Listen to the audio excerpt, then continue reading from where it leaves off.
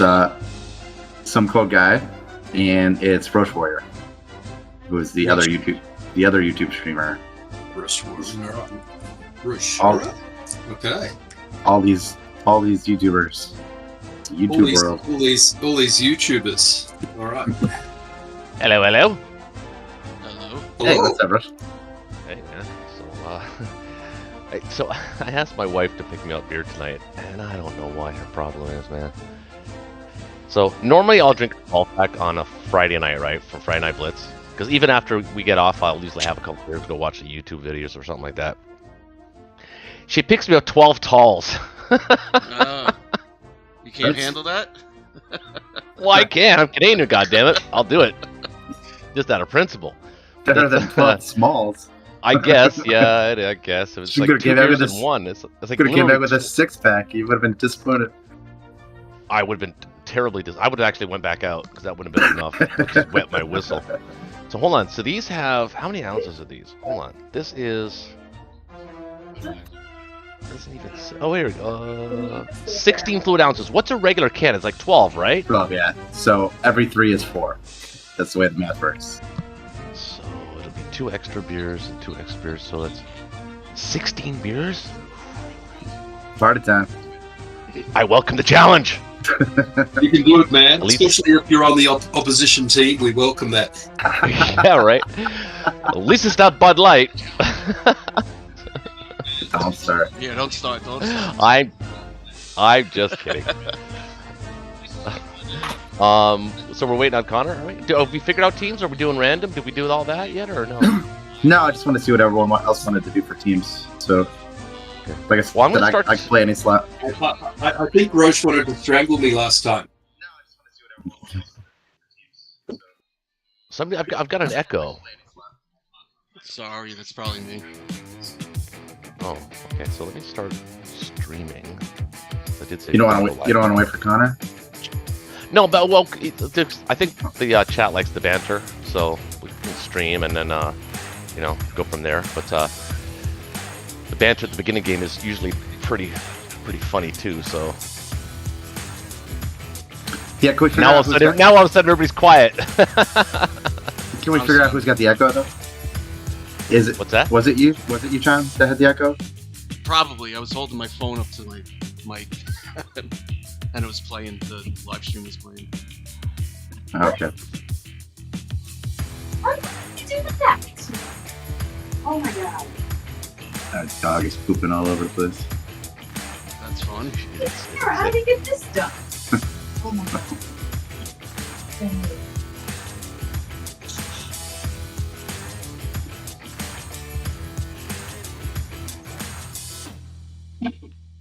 So we know Connor's going to say he has no preference for teams too. So why don't we just decide? No, what you teams stay we're there. doing? You Yeah, we can do that. there. You can't come out there. You better. I figured the only time we ever really do Sorry. pick teams is when we have a new player come in or whatever, and then they can pick whoever they want. Yeah. Well, we're going to bet. Come on, this way. John, you want to pick teams? Unless Connor's that's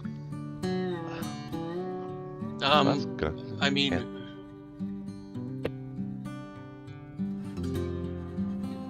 So he I don't said even in know. transit going to be about 10 minutes. the only thing Okay. I would do is I would probably split up the two top guys. That's the only thing I would do, but I don't know. I don't really have much opinion on who should be on what team. I said Roche probably wanted to strangle me last game. Why? Wait. Oh, no. Oh, wait. We were teammates, weren't we? We were. And we lost, didn't we? We lost. Yeah. That was a little disappointing having the #1 player in the world on your team and you still lose. The dice were not in your favor. Thanks, Selden. No, I don't. Look, I play Friday Night Blitz purely for the camaraderie and the fun of it. It's a chance to take maybe some risks that you wouldn't normally take in a ranked game. So that's kind of the way I approach the game. I also like to teach people that watch it. I've gotten so many comments from, and I'm sure, John, you get this a lot too, I'm Yeah. sure. And Selden, you probably do as well since you're a YouTuber as well. That people hit your DMs and they say, hey man, like, thank you so much for posting these videos. You know, it's like, I've learned so much from watching your videos. And then, Mannix and all the other players as well. But see, that's why I do it, man, because I remember when, I've told this story a million times with Seldon, you probably haven't heard it. But when I first started playing, there was no videos. There was like TTG guy and like maybe one or two other videos out there. And then the rest were all on the board game version, which of course we all know the board game does not play like this game. So, I was literally like in the dark. I kept doing things wrong. I kept thinking, my mindset was thinking the board game. And the game doesn't play out like that at all. It's not even close, actually. So I found myself like I couldn't even beat the AI for the first 7 or 8 times I played it. Like it was that bad. I was going, what the hell? I used to be good at this damn game, i.e. the board game. I said, why am I losing? So then so that's when I picked up YouTube and I found TTG guy and some Quentin's older videos where he didn't actually he would talk about his turn. He wouldn't actually show the game, so it was hard to follow him. Yeah, especially I agree. With his hard, with Quentin, his hard accent and whatnot. Yep. Then of course I found Mannix, and Mannix, of course, with his his English wit and charm and charisma, I really started to gravitate towards him. And it's actually Mannix that actually got me into doing my own YouTube videos because I learned so much from his style of play. Of course, I developed my own style and my own strategies once I learned the real basics of the game and what the major strategic goal of the game was, control the center of the board, that kind of stuff. And and once I figured that all out, I wanted to teach that to other people. So that's when I started posting just every video I possibly could. And we played the board game in like a vacuum for so long, Right. Like maybe in the late 90s we started getting some online like banter about it, but you had your group that you played with, and that was it. You learned from that group. Yeah. And then this game came out, and it was like, oh, this is different.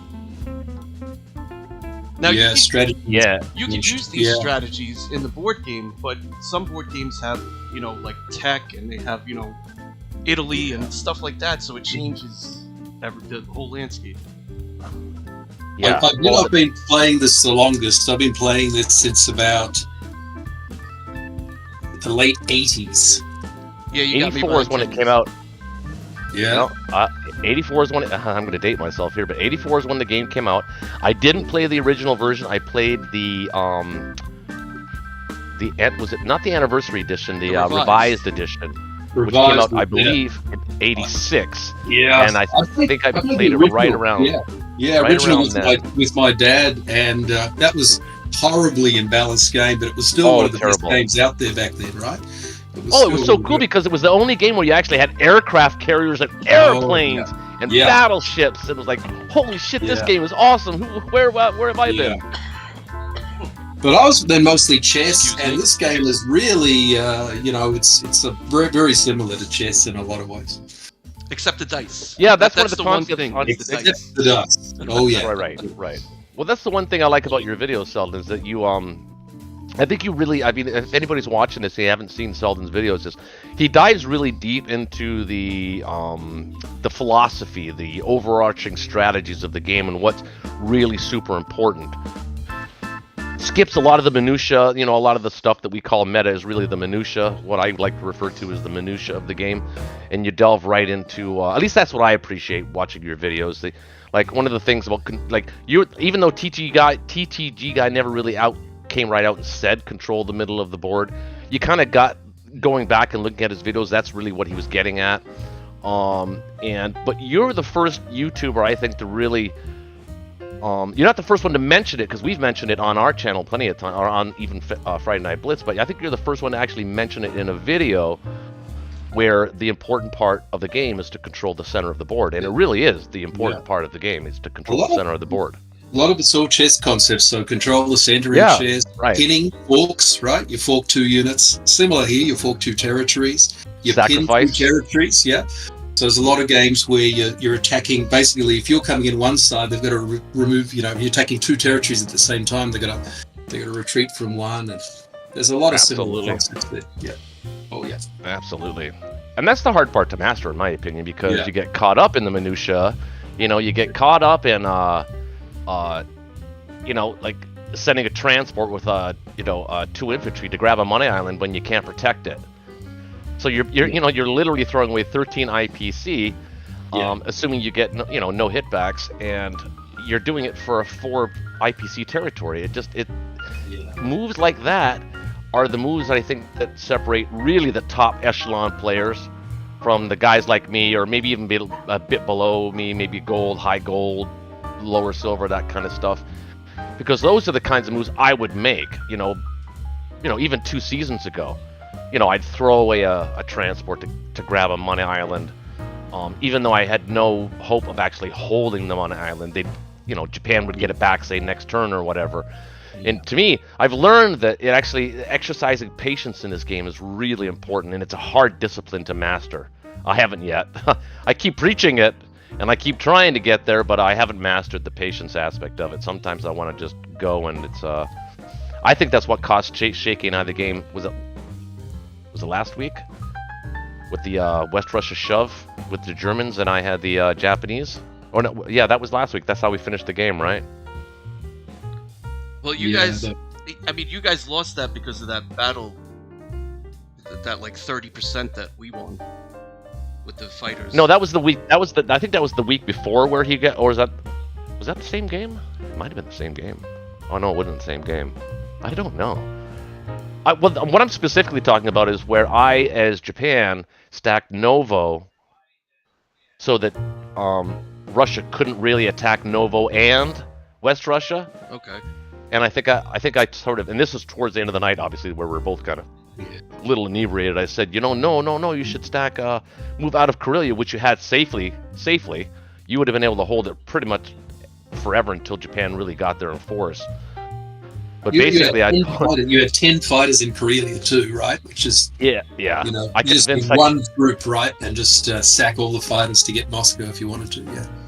Yeah, I somehow convinced Shaky. Again, it must have been towards the end of the evening to stack West Russia against our better judgment, and all the Allies did was just stack Karelia with 78 infantry and whatever else they had, and the only one that really could have taken Moscow was Germany. But if Germany took Moscow, they lose Berlin. So that's where, towards the end of the night, that we wouldn't have made that game in if it was earlier in the evening. We wouldn't have made that play because we would have both seen it. And for somehow it looked like at the time it was the right move, but yeah, clearly it was not. I'm still keen to see this KJF that Shaky's been talking about.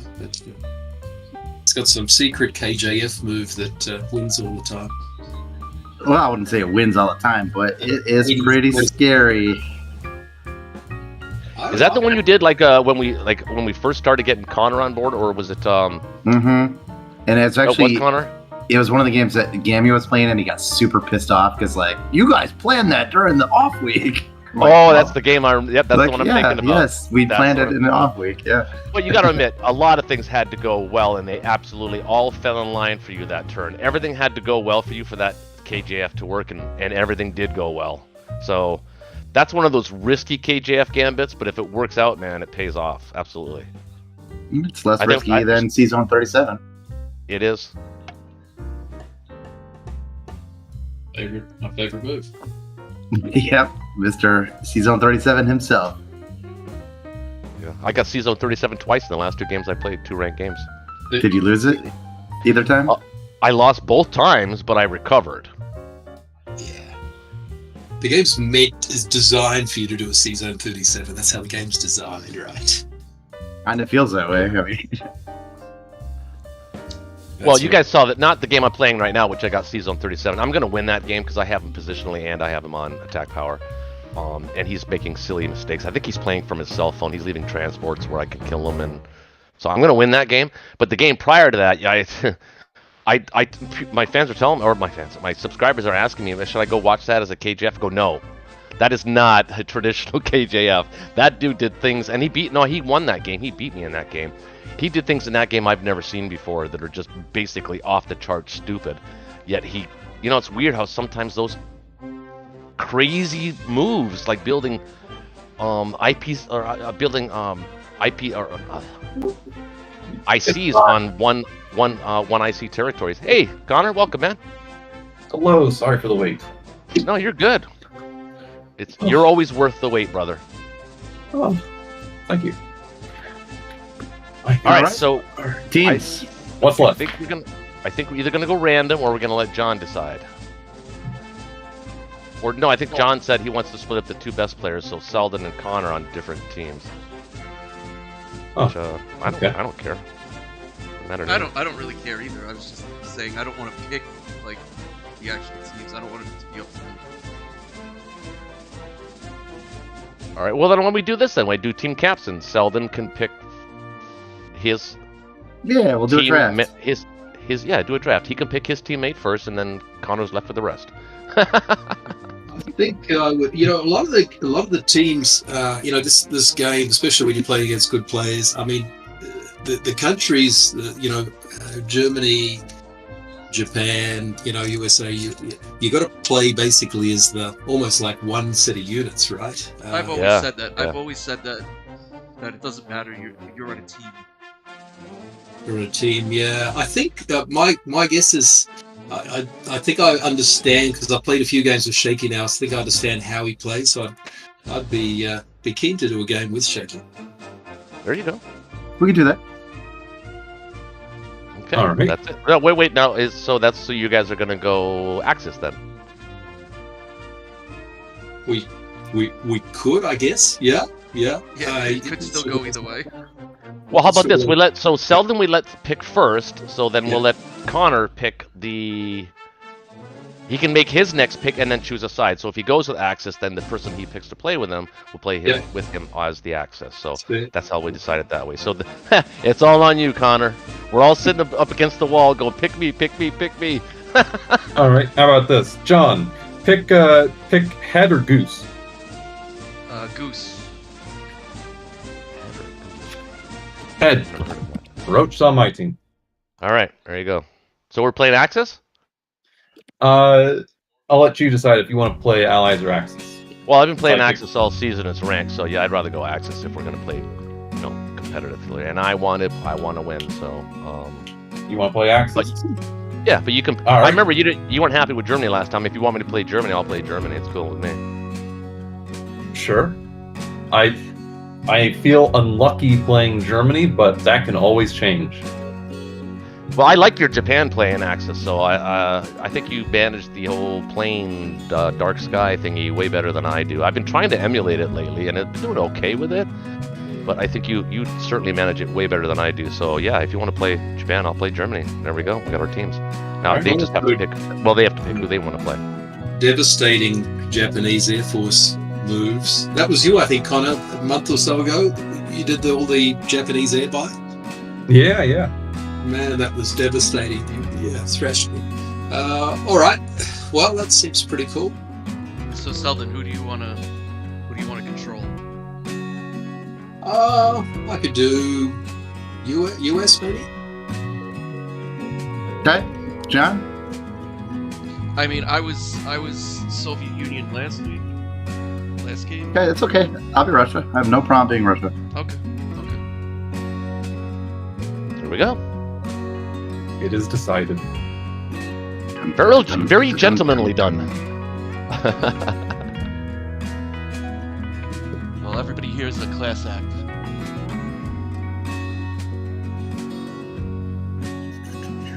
Here we go, fellas.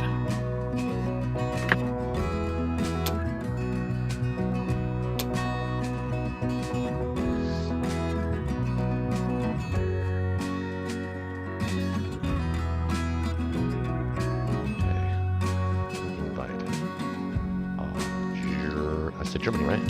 Yeah. Okay. All right. So lately, I've kind of been liking to buy a 4-3 instead of 4-2. What do you guys think? I'm fine with it. I've done that plenty of times in the past. I'll be right back. Sheldon, you got an opinion? Yeah. So meta plays 2 tanks so that you can better chance of striking back into Karelia, but overall you're going to lose Karelia by round 2 anyway. So yeah, I'm very happy. You're talking 3 artillery and the rest infantry, yeah? Yep. Yeah. That's fine. You're going to lose Karelia anyway. I mean, people buy 2 tanks, but you lose it by round 2 anyway. So. I've been doing this up quite a few times lately, and it's been working pretty well. Yeah, I've gone back and forth with the 2-4 and the 3-4. It's like very, very rarely do I actually take the Karelia, like 14 versus 14 battle, you know? Yes. Yeah. No fighter into Season 5?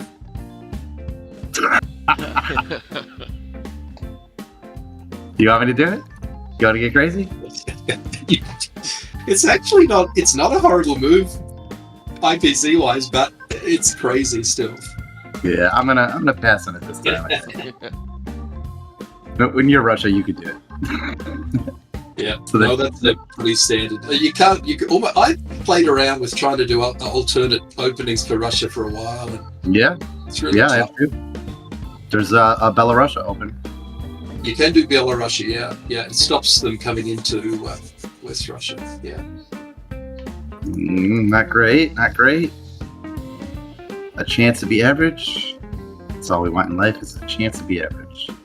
Oh, above average. Okay. It's all right. That was fine. Good start.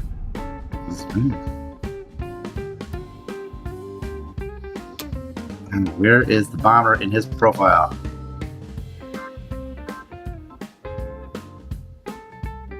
Bomber got a hit. Uh-oh, we're getting smashed. And we got smashed.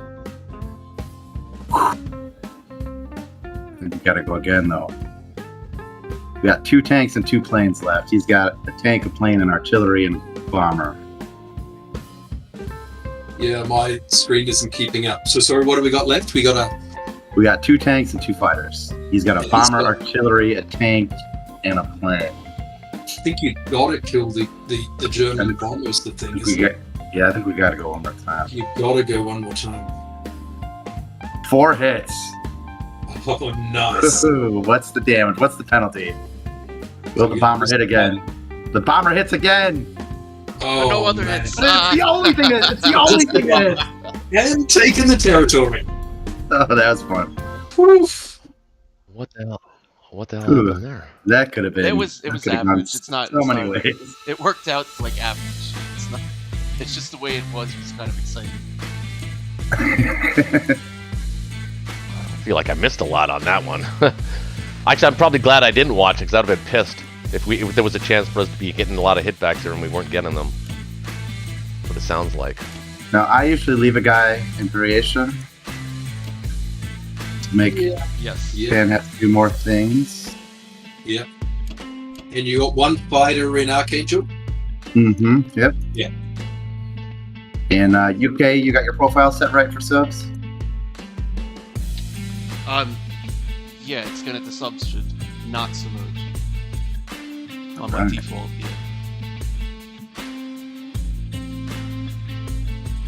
Yeah. All right. Pretty standard. Standard, but good. Nothing horrible. I think we put 2 artillery. You could even do 4 artillery and Well, we didn't buy 4. We only bought 3. But you got 3. Yeah. I just don't want the prize to be that good. I don't know. Maybe I'm being over paranoid. I think I'm going to fix this way. All right, so here's a thought I'm thinking of here. What's that? There's actually it doesn't really set up that way, does it really? So I was thinking that if Caucasus was available, which it really isn't, that maybe a destroyer purchase might be in play. But do you think I like to go 11-2 and buy the bomber second round sometimes, but I know that you like to buy it the first round, so I'll defer. But if I were the one picking, I would go 11 infantry, 2 artillery. Yeah, what I usually find is it's hard to get bombers after the first round because you really need the ground after that, depending on the position. But this is a pretty average position. Slightly above average West Russia, slightly below average Ukraine. So, I mean, it's up to you. You can go in we're any gonna get route. Ukraine. We're gonna get Ukraine without. Yeah, we're gonna get Ukraine without losing planes and without losing any more than 1 infantry. So normally Ukraine can be a bitch to get sometimes, and you can end up losing 4 or 5 units there. So that's the only reason why I'm thinking that I can get the bomber next turn. But I understand that if I guess I'll go for Transjordan. Maybe the bomber does make sense in Italy to prevent the Sea Zone 13 drop. You know what? I'll do it. I don't normally do it, but I'll do it. Just for you, man. Just for you, brother. Okay. It's up to you. Whatever you want to do.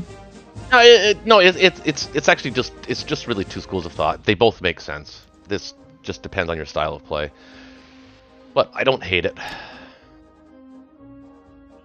So we will do pretty meta here. Take 2 infantry from here, actually. This plane and this one, because they can both get back.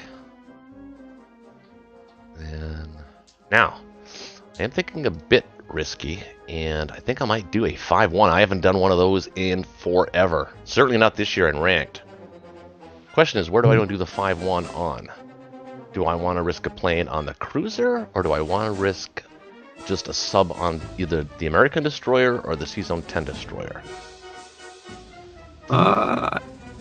I usually like the 10 destroyer because if Sea Zone 7 goes really well, then you might have a chance to save your subs. Okay, let's do it then. I just got a feeling. That's why I don't normally do it, but I got a feeling this time. Maybe I'm being ridiculous because it is, after all, Friday Night Blitz, and we know that Sea Zone 7s don't go well normally. Tonight's going to be a good night, huh?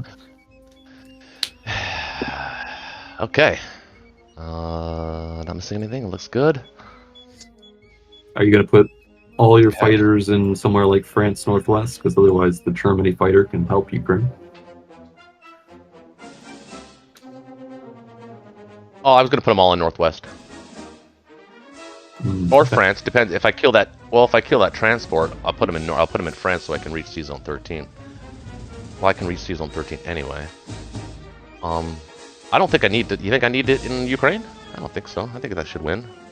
I don't think you do, but 4 on 1. I think that should. If I don't win that, then we've got problems. It's true.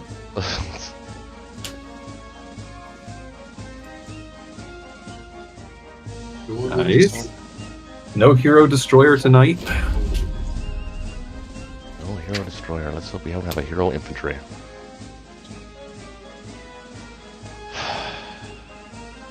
Oh, we got a hero infantry. Oh yeah. Damn it. That really sucks. That's quite unfortunate.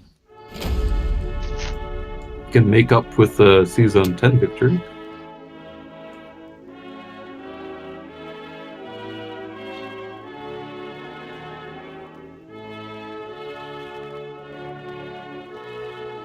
Oh my god. Oh, okay. Killed the destroyer. Got the destroyer. He's the big one. Oh, nice.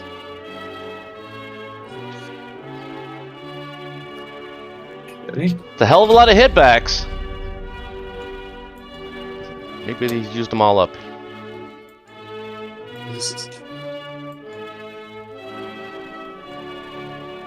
Oh, good. There we go. Oh, very nice. Oh, look at that. Look at that. 0. That's a huge He turnaround. used them all. He used them all up. The sun's Right, so alive he now, can hit- too. Do I stack Libya here or do I back off? I think I back off. You can still stack Libya. You can't really attack that.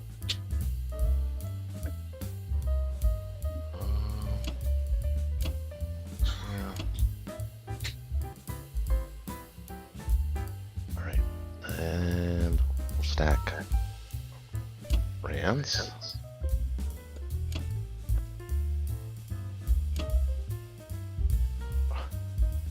Now, do we want to do 3 mini stacks across the Russian front? He did buy infantry. He didn't buy tanks. I feel like if you put 3 mini stacks, it gives him pretty good odds of getting a couple of good strafes.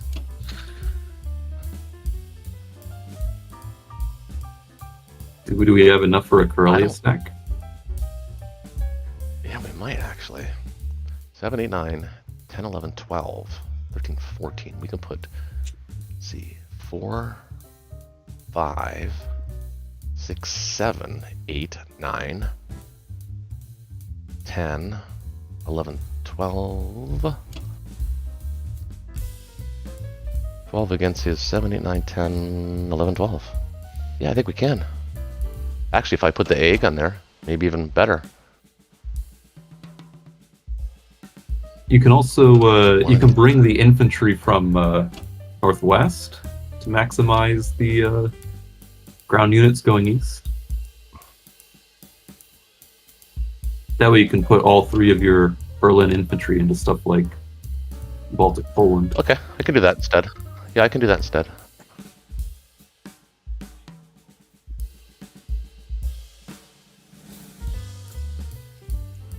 Oh, got to undo it.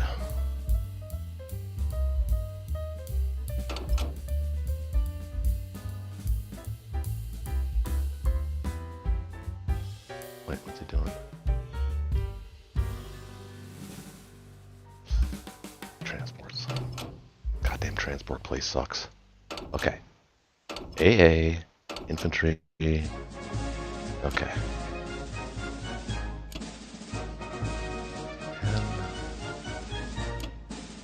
12. And your Baltic infantry can go to Karelia.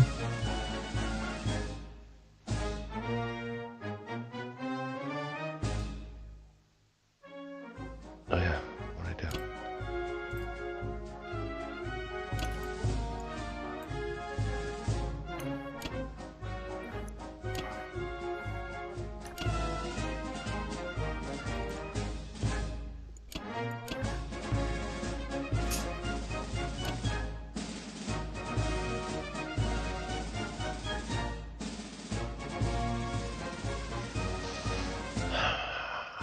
I think that's it in the little haystack there. I don't see that I missed anything.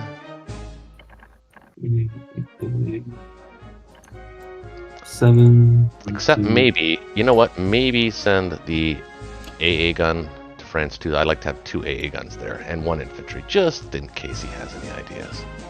But probably not. But it can be moved later. Yeah, that works. 2 AAs are good for defending the homelands of Germany, France, Italy. Yeah.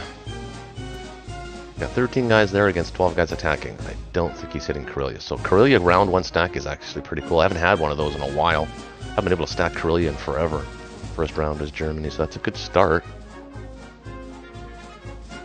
It's something.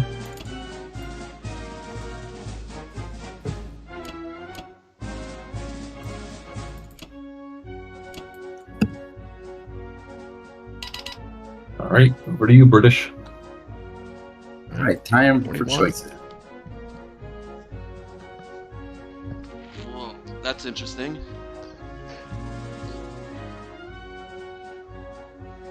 Yeah, that's tough for UK here. I don't think a fleet drop's possible. I'll probably just get a. Let's see. Tank and 2 infantry. I can get a fighter.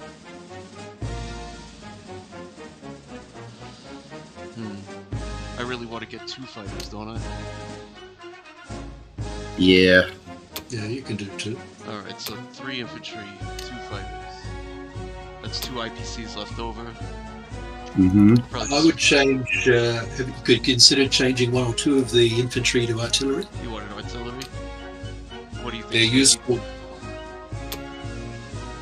It's not bad. It's always nice to have little teeth in India, so you're not just using I'll do infantry. 1, and I'll save the 1 IPC. Is that fine? Yeah. Yeah, that's fine. Because what you can do is, if India is under threat, a lot of the time you can just pull back to Persian. If you've got a couple of artillery in there, you can often get back. Kind of dead zone it, yeah. Yeah, dead zone. Well, yeah. I think this is a time just to get your fighters to West Russia. You get more fighters in the central area. Yeah. And because of Transjordan, I'm not against C-137.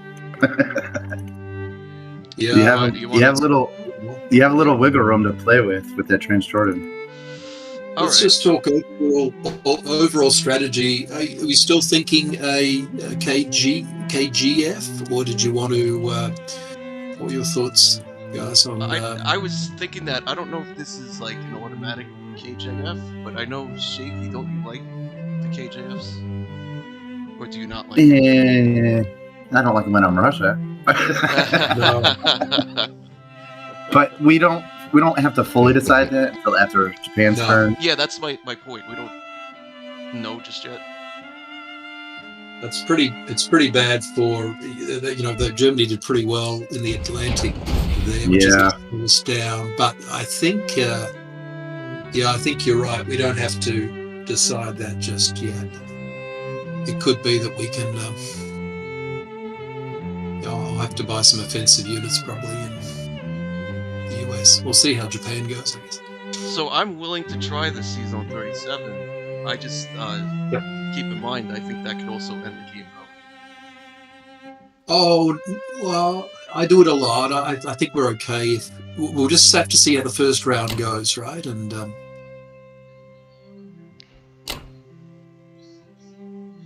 even if we can kill the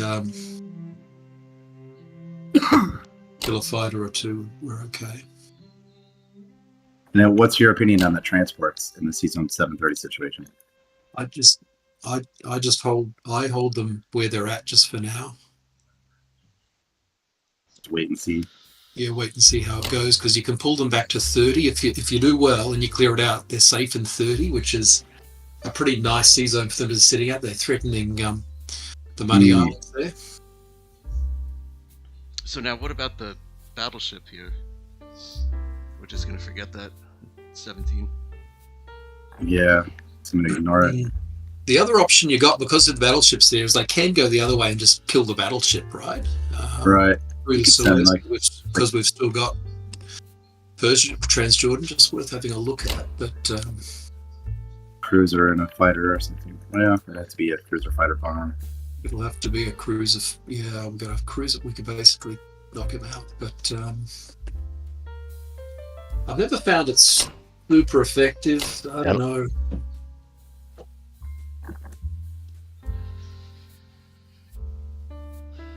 What, are you just gonna trade a cruiser for a cruiser in 7?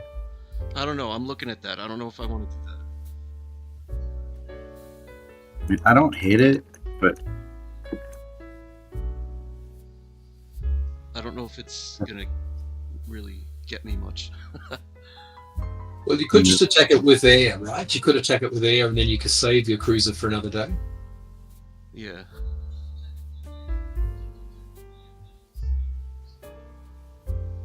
With just one fighter and one bomber? Yeah, you should be able to get it with that. You should hope. famous last words. Famous last words. And then if you get it, it's possible for the cruiser and the American destroyer to go to 10, I think. If it's 2 subs versus a destroyer and a cruiser, I think that'd be okay. Yeah. Yeah, we could pull it. You could pull it. Sorry, what are you saying? The cruiser into say 10 or something? Yeah, with the American destroyer. With the US destroyer. Yeah, absolutely. Absolutely. And we don't even have to put like a bunch of transports there either. We don't have to risk the transports either. I was gonna say the transports. I don't know if the transports would be safe there. No, because you could send your tank down to like 23 or something. Well, I guess you can't now with the German bomber. Yep. I should put the cruiser in 2, and then the transport into 1. But anyway, we can work that out a bit later. Yeah, right. All right. And then he can hit. Then he could hit like Norway the next turn, right, straight away.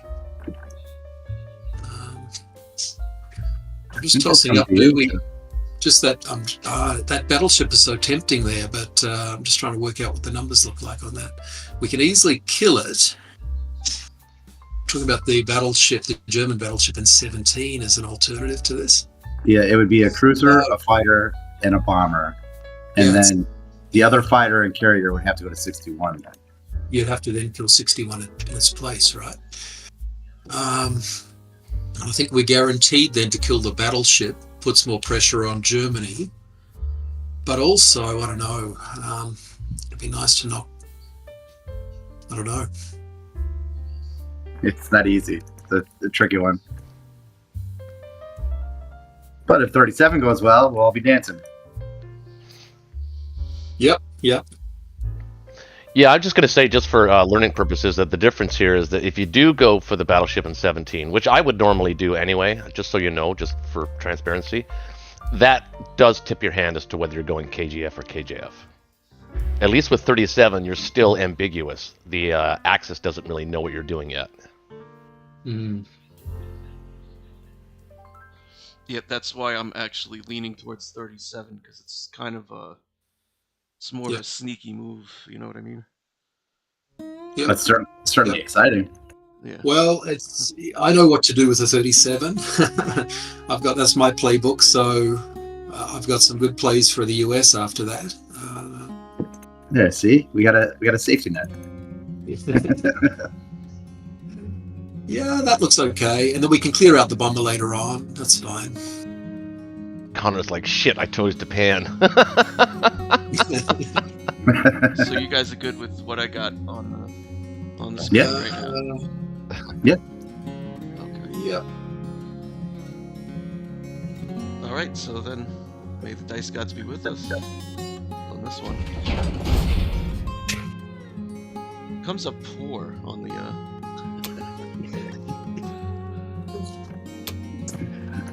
Probably is a poor decision. Come on, carrier, get it.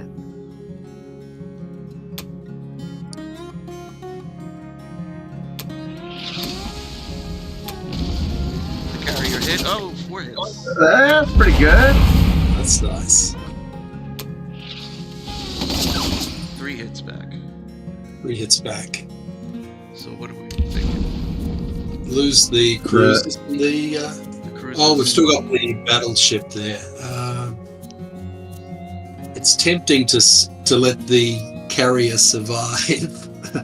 I was gonna say, if you let the carrier survive the 2 fighters and finish the battleship, we lose a fighter. Oh, it should, but then we're only going to have a carrier with 1 fighter sitting there, which will get cleaned up by the Japanese.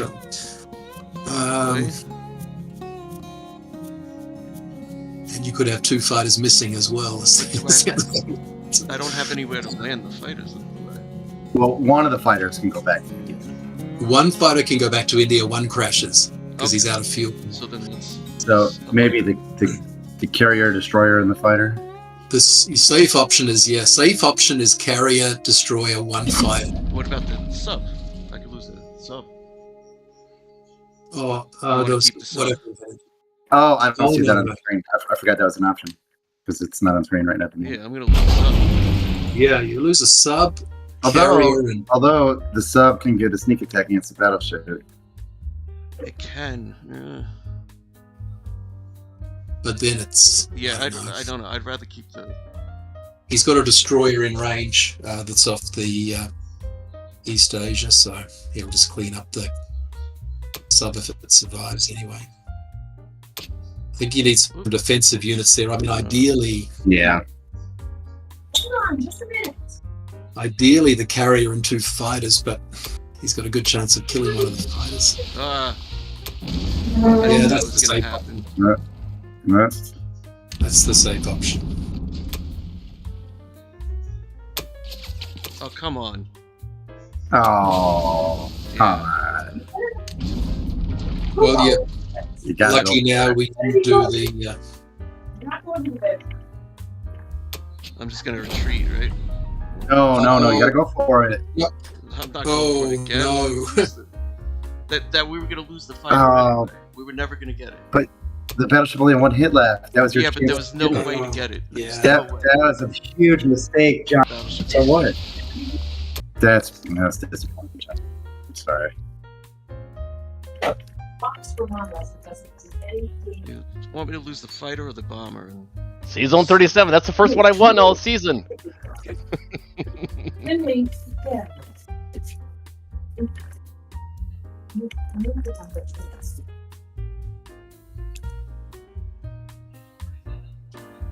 That's all right. The fighters are cleared off, which is the key thing, and the carrier's gone. That's enough. That's fine. The battleship often survives there, so that's okay. I missed it on 6 shots. It does. I wasn't willing to take that. Yeah, you got dice fatigue on that one. I would have too. That's all right. All right. Do you want to send that fighter to West Russia? Sorry. Yes, I do. Yeah. So we're going to build up a little wall, I guess, in West Russia, yeah? All right. Am I putting the cruiser in Season 2? Or the destroyer's going in Season 2? And the cruiser's going in... I would put... Yeah. No. I would put the cruiser... My thought is 2, right? And then with the US destroyer in there as well. So you want them they've both got a pretty in 2? good chance. Okay. I got you, yeah. That's just a thought, right? It could go badly, but you got to keep pushing. We got to push those subs out somehow. You see, if we then follow up with the US destroyer there in 2, you can bring the UK to 1 as well. Yeah. Yep. To the Hudson Bay. Yeah. Hudson Bay Company. This transport down here in India. That could go to 33. Can't go to 30 now. Yeah. Safe at 33. Yeah. That's fine. The other one you might want to consider putting in an awkward spot to make him go chase it. Yeah. Like maybe 38, maybe, or maybe to stay where you are, maybe.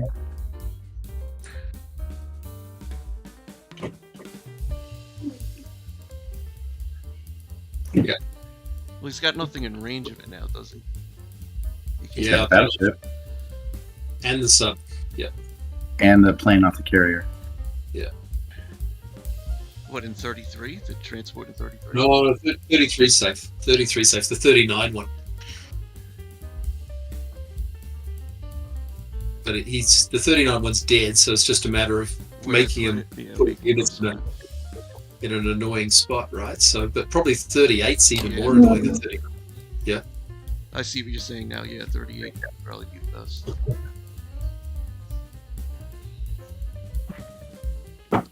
So I tell you what, the other one would be 41. 41 is just way out of the way, and the unit's just lost for a turn or 2. But that's just I mean, he could just use the sub if he really wanted to. Yep, he wants to use his sub on. He wants to use a sub in 53, though, right? Yeah. Right. You're right. Could stop the Pearl. Yeah, he could stop a Pearl, or make Pearl pretty. It could make Pearl go badly.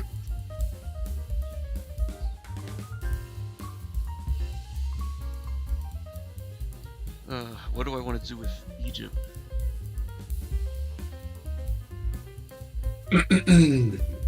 He's got his bomber there too, so watch that. You might even have to just. You could put your fighter back in Trans Jordan, actually. You could pull the Egypt guys to Trans Jordan. Yep. And land with the fighter. He can drop guys in there though too from the battleship and the transport. So he's got the transport. Yeah, so 2, 3, 4, 5, 6, 7. He can attack with 7. 2 infantry and the bomber. Yep. That's the safe option probably in there. Yeah.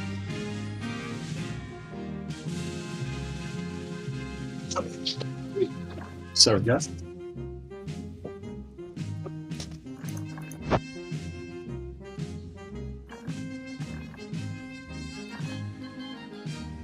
All right, how are we looking? Yep. Do you want to put 1 or 2 infantry into Persia? Yeah, good call.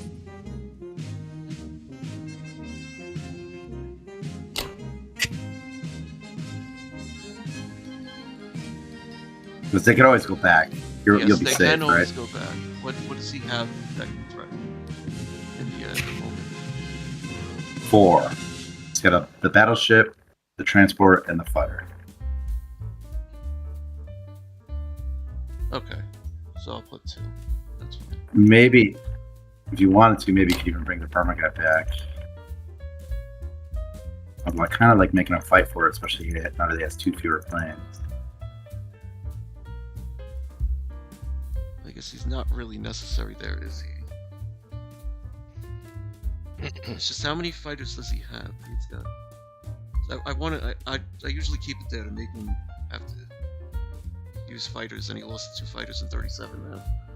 Yeah, that makes sense. It looks pretty good. Yep. Stuffs. All right, I'm gonna end this phase.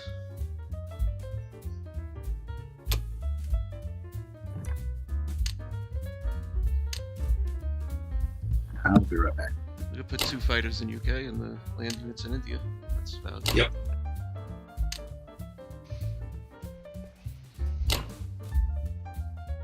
Okay. Japan. All right. The Japanese are offended at your assault on the Kido Butai. Yeah, but they're thanking their lucky stars that we have a battleship. that Battleship held on. Started out really promising for him, and then it fizzled at the end. Poor John, I felt bad for him. I'd have been steaming. All right. Well, I'm gonna get a fighter. I'm gonna get a sub. Mm-hmm. And now the question is, Thinking about Pearl? oh yeah, I'm going Pearl. Okay. Yep, I have to. It's in my blood. Question is if I get a carrier here or a transport into ground. 1, 2, 3, 4, 5. 2 planes with left and wake. I have an extra transport in 61.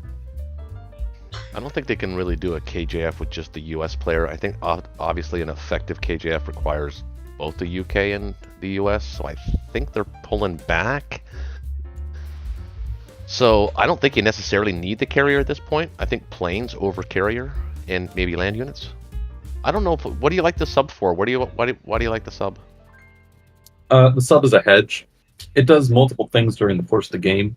Not only does it help with a potential KJF if they really want to do that, but also if they don't do that, it eventually worms its way into the South Atlantic coming up through 25, 23. And if I'm going heavy air strategy, the extra planes in Karelia will eventually support any attack with the sub. Okay, I agree with that, but do you think it can wait one more turn? No, this is In the turn favor to of do a it. heavy. Okay. Alright, well. It's this turn or no turn for a sub buy.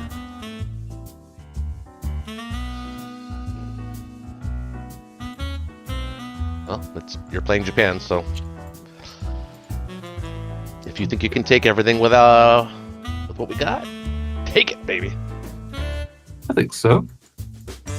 Got an extra transport to do fun stuff with.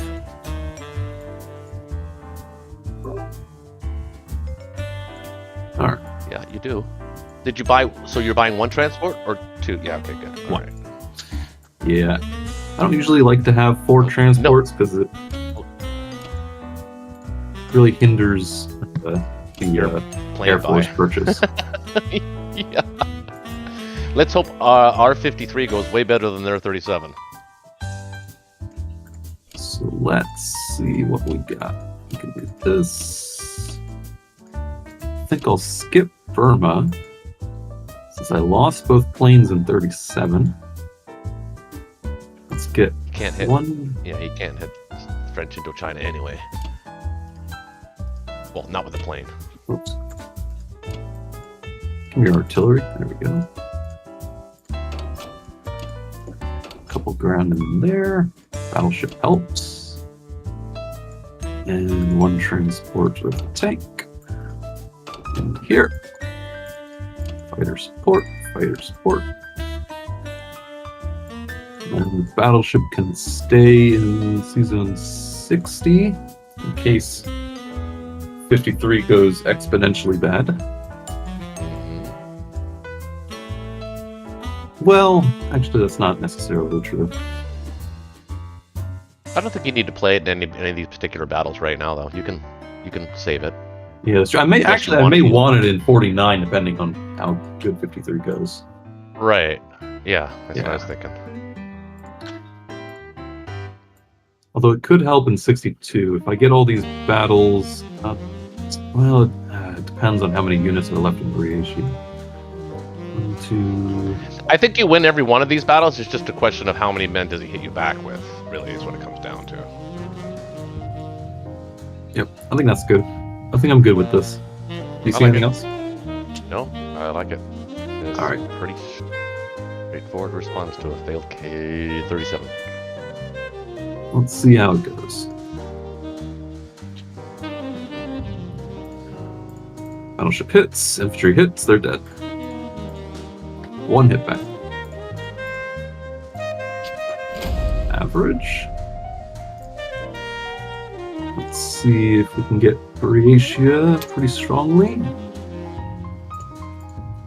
Alright, we get it strong. Nice. 53.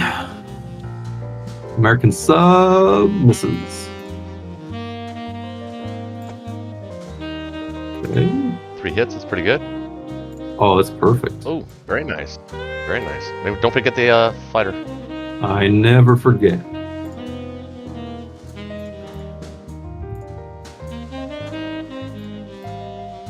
Oh, wow. All right, well, that was a perfect 53. Oh, wow. Cannot complain with that. And perfect envoy. Okay, well, that was pretty good. Yeah. I'm just going to stop trying to click and watch the battles with you because I'm so far behind I don't even get to see them. I'm trying to watch, but I can't see. Let's see, put a fighter here. Pretty. All things being equal, that was a pretty damn good start for Japan, too. Let's get a fighter there. And actually, you know what? Well, if I do this, I can. Yeah. Because if he trades back 53, I might have pretty good odds on killing his battleship if he commits it. And 62 is safe since I took Briatia strong. Yep. I think that's it. I think that's all Japan can move unless you see something else. Well, you can move the destroyer out of 61 maybe to join the fleet in 49.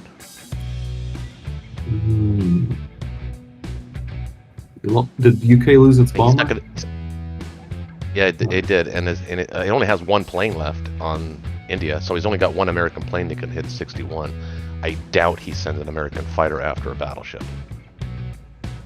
That's true, but the price isn't that good anyway. It's only 1 transport. Well, in that well, case, it's just if you put that destroyer in 49, it just means that there's a real chance that the cruiser and the submarine both survive because he doesn't go after it. Because I believe that he needs to send the battleship if he wants to kill both of those. Yeah, he's probably just going to send the destroyer and 2 fighters at it, and maybe the bomber. Probably just destroyer and 2 fighters, and then just risk the sub hitting, because the sub's probably not going to hit. Okay. I don't think if he commits the battleship to that battle, we're also going to have 2 fighters and 60 that can reach, so he's probably not going to send the battleship. I see that. Plus the bomber in 52 or Wake will be there for. Yep. Oh yeah, and the 2 planes in Wake. That's true. All right. Mm-hmm. I like that. Forgot about those guys. That's a pretty good opening. That's pretty good Axis opening, I think. got the edge.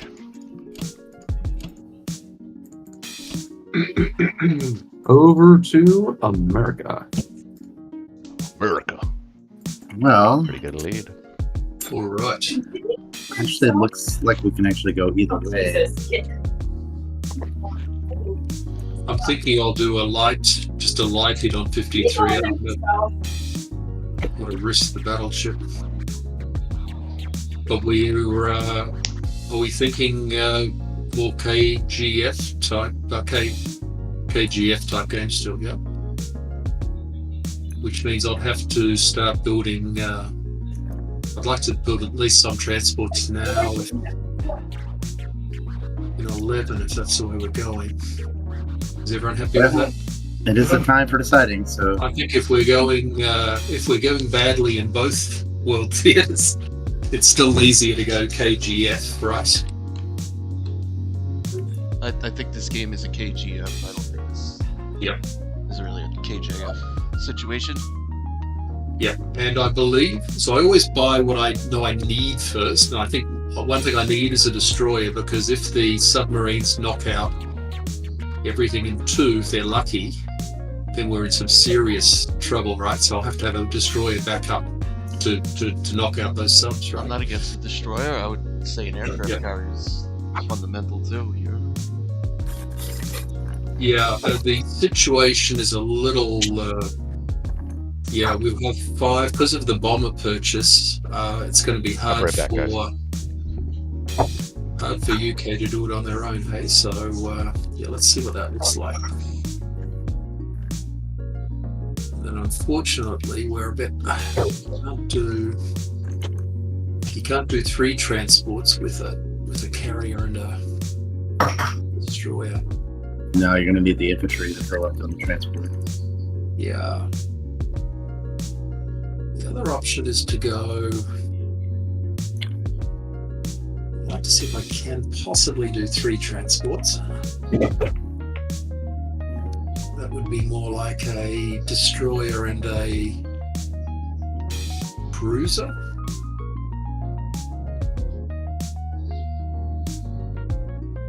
Hmm. 1, 2, 3, 4, 5, 6. 10 units. 1, 2, 3, 4, 5, 6, 7, 9.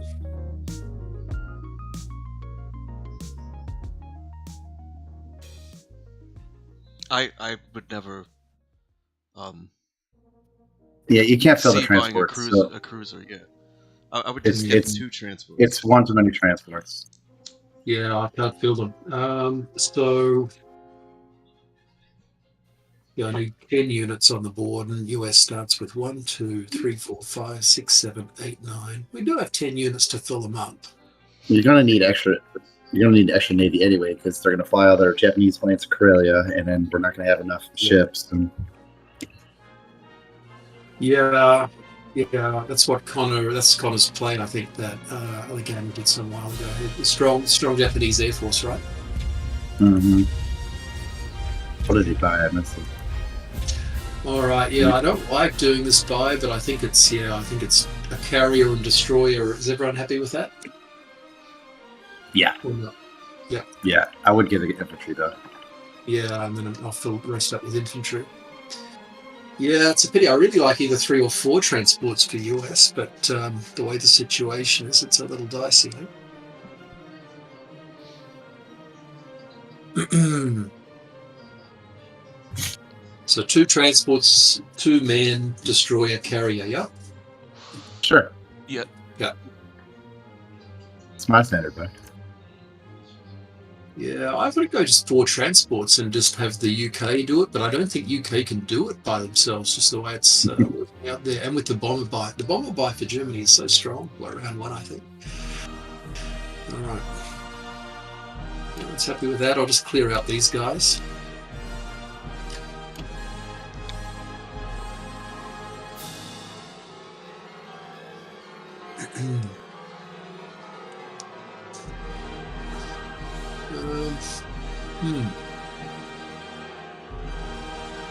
send the bomber in too, but I think we're okay there. Yeah, is everyone okay with that?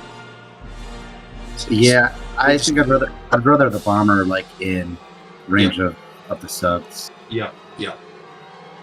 So I often put the actual bomber, the US bomber, down in Africa somewhere where it can reach a lot of stuff. But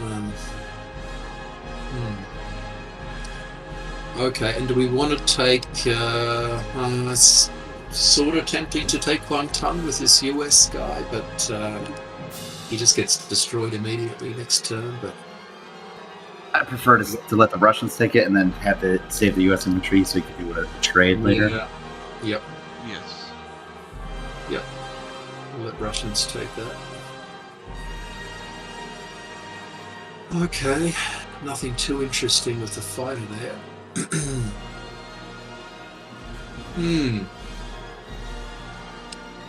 I think that's about that's about it, hey? I think so.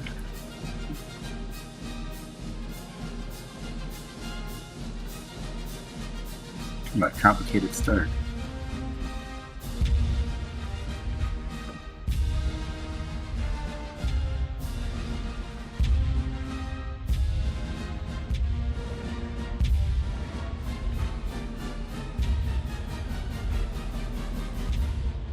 Ooh, yeah. Oh, that's not bad. That'll do. And another miss. Excellent. Nice. Nice.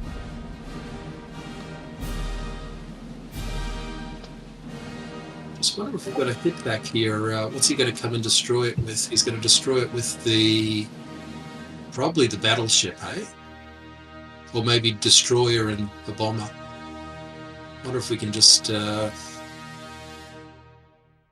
Options are to leave a little bit of a US fleet here, just for the hit back, or just to keep the Japanese forces on this side of the Pacific, or just send them through to Germany. Is there a middle ground, like a 55? Yeah, because I got to land. I think I got to land. I got to land in there. I mean, I could land him on Hawaii, right?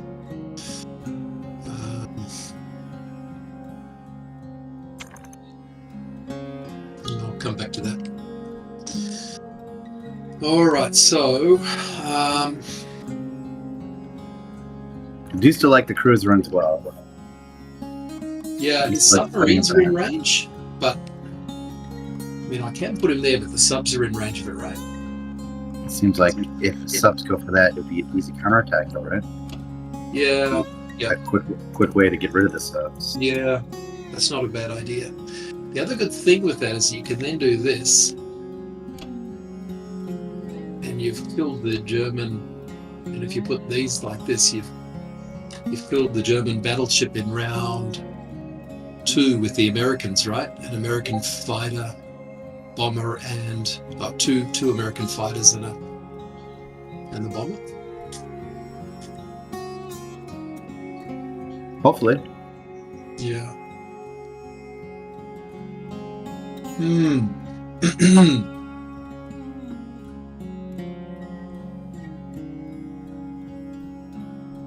You want to get your 2 infantry out of China? Yeah, I will.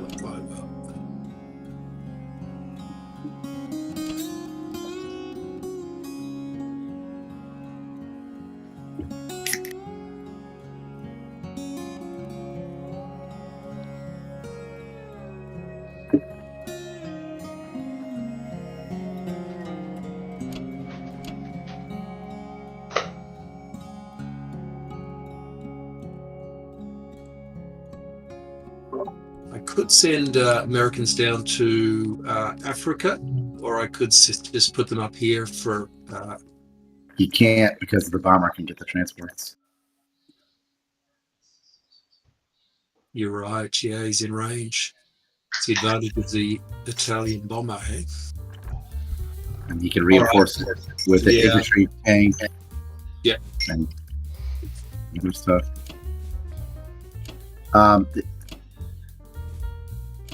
So what I like to do is I like to take the 54 transporter with the 2 guys and put them in East Mexico. Yep, that's sensible.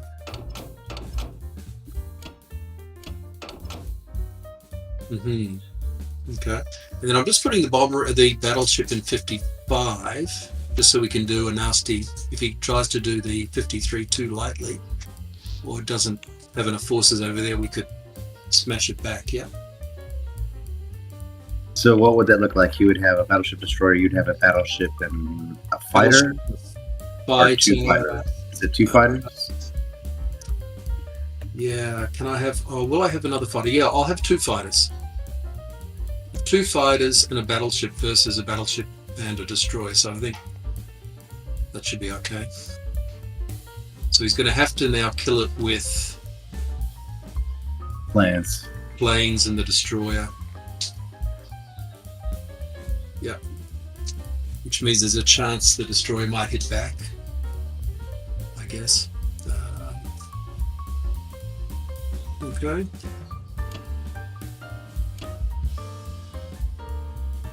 I was just going to. Now hold on. Are we putting too many things in Canada? Because we need to fill up the 2 new transports that you just built, right? In case we want the option to go to Morocco or to Canada. Yeah, because I was building 2 guys as well, but let's see, building. Yeah, that's right. I got 2 transports, so I can leave. What have I got there? You're right. Yeah, I can leave a troop, and what have I got going in there? 1, 2, 3, 4. I like having the option of an AM aircraft and artillery up there in Canada, but I can pull over 1. What can I do? Let me just. I know. I'll pull this guy over so I've got at least an No, Sheldon, the way to do it is you take the western. Yes. Yeah. Okay. So we now got 4 units. We've got 4 units in each, so it gives us some options. And then I'm probably just. Do we just pull the? Yeah, he's not going to go into Alaska. I think that's all right. Yeah. Yeah. Okay. So. Okay. So we've got the option now of either US or the UK killing this battleship, the German battleship in 17. Because I got 3 US units that could hit it next turn if need be. If he tries to take the fighter that I got in Gibraltar, then I can smash it with the cruiser in 12, right? Oh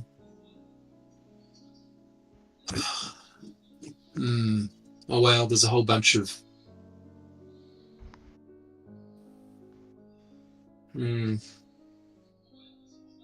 It's a little risky if he decides to hit 12 with the subs and then takes Gibraltar as well. There's a little bit of a risk there.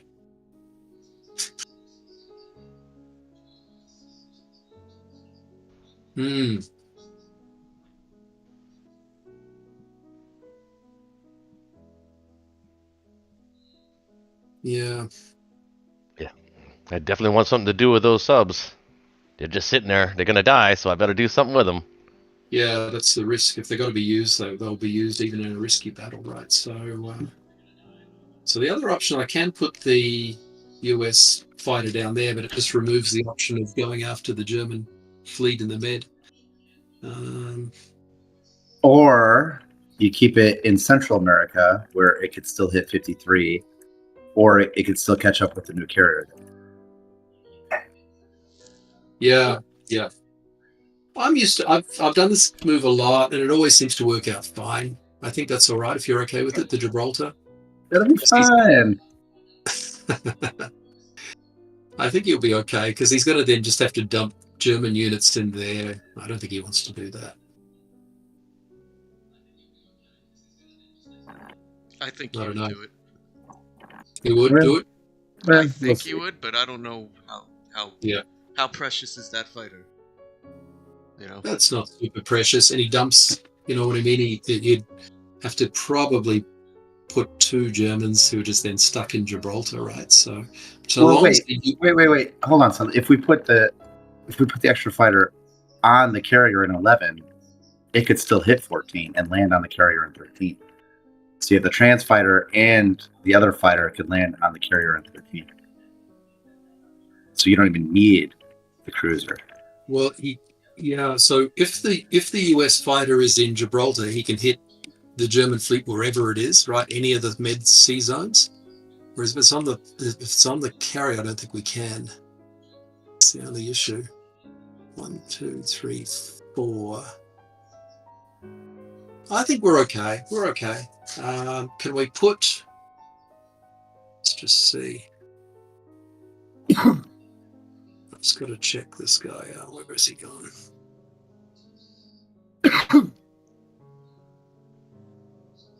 Just to go there. 1, 2, 3, 4. We can get 14. I think it's all right. He'd then be. We just smash his submarines then, and UK can hit with a bomber. No, okay. Let's play it safe, eh? We'll kill that one sometime soon anyway. All right. Is everyone happy with that? Yeah. Well, I kind of did like the Gibraltar fighter. You did like it? I kind of did, yeah. Who's that speaking? Is that Connor speaking? No, it's Shaky. Oh, you liked it? Okay. Yeah, it's what I'm used to playing. All right. He goes back.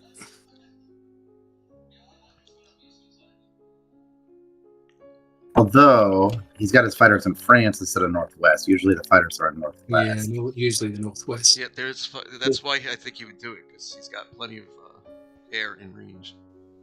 Yeah. He's really just treating like an infantry for a fighter.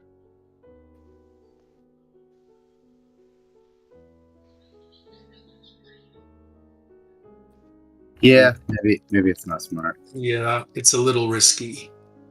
Not that I usually mind risk. There we go. Yeah, that's probably the safer option. All right. Everyone happy? I mean, no, but that's where we are. I am happy. All right.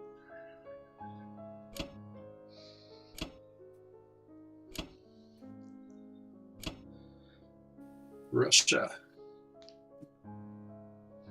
Okay, so what do we expect to collect? We expect to collect 23, 24, 25, up to 29. It's very pleased to do it tonight. So I think what I'm going to do is I think I just want to trade Bello and Ukraine. I'll attempt Bello with one guy, but I'll attempt Ukraine, I think, with two guys to protect Caucasus. I think that's going to be all that I want to do. I am tempted at should we get a calculator? Don't in Karelia.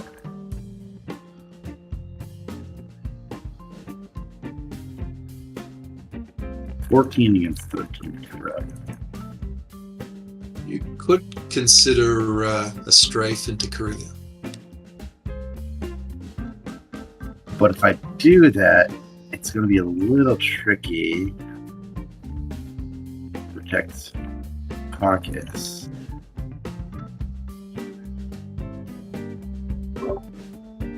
To do what? To protect Caucasus. Oh, right. From being able to dead zone Ukraine and that kind of stuff. But I don't know, let's just... I think if I do a light capture of Ukraine, strafe on Karelia, because what happens is then they've lost all their buffer and he's just sitting with a whole pile of tanks that he can't do anything. Yeah, and it's definitely something I'm typically a huge fan of. But I don't think the odds are very good. Let's see. Let's just see what the computer says. 8 and 1, so yeah. So 12 versus 14. Yeah, it's a little bit of a risk, but implausible, which I think is like less than 40%.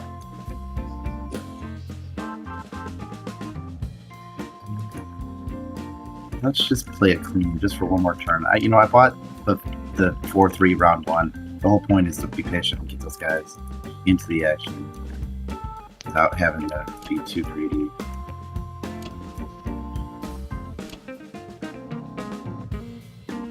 Is Belarush actually worth 2 infantry?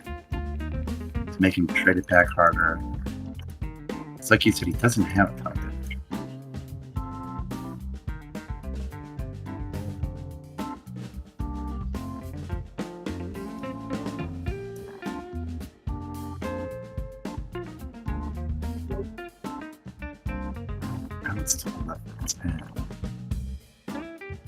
I always struggle with this decision.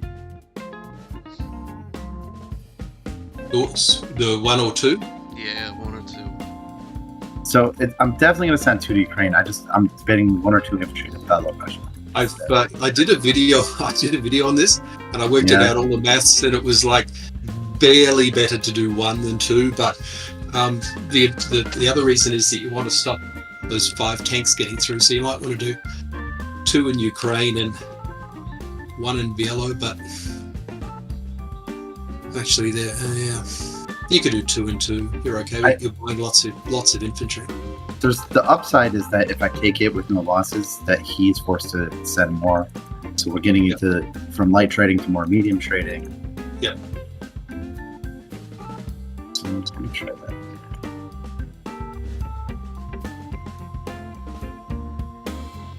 Which is nice and simple.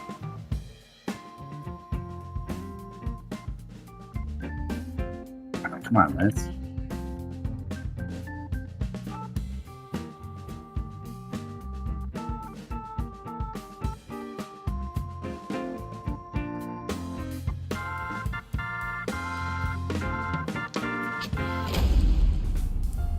Come on, Liz.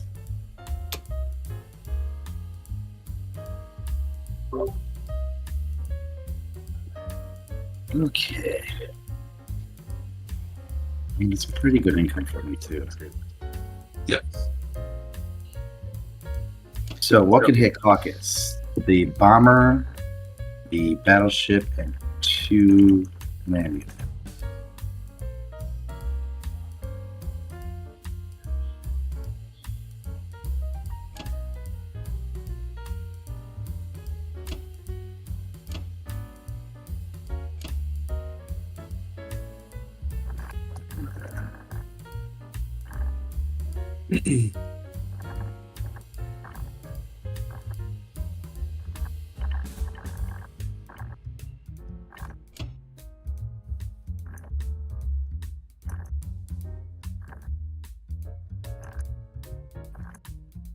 Yeah, it's pretty solid.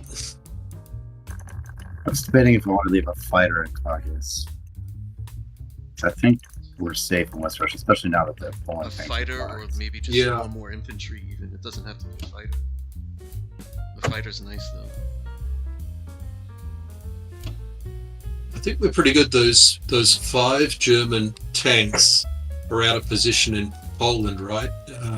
We'd be more risk if they were in the Baltic. We'd be at risk, but I think you're okay because you're going to attack them with 12. The disadvantage of the fighters in France is they can't attack West Russia. Yeah. In Northwest Europe, so he's basically getting attacked with 8+4. Yeah, it's safe. It's beyond. Yeah, it's well within the safe range. Yep. All right. Germany. All right. Initial thoughts. Well, I think in 2 artillery for Karelia. Okay. I'm thinking 2 infantry for Italy. And by the way, if you would have left your fighter in Gibraltar, I damn well would have hit that. Absolutely. I was licking my chops, actually. I'm still going to kill your cruiser in 12 because you're letting me. Or is the bigger prize maybe trying to kill the cruiser destroyer in 2? Or you could bring them back to 4? To 5? Or to 5? Well, the advantage of that is his transports are in 1 right now, right? If you kill... It doesn't make a difference if you kill 2, but if you bring the subs back and the attacks see zone 3, then you'll have your Air Force support.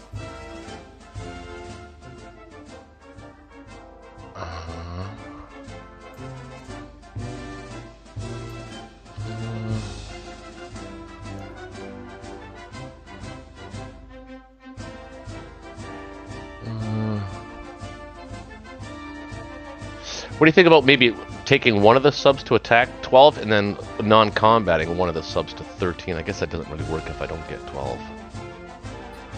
12 is risky. 12 for the bomber. 1, 2, 3, 4, 5, 6. 1, 2, 3, 4, 5. It is, because you can hit Morocco with 3 infantry, a fighter, and a bomber. Mm-hmm.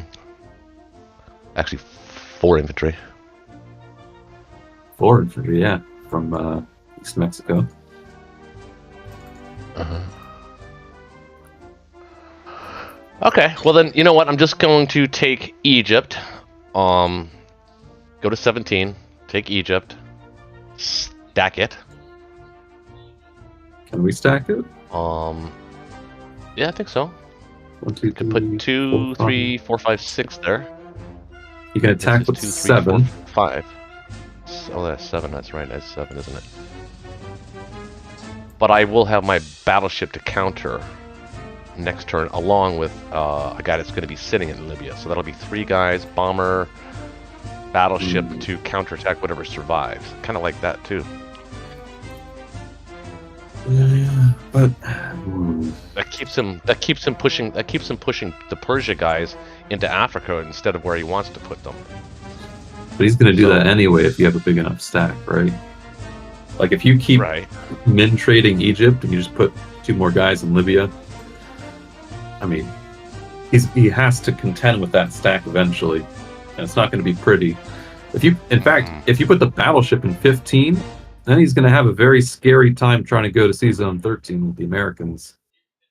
Mm-hmm. Well, not if my subs are in Sea Zone 5.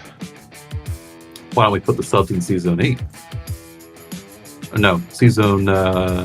I guess it can't he go can to hit 8. him with any of the destroyers. Yeah, they're not really safe. The only safe spot for them is 5. But only thing that really makes them safe is that actually that's actually not a bad spot for them to be sitting, because he's behind at least a turn on their shuck.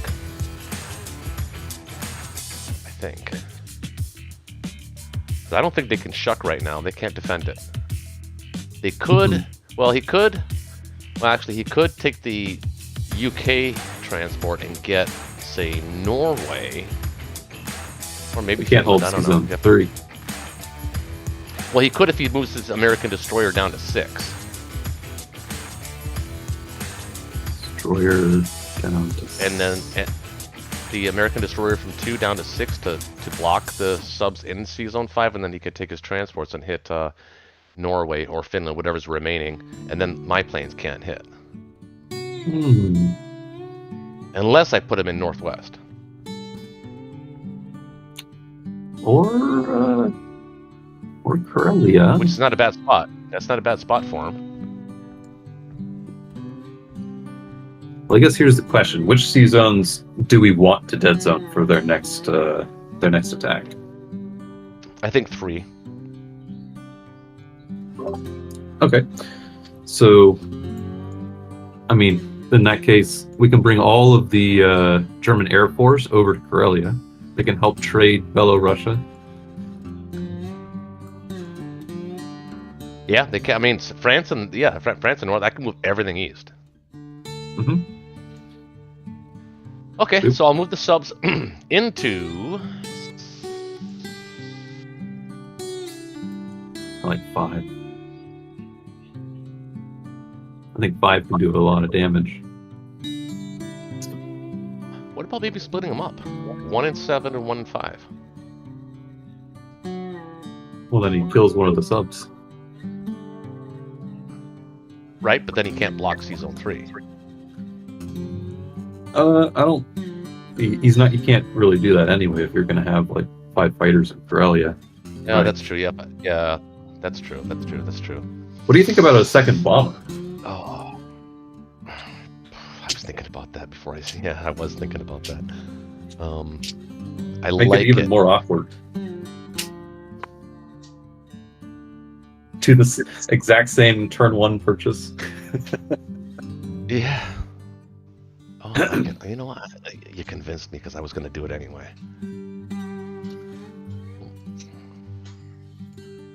So you just reinforced. Alright, so I kind of like the idea of sitting in C-Zone 15 for right now. Makes it awkward for him, for sure. I can still take Egypt. You could take it with a dude and a bomber if you want. I think I want to get it, though.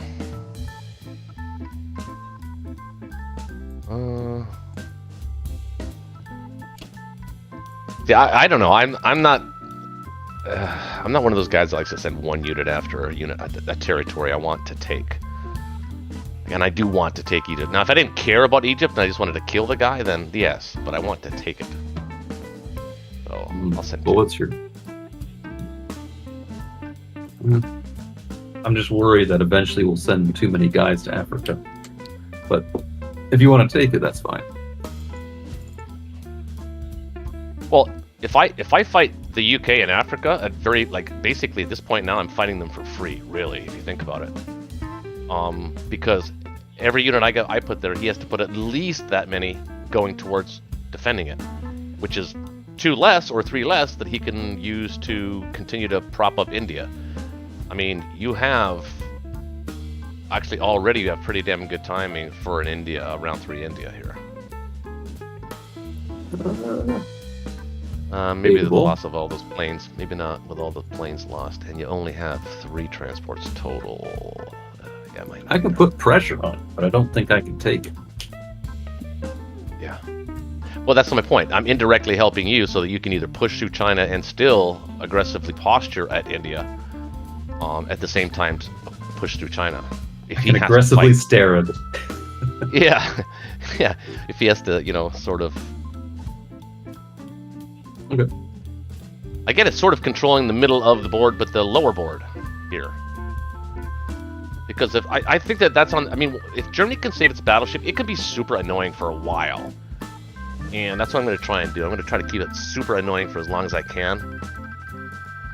And distract the allies in Africa. I think that's worthy. It's a worthy goal. Okay. So what do you think for the battles in Russia?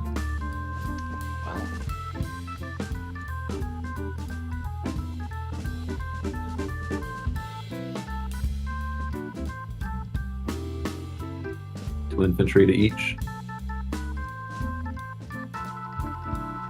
2 fighters to Ukraine. Those 2 fighters would have to land in Poland. They can't land in Karelia, yeah. Well, 3 fighters and 2 bombers should be enough. Against 1 cruiser, right? Yeah, that's true. Should be plenty. Alright, so let's do that. Let's go... 1 here. Oh. What happened there? 1 there, 1 there.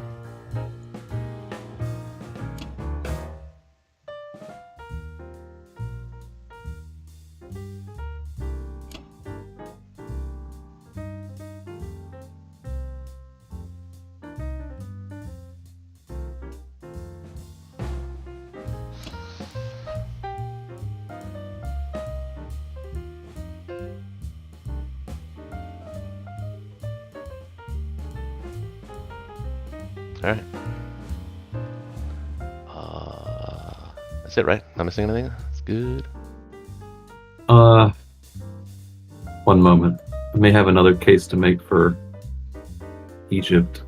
I fear, because we're going to have to put at least 2 infantry in Poland, maybe 3. I fear we're not going to have enough units going north, in the sense that we may need to leave the Italian guys there in Europe. Because Russia is getting, a lot of income for the next turn or 2. No, just for the next turn, yeah. I mean, you're taking 4, 5, 6, potentially... Japan's getting 7 IPC this turn. But only 4 of Russians. Yeah. 25, so it's still 8 guys.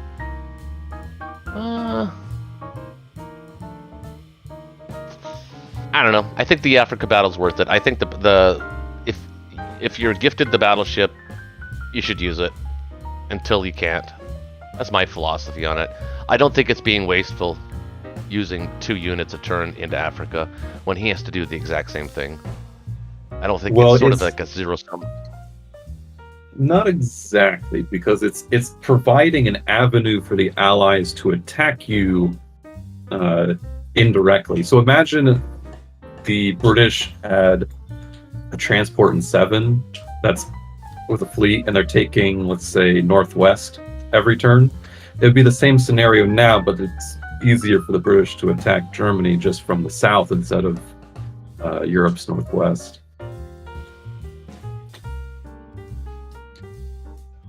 He's got nowhere near the fleet to do a med check yet. He's 2 turns away from even thinking about that.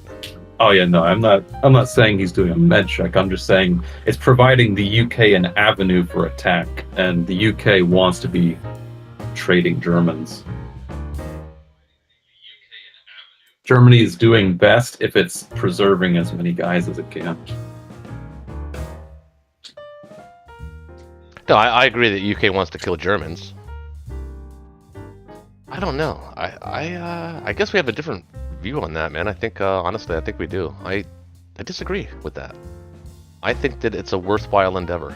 I mean, maybe not buy an artillery next turn. Maybe next turn I'll just maybe expend 2 infantry in Italy or something like that.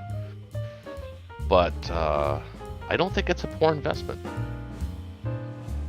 It's a poor investment if I don't get to go north or south in Africa. But if I can continue to threaten Transjordan and Egypt on the cheap, I think that's a worthy goal here, strategically and positionally. Well, otherwise, the battleship's not doing anything. It's threat level. It's threatening Caucasus, Ukraine, C-Zone 13.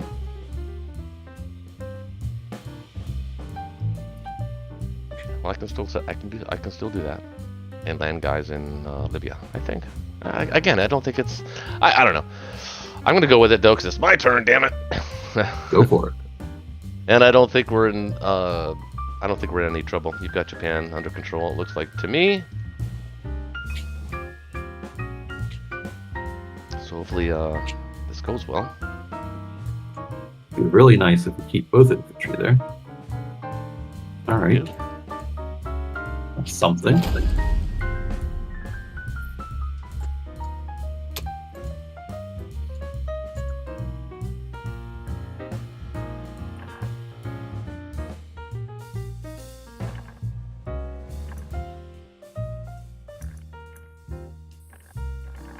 Okay, all right.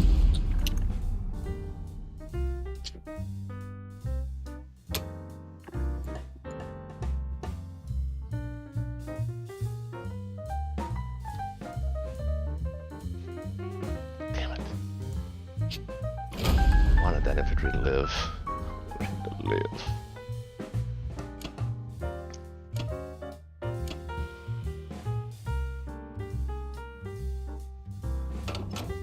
How about I just take just the one infantry, and I'll move the artillery. Yeah. Yeah, that feels good. Sort of compromise a little bit there. I'm gonna move everything east for now. Mm-hmm.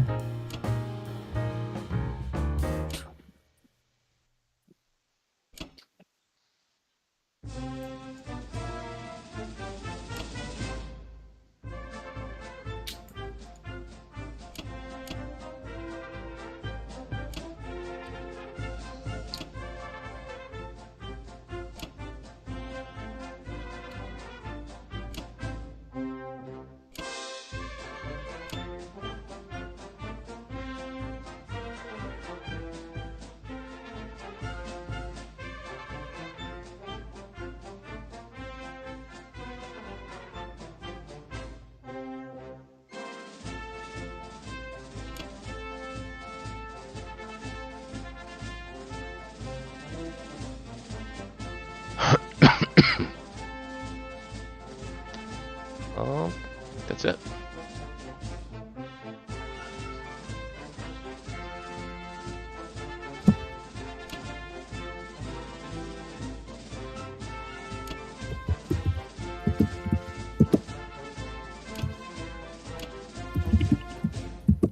Okay. British, over to you. I've got 2 infantry, 2 bombers in Italy. That's safe, right? Yeah, they're safe. You can hit it with 1 bomber. Yeah. 43, not bad. I'll take it. They got a pretty good lead. Okay. I think that was, I think there was a bit of an error there in getting the fighters off the coast. I'm gonna purchase an aircraft carrier and a destroyer. Is that? Well, remember you'll have the US cruiser, destroyer, and your other carrier in 7-2 if you want it. So even if you just went with you almost need nothing. It'd be nice, maybe safe to have the carrier, but you'll have a carrier, 2 fighters, destroyer, 2 cruisers. So you're pretty strong in 7. All those fighters are now in out of range of Sea Zone 7. So you could do a carrier and a transport or 2. Well, you got to get a destroyer because you need the option to independently hunt down the subs without relying on the US. Yeah. The other option is just to go. What's he attacking with? He's attacking with 2 subs. He'd attack it with 2 subs. 2 subs, 2 bombers. 2 subs, 2 bombers. So what do we need? We need like 5 or 6. 5 or 6 in there. We got 3 already. We might be able to do it where UK buys a carrier destroyer, moves in a cruiser, and then US has the option of sending all its fleet to 13 and potentially setting up a stronger med ship. All fleet to where? To 13, Sea Zone 13. Oh yeah. You could send the carrier, both destroyers, and the cruiser potentially there. Yeah. We got a battleship and 2 bombers there in the future, maybe.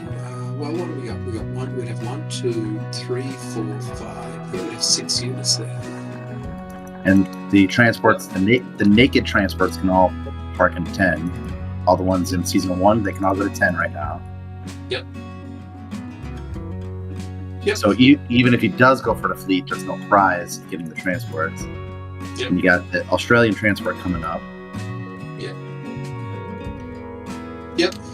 Yeah, that's not a bad idea. There's an advantage in separating the US and the British. Otherwise, we end up with this big clump of British and American troops. Huge clump all sitting. You gotta split them up. You gotta try to split them up. Yeah, they don't attack super well together, right? They're good for defense, but they often get plugged up with a big German force in Korea, right?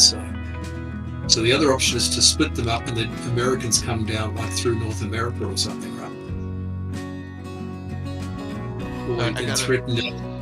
I got a carrier, a destroyer, 2 infantry, and I'll be right back. I can get an artillery, or I can just save 1. That's pretty good. It'd be nice to get your bomber into a more interesting position too. Yeah. It was a bit of a mistake to keep on London. Okay. That's good. Speaking of the bomber, do you want me to go on a bombing raid? Where do you want the bomber to end up? Where should the bomber end up? Like the Caucasus. Around Caucasus somewhere, yep.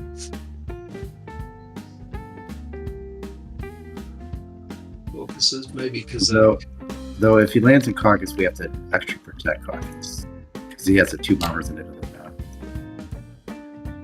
So yeah, maybe Kazakh or West Russia, one of those. Kazakh is a really nice place for the bomber because he can threaten the Japanese off Asia. If I bomb Berlin, I could land in West Russia. 1, 2, 3. Or you can land in Caucasus even better. Yeah, but as I was just saying, Caucasus is a little dangerous because we have to defend it against the 2 bombers now. and the battleship and the 5 fighters. So that's a little dangerous. And then I could bomb Karelia and land elsewhere. You can bomb Karelia and land in Kazakh. Yes, I could.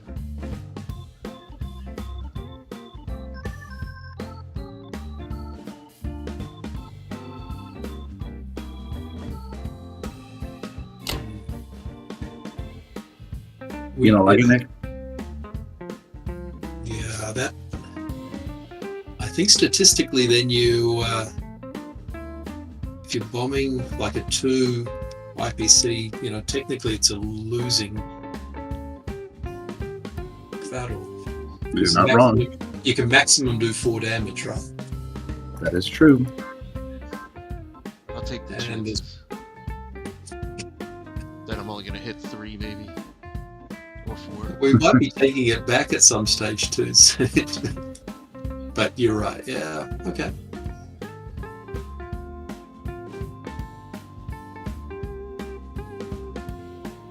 Nope. That's probably it. Yeah.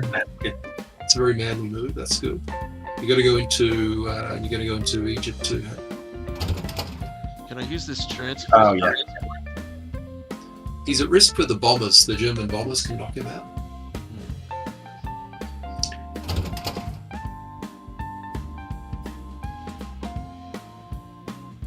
You could put that transport down somewhere like C Zone 29 or something.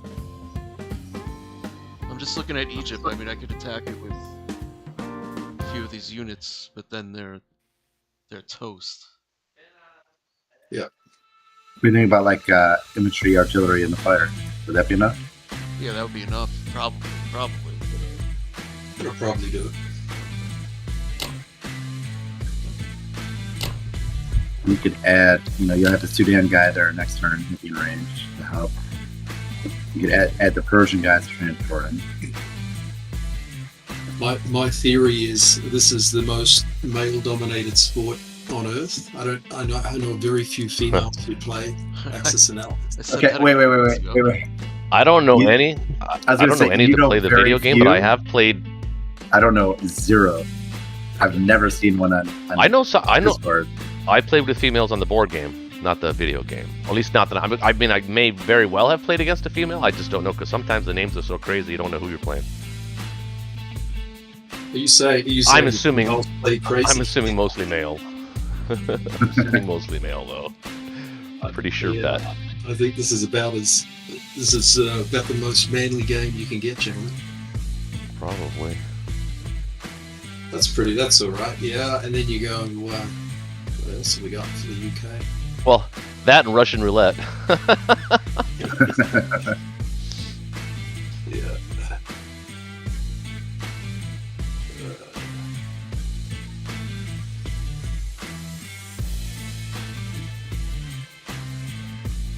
I don't see anything else I could really do here. You're sure you want to do Karelia rather than Germany? Well, we wanted to land the fighter in Kazakh,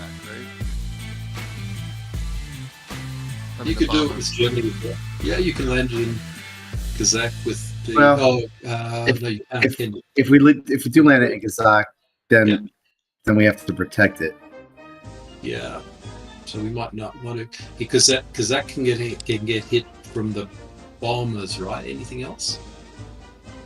Just the bombers. Yeah, just the bombers, but they could safely land in like either Anhui or if they stack Ukraine. Yeah, it is risky. Yunnan. The safest place is probably to sit in West Russia. Yeah, we're not moving out of West Russia anytime. Okay, love you, honey bun. Okay.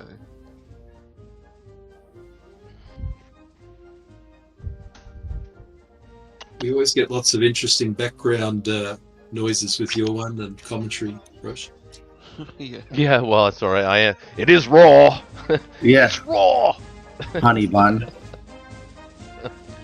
They're making fun of me, babe. She looked at me like, what's going on? All right, so this is it. That's cool. Yeah. Yeah, you feel good about it? Say that again? Do you feel good about it? No, I wish I was doing a couple more things, but there's not a couple more things I could really do. And what I am doing, I don't think is that I'm not as confident as I'd like to be in either one of these things, but it is what it is. They're the must-do battles, so I think that's cool. That's all right. Yeah. All right. Let's go for it. Yeah.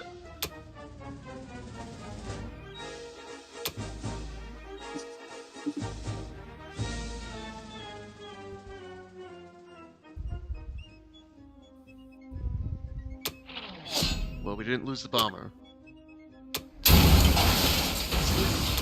Oh yeah, that's an one. Is it infantry? So that's a success.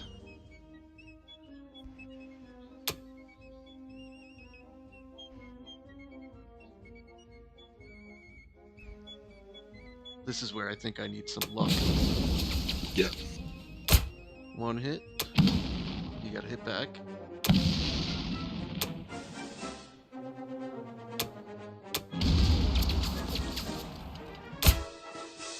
Yep. He misses. Right. Now the Sudan guys can play.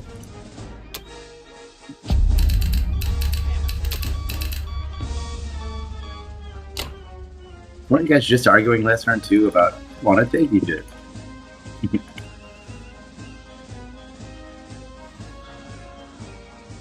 Mm-hmm. Can I land this fighter in Persia or something? Or this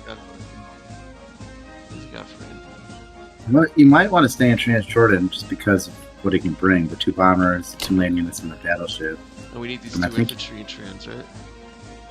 I think so. Or do we just pull out? No, just pull out. Yeah, pull out is the other option. It's a little dicey. What's he got? He's got 2 with a battleship. He can hit it with what? Okay, with 5, right? Well, Yeah. if we pull out, though, we're kind of giving up half of it. Well, if you leave your transport in 33, I think it's safe in 33, and he can hit anything back with 2 units plus, say, a tank and air, right? Well, only if you bring another unit to Persia, right? Yeah. Because you can't go all the way to India and back. You'd have to. I mean, if you pull your forces back to Persia, right? You could. The transport could go to 32. I think it's safe there. Yeah, he's safe there. Yep, he's safe there. And watch, if you pulled it back, and so then you're doing a counter punch into Egypt with the guy you've just moved up to Anglo-Egypt, and you're picking 2 guys up from, say, Persia. You're dumping them in, and a tank can make it as well. So there's a tank in Persia, then plus a fighter and your bomber as well. So you're able And to the hit bomber, back, yeah. You're able to hit back with what, 5 or so. What will he have there? 1, 2, 3, 4, Up to 6. up to 6. Oh, Well, we've got another. We could bring the West Russia fighter down. I think. Yeah, bring the West Russia fighter to Caucasus, and then we're good. Is there any value in putting an infantry in Caucasus? Yeah. I mean, there is, but I don't think we need to at this stage. Okay, that's good enough. Should we give up And I think- Burma or? Yeah, you can give up Burma. India's safe, it looks like to me, for the foreseeable future. Yeah, I think so too. What's he get? He can bring down 1, 2, 3, 4, 5, 6 into Burma, plus 7, 8, 2, 9, 10, 11, 12. Bring 12. And what have we got in there? 5, 6, 7. We've got a tank in. You have a tank now in Persia. Plus the 3 we built. Possibly 3 we built. So 5, 6, 7, 8, 9. Tank in Persia. 2 aircraft. 3, really, because you got the bomber too. Bomber as well. So we'll be able to hit a stack there with, 12 units or something. And I brought this transport over to 7, right? I'm sorry, I know you guys are talking about something else. Yeah, I reckon, you can pretty safely build a nice fleet there now. We can get the shock happening, yeah.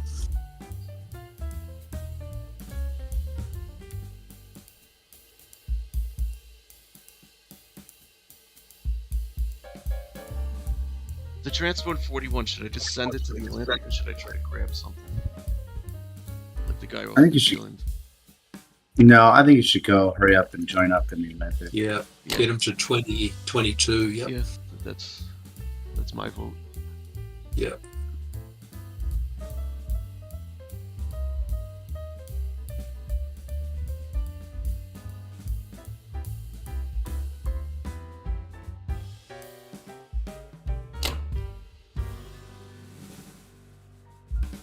But do we need the transport in 7? Could we put the transport in 10 and would it still be just as effective?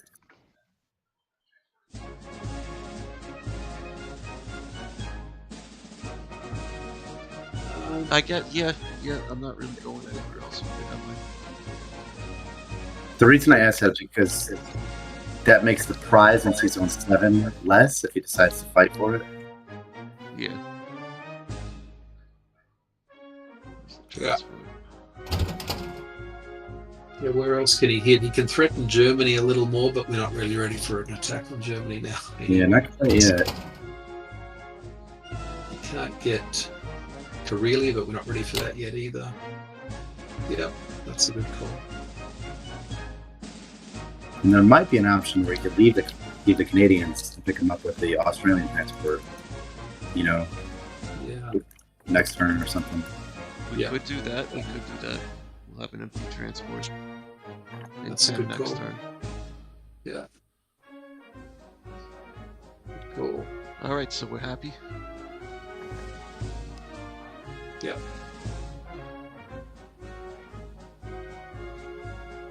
Well, wait. What's up? Is there value in putting the other fighter in caucus as well, so that you could hit Season 15 with the 2 fighters and the bomber? Yeah. Yeah. Say that again? We put the fighter in caucus in Season So 15? just so that, Okay. next turn we have the option to send the 2 fighters and the bomber there if we wanted. Yeah, no, that's a good call. I wasn't even thinking that. Although he'll probably take Egypt and Transjordan, which means both fighters will be useless. What you can do as a backup is build a Russian submarine in 16, right, with the 2 Russian fighters, and that can knock out anything in the map.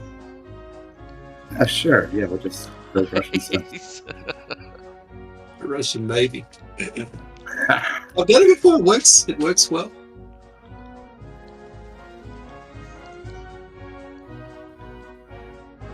I've seen So that is ranked.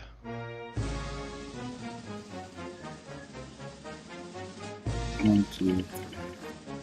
So if he goes to Season 17, you're not going to be able to get it in 17, but you'll be able to counterattack both Egypt and Transjordan with all the fighters in their current position and perm.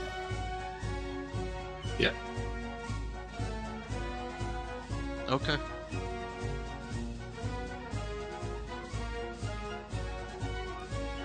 So I'm gonna lock this in.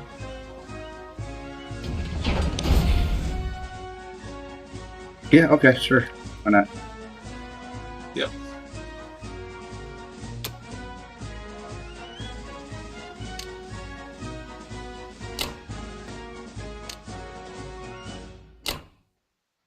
And I'll be right back.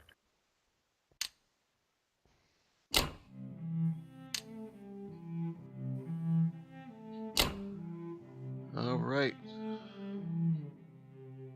Japan. Yet you're not. Better be soon. I'm about to be. Here I come. I think maybe your 4th transport might be good here now. I'm getting transport. Transport, 2 planes, 1 ground. Okay. Wait, what? The two transports in 60 and 62 are coming down to 36 this turn. We'll put one dude from French Indo to Burma, 4 guys in the French Indo to Thailand. Threaten anything he puts in Persia, Transjordan, Egypt, and they can pick up all the island dudes and start going after Australia. Yep. Got it.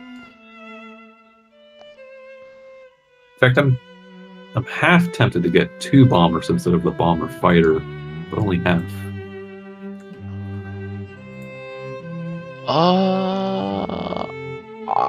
3 bombers is quite an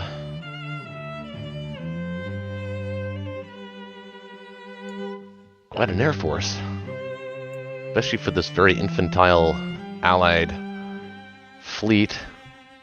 It does remove that or make that autonomy even that much more difficult. Seeing as how they're not going to be needed in the Pacific at all, your fighters, or any of your planes, really. I think you can accomplish most of your goals with the ships that you have. So, yeah. Let's do it. Why not? Why not?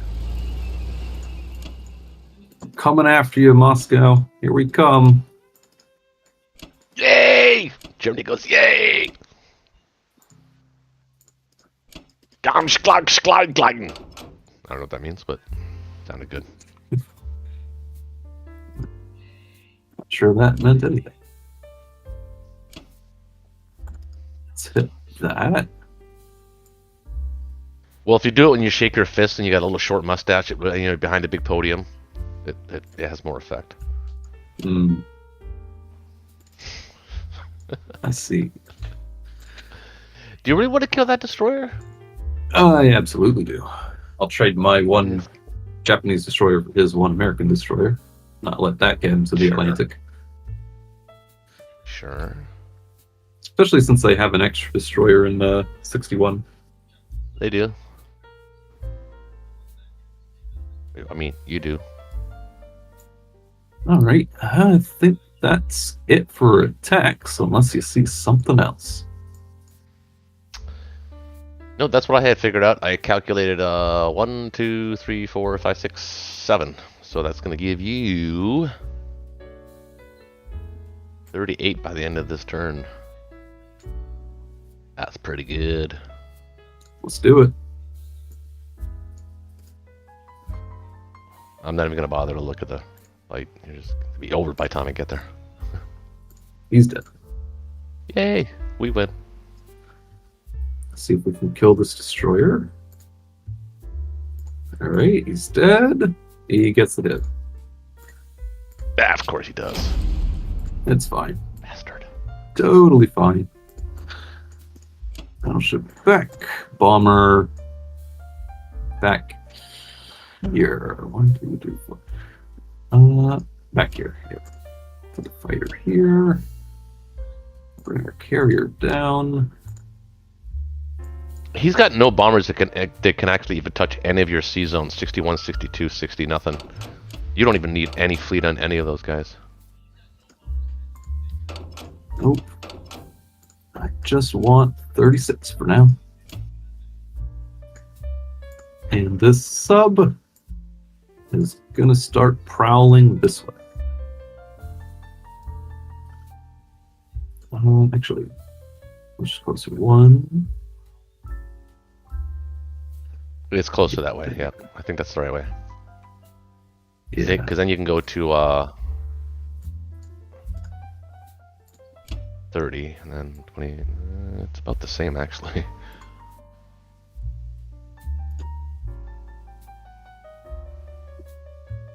No, that's faster. That's the right way. But, yeah, we'll put 2 fighters there as well. 4, 6, 7.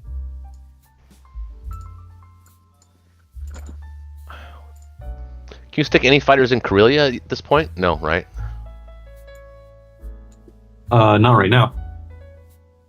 Okay. Next turn. Next turn I'll have some planes for you. Yep. Well, for us, it's a partnership. Oh yeah. They're in your airspace though. Like it. All right. I think that's it. Do you see anything else? No.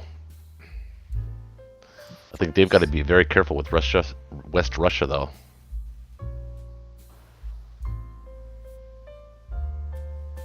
I think we may be able to bully them off of there in about 2 turns. If we play everything right. 1, 2, 3. Actually, I'm going to put 1 fighter here. As a just-in-case fighter. Where's the other one going? Didn't you have 2 on the mainland? Same place. It's going on. Like, I have two fighters going to 36, 1 fighter to French Indo. In case we want to do something spicy. Okay. Actually, I changed my mind in real time. Let's go back. Because he can hit Persia and land in 34, potentially. With help from the Germans. Alright, I think that's it. Yep. Not seeing anything glaring. I love 36 in a non KJF though. It's like the best spot for the Japanese fleet.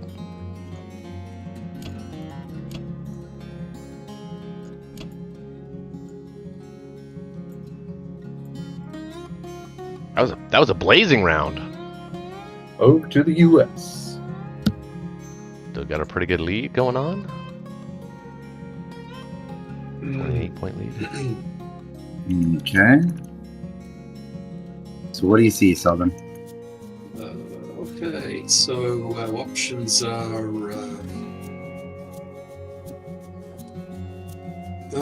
we'll just go in to the north, or I could come in. 13's pretty safe, right, for my fleet there. So I could just start coming into Africa and coming from that side, threatening, France and Italy down the bottom. Yeah, I like 13 with both transports. Yeah. Maybe even the AA gun. Maybe like the infantry. Yeah. Take it, and then you'll have backup of 3 transports plus whatever you buy. Yep. I'll be right back. Yeah, I think it's okay. I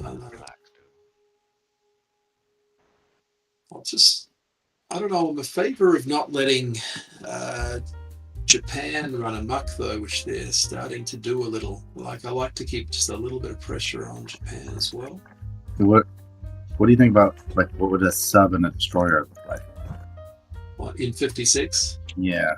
Like, is that what you're thinking? Yeah, more like subs, because they can't just get hit by, he's got a lot of aircraft around the place that can easily knock out a destroyer. Yeah, the only reason I say the destroyer is to get his destroyer. Right. Or his sub. His sub in 52 there. Yeah, that's possible. Or I could just go air. What does it look like if we left the battleship behind? Yeah, that's sort of what I had in mind, including even possibly the transport, just to start forcing him to move some defensive forces back a little bit.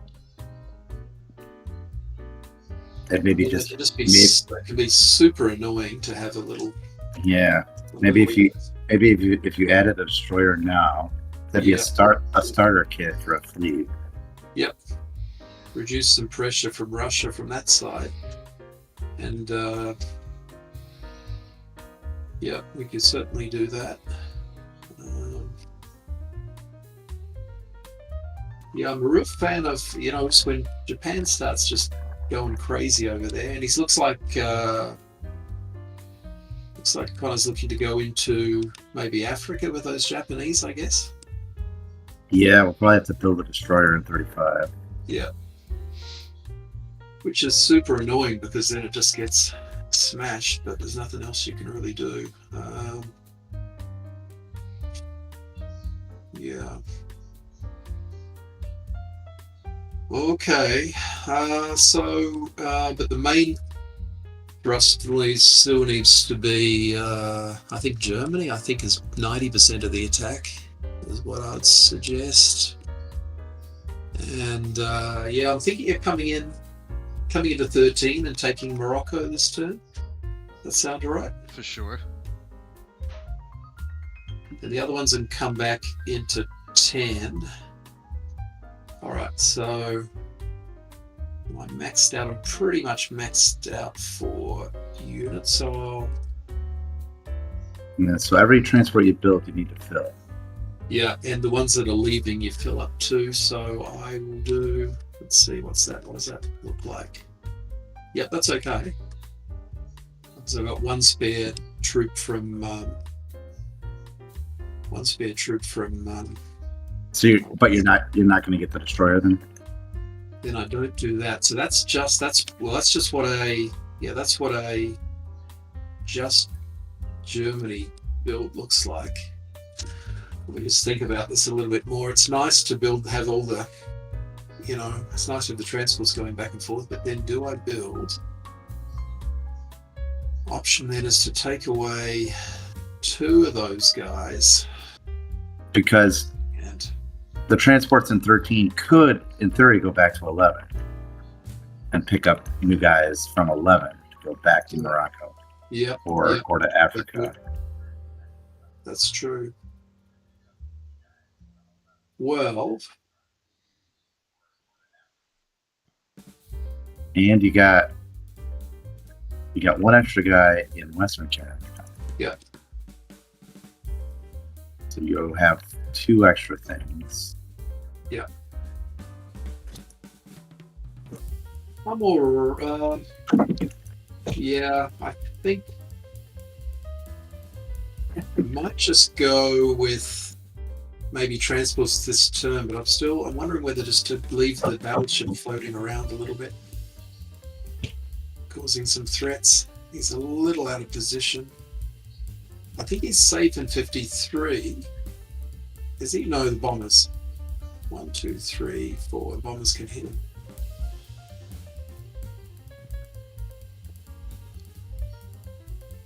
Yeah, I'm sort of thinking maybe a little more just... Yeah, I've sort of changed my mind. So maybe just the 2 transport standard by. Is that okay? Yeah, definitely. Yeah, I just... Because there's sort of the battleship's there, but he's going to take a couple of... He's sort of a bit out of position now, and he's going to take... It's going to be 2 or 3 turns before he's going to cause any pressure coming backwards anyway by that time. Yeah, I'll leave him floating around though, I reckon.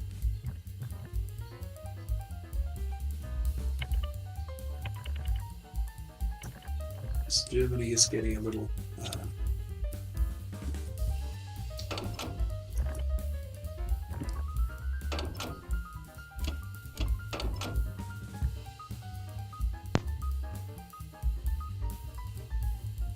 I mean, I could do 1 bomber and 1 fighter versus that German battleship. That's a little on the risky side.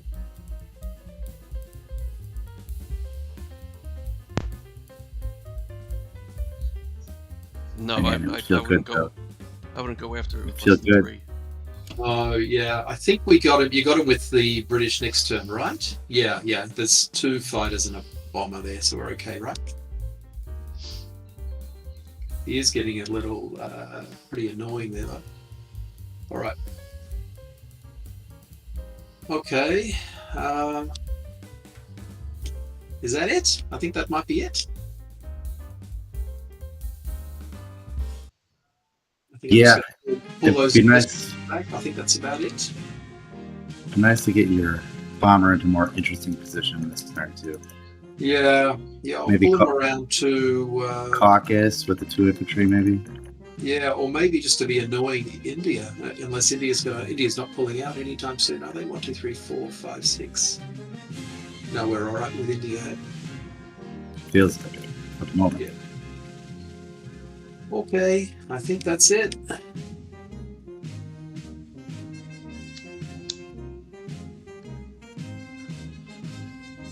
Nothing else? That's it. Last call. Or I could sack a transport to get Norway. But I don't think that makes sense, does it? 1, 2, no. Let's not do that yet, eh? I do it often, so I wouldn't say no. But I think it's good if UK captures Norway anyway. But yeah, UK needs the IPCs more. Eh? Especially if I'm getting North Africa, I think we need UK to have the IPCs.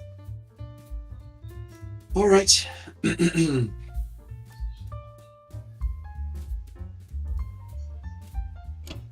Do we want that? What are we getting hit with? We're getting hit with a battleship, two bombers.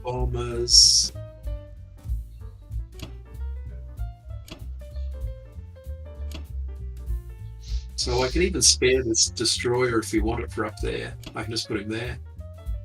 I think he's safe. 1, 2, 3.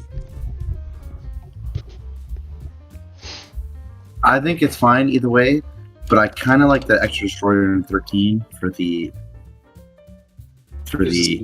potential, to go in there heavy.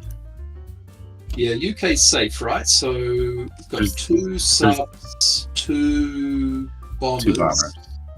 1, 2, 3, 4, 5. Yeah. And there's no transports, so it's not really a great fight. No, it's not a great target. Yeah. All right. Yep, that's cool.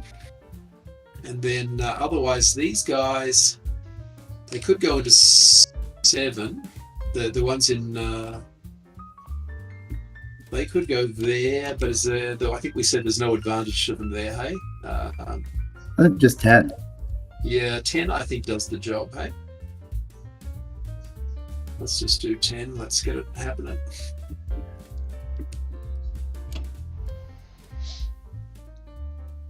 All right.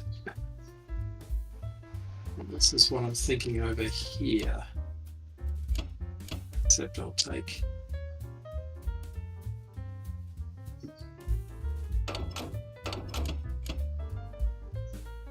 How's that feel? Does that feel okay? I know it's some coming back. It's not pure. Yeah, you know what I would like though is the Hawaii fighter be able to threaten C-Zone 64 from a naked transport. Yeah, that's true.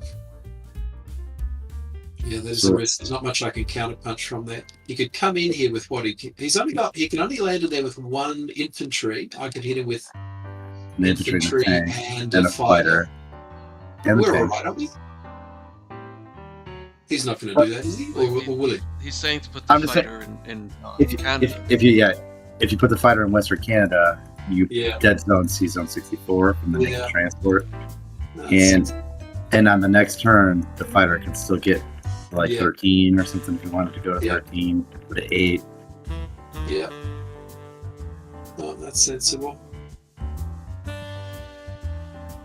Do we want to leave infantry in Hawaii, or do I just... I can leave it vacant. I'm just saying, do I only pick up 1 troop from East Mexico? It saves him for the more shuck. And then I've still got 2 there that I can pick up. Yeah, that's fine, isn't it? Sure.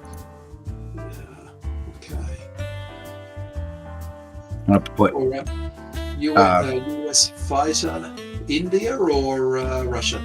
I was thinking maybe West Russia or Caucasus. Yeah. Probably West Russia.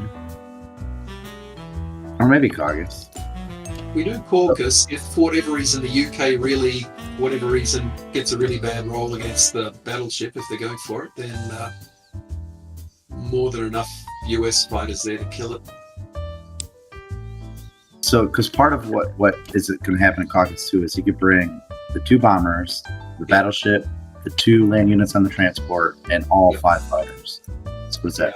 1, 2, 3, 4, 5. You could bring 10 things to Caucasus. Yeah. That makes sense. They can bring the US stuff as well there. Yeah. That lets Russia put all its stuff in West Russia. Yep. Nice. Okay. I hope so. Yeah. A little nervous. We're good. It's all good. The squeeze is coming. The squeeze is coming.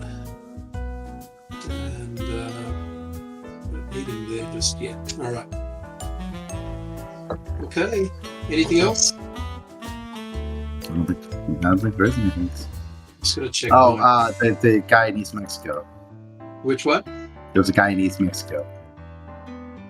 Oh yeah, we don't want him down there.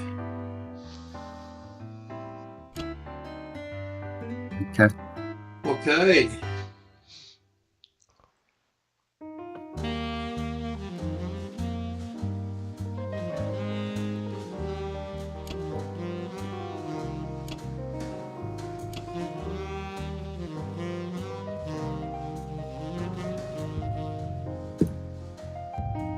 Okay, so tell you kind of what I'm thinking here is I want to attempt Bello and Ukraine again. And if I take Bello, I'll do that battle first. If I take it and I block the tanks, then in Ukraine I might add something like 3 infantry and then take it. Yeah, he's pretty light in Poland. being able to take back Ukraine. He's got just the 2 guys there, right? So if I can get Bello, then it would force the battleship transfer back to Ukraine just for him to be able to trade with me. Yeah, I like that. So you're thinking 2 and 2? Yeah. Or well, even more in Ukraine. Yeah. How much we need in Ukraine to get attacked with 1, 2, 3, 4, and the bombers too, remember? And Right. It's going to be a bloodbath. He'll send the battleship in. What? To Ukraine, right? He's got the battleship and the 2 bombers and the 2 fighters. And the 5 fighters. 5 fighters, really. But if I put the egg in there, yeah, and then all he could send is the 2 infantry. Yeah. Unless he commits the battleship. Yeah. Okay. So the next question is, how many things do I need to leave in Caucasus? So I'm going to build 4.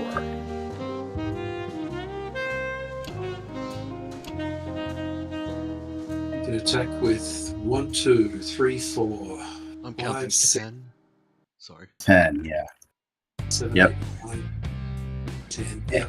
And we've got 3 fighters and 2 infantry. So we already have 5 and a strong 5 already there. Plus I'm going to build 4. That'll be 9. That's probably good on its own, right? Yeah. He's got 10, and also he'd have to use aircraft. I feel like it came down like it's only 2 land units. Yeah. Yeah. And you're gonna keep the AA in Caucasus as well. If I get Belarusia, then I'm gonna put the A gun in Ukraine. Do we need the one in West Russia? So I don't know if we need it, but I kind of want it there. 22, 23, 24, 25, 26, 27, 28, 29. Wow, there's a lot of force there. I see it. 20, 21, 22, 23, 24, 25, 26, 27, 28, 29. He's got like 30 units trained on West Russia there.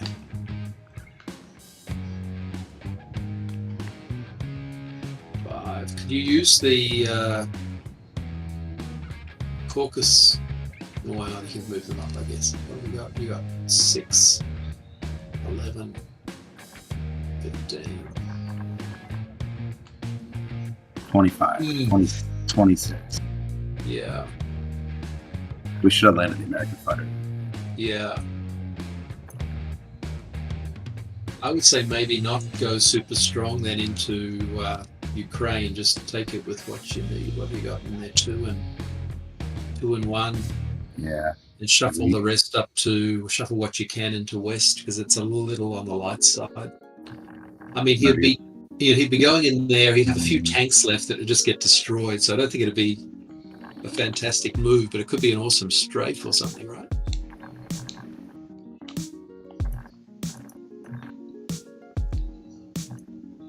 And he's going to come in with a pretty strong Japanese attack coming in too. So, yeah.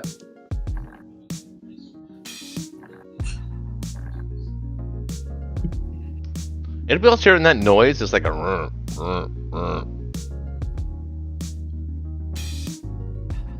I don't hear it. What hears that?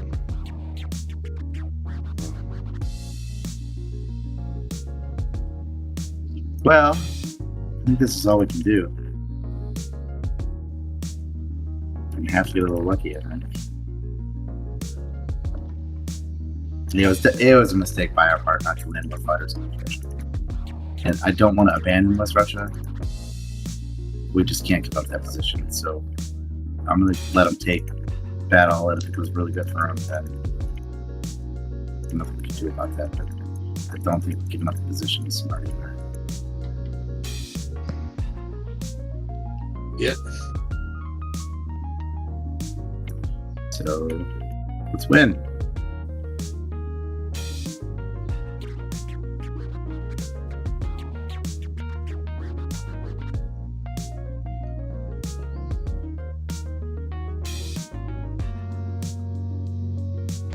Nice.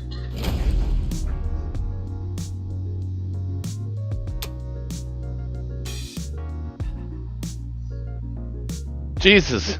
Oh my God! 4 for 4. That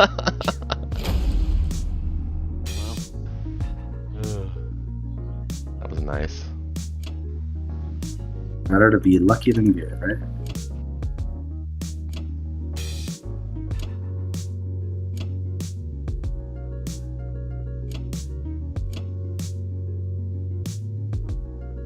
Well, I think that's all I can do, fellas.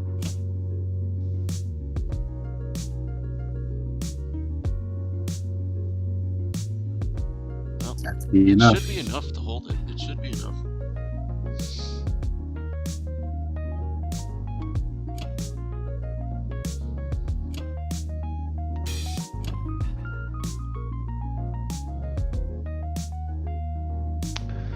Germany. Okay. Wait, when did they bomb me? Oh shit. Turn 2, I believe. Like we want. Okay. all Well, I'm ground thinking units. of putting the Yeah, I'm thinking of putting the Sea Zone 5 submarines in 1 in 6 and 1 in 3. Actually, 1 in 6 and 1 in 8. That forces a destroyer and a fighter to hit it in 8 from the Americans or the British. I'm going to attack Transjordan with just 1 guy from Italy, and I'm going to stack Egypt. Huh? And that saves the battleship for 1 more turn. He'll have to move into the Med, and this way I want all of the German planes to come to bear on Sea Zone 15 if he wants to jump in there. Because he'll have to use 1 destroyer to kill Sea Zone 8 or Sea Zone 6 or both. So that's Well, the 1 US destroyer, 2 fighters, cruiser, US and an aircraft carrier. Probably gonna kill the battleship in 17 anyway, with 2 fighters and a bomber. Maybe even 3 fighters. Yeah, but if I not if I have all my planes poised to hit him. That's 7 planes against his 6, and I think that's 100% win. That is true. Actually, it's actually 7 against 5. Hmm. 10.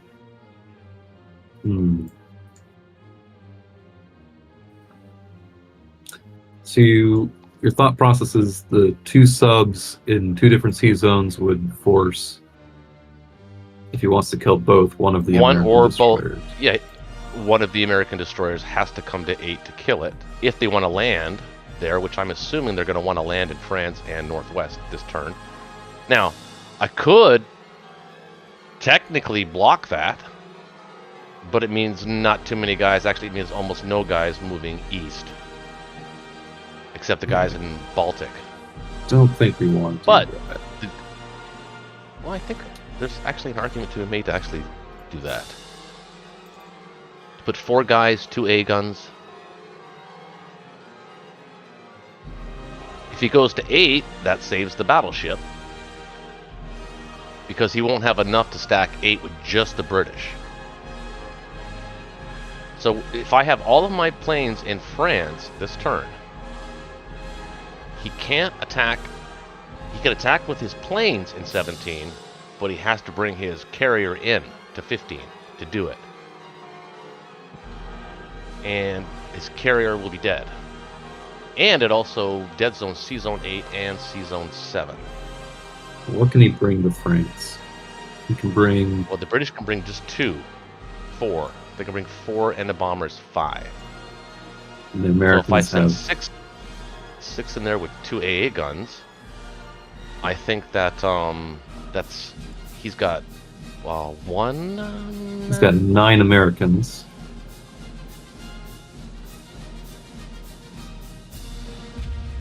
And then 1 offshore. 6, 7, 8, 9, and all the planes, all my planes though. I mean, first of all, the British will lose their planes in the first round of attack. So he doesn't attack with the British. He can attack with 8 Americans, 9, 10, 11 Americans. If I put 5 infantry, 2 AA guns, and all of my planes there, he has to defend C Zone 10. So that's another destroyer that'll have to peel off, or a cruiser even. Yeah, that is true. 2 bombers in France is pretty damaging to C Zone 10. So I think we could stack France, protect the Med, and he won't even really be able to go into... Although, if we put all the planes in France, then we can't effectively dead zone C Zone 3, because then the Americans pivot to 3, right? Okay, well then the battleship survives. Wow. Battleship is... I know it's the least of your concern, but it happens to belong to me, so I'm, trying to preserve it a little bit.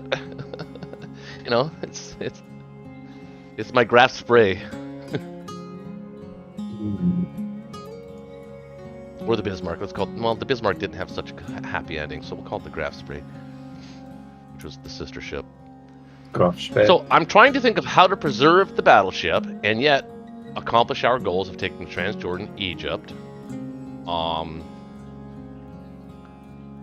holding France, putting all of our planes in France, and putting our subs in 2 different sea zones and making him make decisions.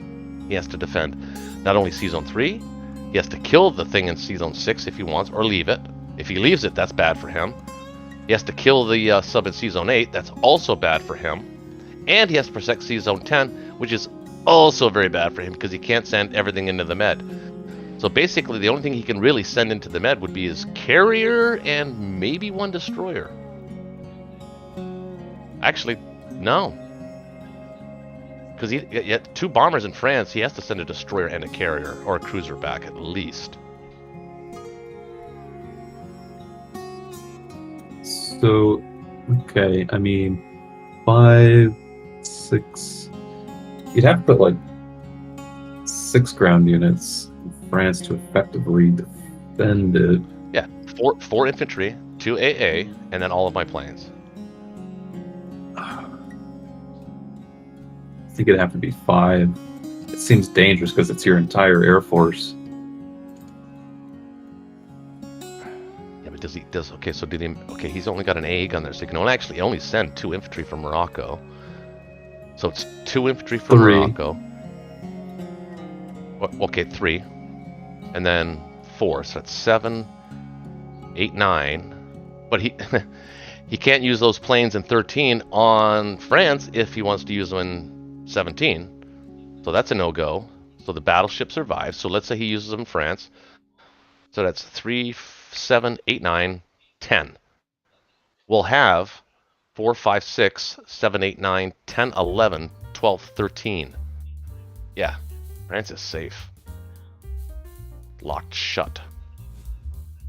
Well, with 7 of those, we don't want to lose. But yeah, I think we can hold it. I think we can hold it, and he doesn't. I don't think he gets to our planes. I don't think he has 6 hits there. I think what he'd do in that position is he'd send the British Navy to 3, and his 2 transports from 10 go to 3, takes Finland, Norway, and his entire Navy in 13 comes back to 10. And that's fine. That means one of our sub lives. Or, well, he can kill it still and then send his navy back to 10, but then, again, the battleship survives.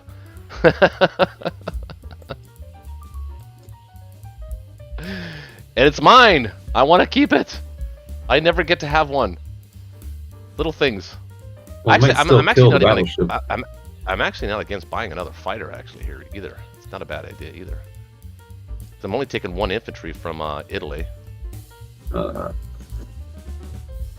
Actually, yeah, he can still kill the battleship because you take Egypt, Transjordan, but his fleet if his fleet from 13 goes back to 10 or 8 or half and half to take France and whatnot. The 2 fighters from 13 would hit 17, and the land in Transjordan, which the British would take back on their turn. Okay.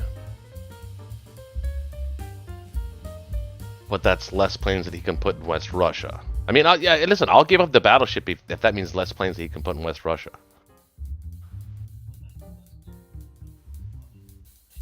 Or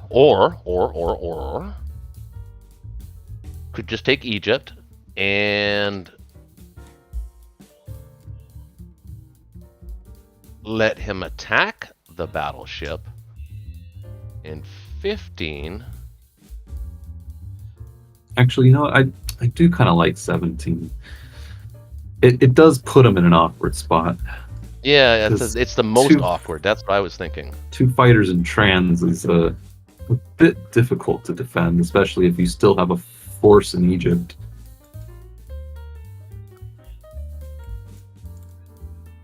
That's true. Maybe I should take 2 guys from Italy and land them in trans? I was thinking just 1. I think just 1. The British can trade that pretty efficiently with their bomber and fighter. Yeah. All right, let's go with 11 infantry and a fighter.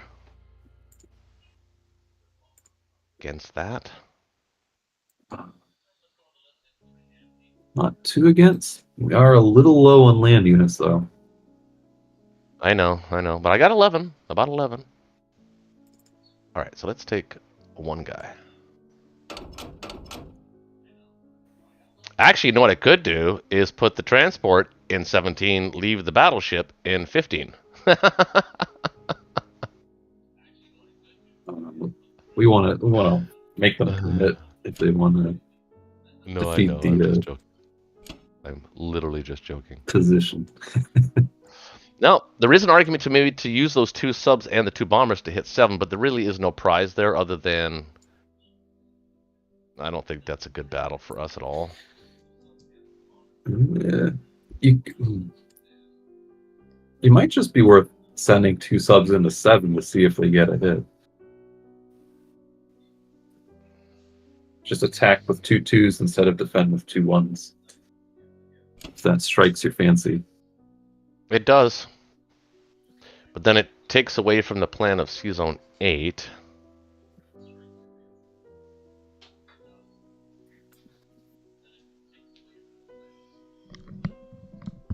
I feel like in that situation, I think what he's going to plan on doing, he's probably going to take, with the UK, he's going to take Northwest.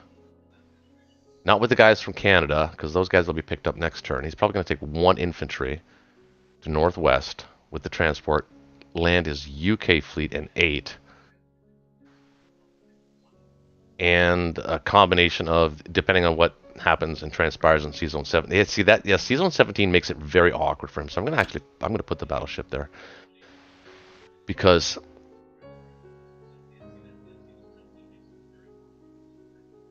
you know what? I think I'm going to go with the original plan. I'm not going to hit this. I'm going to just non-combat those subs. I think that's the best play. Personally myself.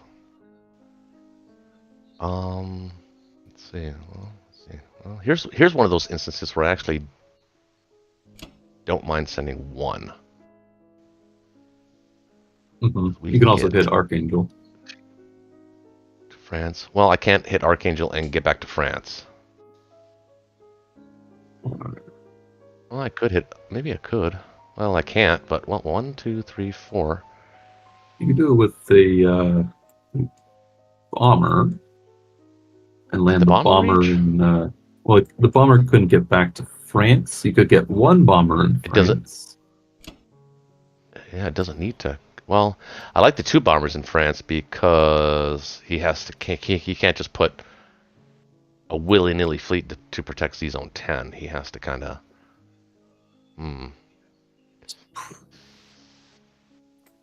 Is Archangel the right move? I think it actually is the right move. Keep the threat on Russia. Yeah, it does kind of force a lot of trading on his...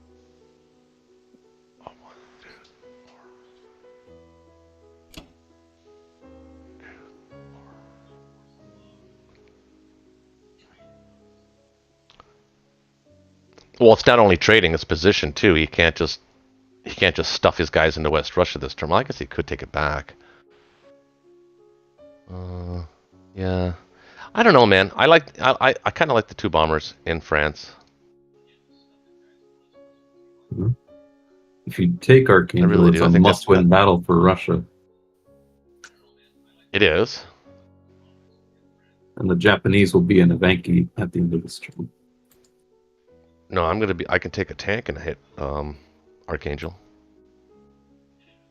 Along with your 1, 2, 3 with your fighter support. I could take Evenki or take Archangel with a Japanese tank. Could, but I really would like that tank to stay back and always threaten being able to get into Moscow. So what's more important, that or having 2 bombers in France? Probably that. Yeah, because they can counter 2 bombers with because they're probably not going to go to season 15 with this kind of play, especially if you stack France. It's probably going to split the fleet between 8 and 10, if not totally in 10. Yeah, that's perfect. Then we've just removed fleet out. Then we've just taken away their fleet autonomy for a turn. Exactly. I mean, bear in mind, you're also going to have 5 Japanese planes in Karelia at the end of Japan's turn. No, in that case, should I actually take 1 extra infantry to hit Bellow? I think I want it. I want to get those 2. Because I'm down to 38. It gets me to 40. That's a nice round number. I like round numbers. What do you think? So, 40 where? Bellow. If I get Bellow, it gives me... Well, actually, it gives me 43 again. That's a nice... I like odd numbers. Well,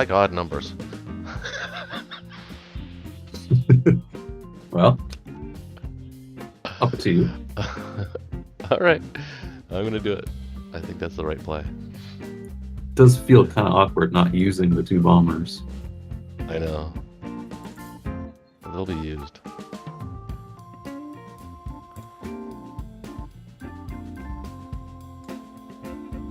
That's pretty neat. Trick. No, I could.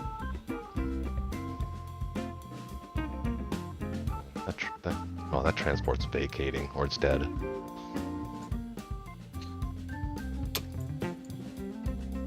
Let's win this one. I think we should be able to. Oh, got it clean. Alright, so let's put 1 infantry from there. Let's be cautious and put 4, 5, 6, 7, 8, 9, 14. Yeah, come at me, bro.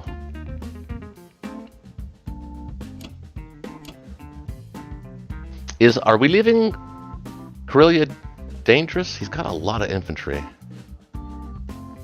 You're going to put 2 there, and I'm going to put 5 planes there. Yeah, so I can actually put these guys here. Let's send the artillery to Baltic, maybe. That way, Baltic? yeah, so you can get into Corellia next turn. Yeah.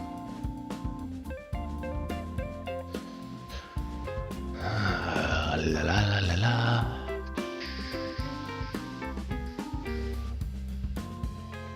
Looks good.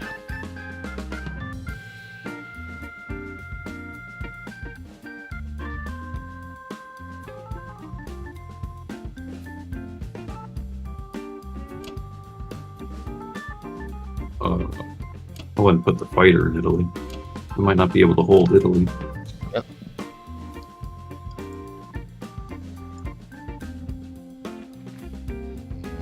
Yeah, maybe not.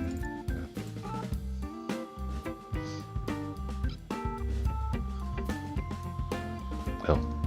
Wait, what? You got to cancel one of the infantry in I the other didn't- positions. So you have to put 3 Yeah. infantry in Italy.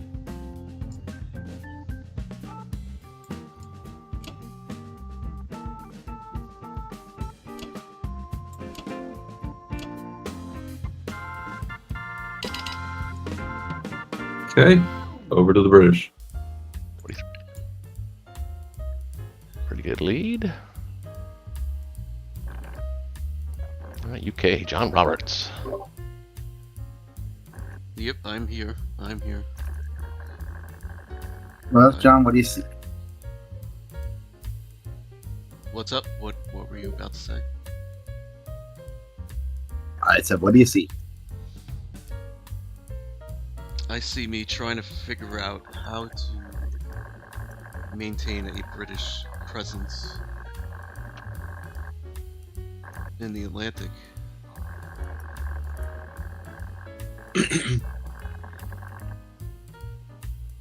Well, And let's. it looks pretty tight.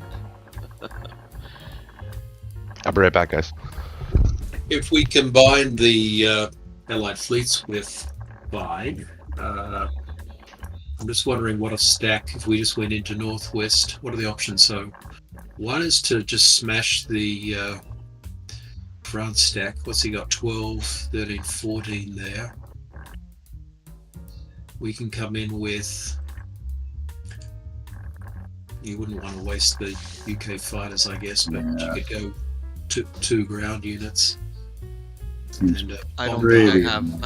I don't have an assault on France. I don't think no, that would I've damage got, it enough for the Americans to take it. I don't think so. yeah, you'd only knock out say 1 or maybe 2. US would come in with what 1, 2, 3, 4, 5, 6, 7, 8, 9, but he's got 10, 12. Yeah, I think we can try to defend 13, 8, or 3, and we have to weigh the Yeah. options of each and what. Or we So- can come and land in Norway, right? In fact, we can't even defend 3 this turn, so never mind. It would be 8 or 13, or the 2 that we would be able to hold, I think. Can't we hold 6 if we just do a combined fleet in 6? I suppose, but because you want to take Norway and Northeast. Just start getting troops in there. That's all. The problem with that is all the transports in 10 are still stuck in They 10. can't do anything. They're wasted then. Could we do like a combined? I don't know if this would be a combined like med to get rid of that med. Yep. And secure Africa. We could do a mid shot. Yep, we could do a mid shot.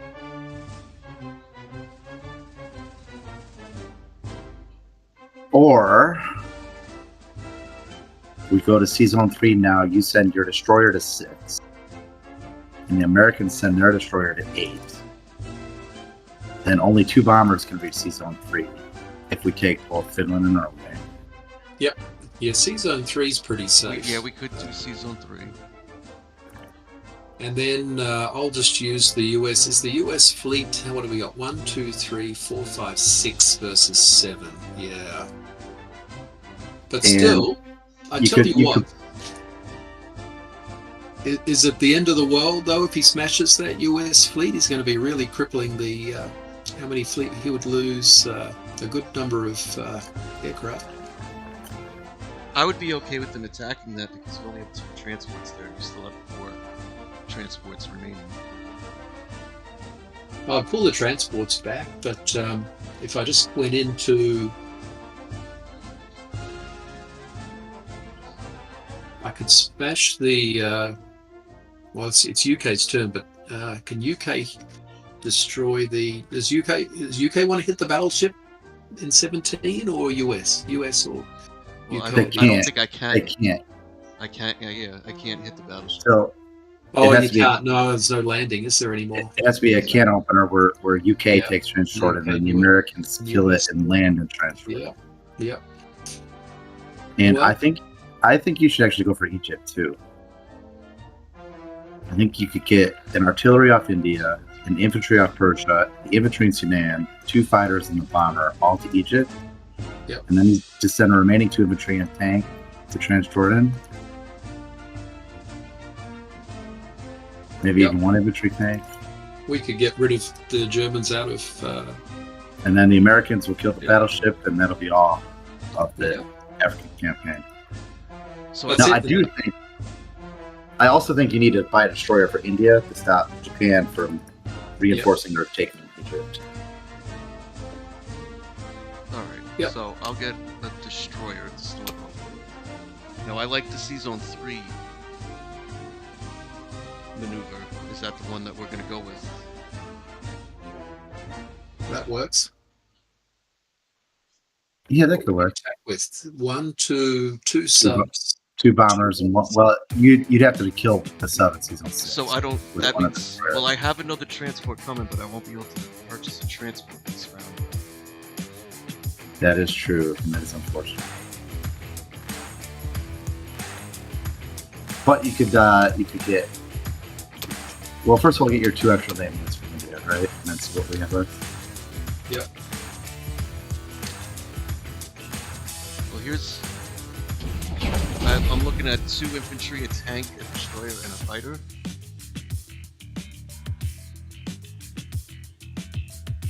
I actually kind of like the tank for India. The tank and an infantry. Maybe 1 too many infantry. You only want to put 2 units there. If No, because you're putting the destroyer there, right? Yeah. Oh, destroyer. yes, you're Takes, correct. it takes one of your production. I completely forgot to... I would suggest an artillery rather than infantry for India right now. There'll be a time when we want that to be an attacking stack. I'm wondering whether we could even... I could just get 2 tanks and have 1 IPC remaining. Yeah. I kind of like that because it helps that some Kazakh, but I don't think you have enough planes to designate Kazakh.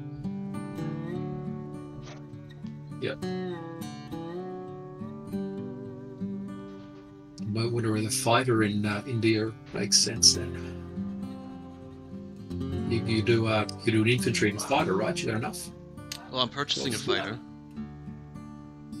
Yeah, but you could do one for Alright, India. I see as what you're well. saying. Yeah, let's... Yeah. Yeah, we can do that. Yes.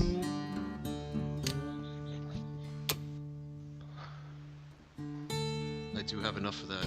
That would be 1 infantry, a destroyer, and 2 fighters. Yeah. One of the fighters would have to go up to UK, but yeah, it's nice. I'm wondering whether have you got enough to go? Actually- go strong into Burma, do we? I almost want to get another destroyer for season 8. Though. One of you guys are going to have to buy fleet. We can't just keep not buying fleet. One of you guys are going to have to do it. And well, no, never mind, because we're going to season 3. Sorry. No. Yeah, I won't be able to defend it. It's 3's okay. I wanted a destroyer for the Atlantic, but we're not. We're going to season 3. I think that's the best move here, actually. Yeah. Now, are we gonna handle either one of these subs? I think you should kill the one in 6. I think America should kill the one in 8. That's my personal feeling. Okay. Yeah, they're a hassle. Yeah, they're All right. So absolute hassle. this I'm sorry. This purchase is good, right? The Yeah. infantry, destroyers, and fighters. Have you got enough to replenish then? What have we got? We only got just the one transport for now, right? So that's fine, yeah. Well, we'll have 2 transports. Well, the one can't pick anything up though. Not this round, but next round it'll be able to. Could you buy another transport? Oh no, that's dead, isn't it? Yeah, no, there's no way to defend it. That's a pity. Unless we go into Season 8 or something. I just locked in the purchase anyway. I guess that's that. Yeah. I thought I was clicking go back. This conversation is over. Yeah. Yeah. Well, the good news is you get to preserve your tank in Canada. Do I want to grab this tank in Canada? If you put it, he's relatively safe if you drop him in Norway, right? Yeah. Is that where you drop him? That's what I was gonna do. Yeah.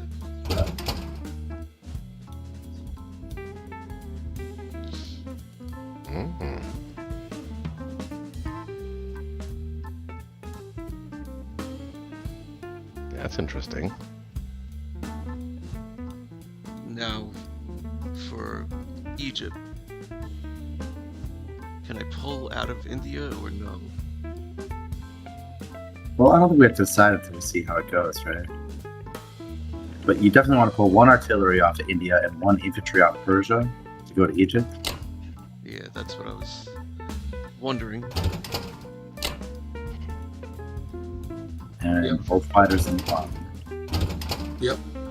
And then the other infantry and tank into trades. Now, these fighters won't be able to defend West Russia. Yeah, but so he moved all his fighters to France, so none of his fighters threaten West Russia. Okay. Yep. Yeah, I'm surprised they went in Northwest, but yeah, I think Northwest would have been a better decision. Would have hit Season 3. Yep. And then is this attack good into trans? We want to clear them out, don't we? Yep. Should I put all 3? No, I think you're okay. Okay. But just now. You know, the reason we didn't go into Northwest is because you could have taken Italy.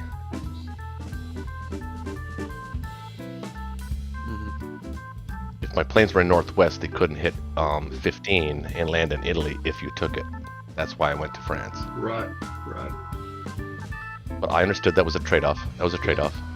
Yeah, it's a tricky trade-off, that one. Yeah. I'm surprised at your Norway attack. I think the better positional move, because this is the learning channel, is take 1 infantry and land him in Finland. You want the Americans to grab Norway. Oh, I like the UK. I think they need the IPCs more than the US. Yeah, and I think Seldon already made the point. Oh, okay. Like, it's the Americans that are archery. Yeah. I agree with the Medshug. Let the British get Norway. And don't forget Season 6, a destroyer and 2 fighters. Hopefully that destroyer will live. That would be nice if the destroyer lives. Re-assimilate it to the fleet in a future situation. I'm not touching Burma, right? I had this infantry here. I forgot that. Can you do a light? You could be talking to an infantry artillery. Is it worth Can you that? even do a heavy? It's worth it. Can you do a heavy in there or not? What? So 4. What could he come in with? 4, 5, 6, 7, 8. Oh, and 2 battleships. So yeah. Well, there won't be battleships because we put the destroyer. Yeah.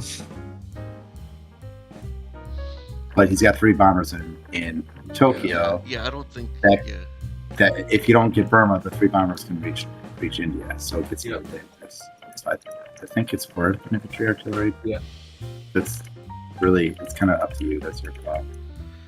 I usually don't like to. It is nice to save 2 land units. It is nice to save land units. Well, yeah, all right. What can he come into? He can go in there with 4 infantry and 3 bombers and another infantry and artillery. Yeah, 6 infantry to because he can pick 2 up from East Indies, right? Yeah. Yeah, but then he can't pick him off Vietnam, so he has either or, right? It'll probably be the artillery from Plankton, so 5 and 1, and 2 fighters and 3 bombers. So that's 12. I got a transport in 6. I got a transport in 61 that could pick up 2 It's guys. 11 total units. 1, 2, 3, 4, 5, 11, 6, 11 7, 8, 9, 10. Yeah. We definitely do want to take, I think, Burma though, right? Without it, the 3 bombers are also in the picture, right? Yeah, that's. Well, do you think he's going to assault India? Do you think that's a possibility? What do we got going in there? We got a fighter and an infantry, so we'll have 8, 9, 10, 11, 12. Yeah, he could. Yeah, that'd be a pretty iffy battle, though. It'd be a pretty gutsy one, yeah. So 4. He could come in there with 8 troops. 2. I just hate to send 2 land units and even have it go poorly or something. You just withdraw. If you lose the infantry, withdraw, right? Yeah. All right. Let's go for it then. Yeah. I wish I had just like 1 fighter laying around somewhere. Yeah. You will next turn.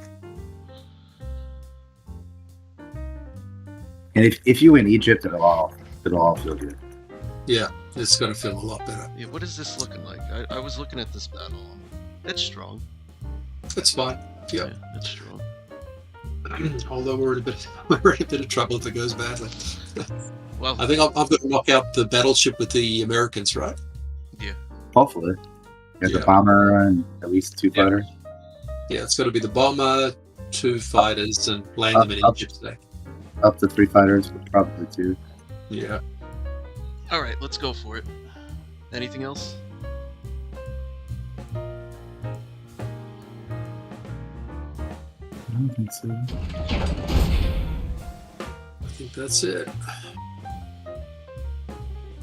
All right, let's do it.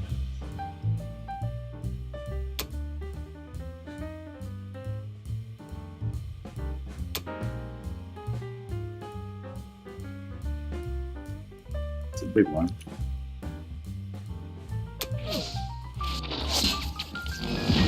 Oh. That's not good. Well, he only got 1 hit back also. Yeah, we're okay. Whoa. Don't want to. We might have to stack a fighter to win it, though. Yeah, we should have done Trent Jordan first, so we knew it. I was gonna ask if I should do something first, but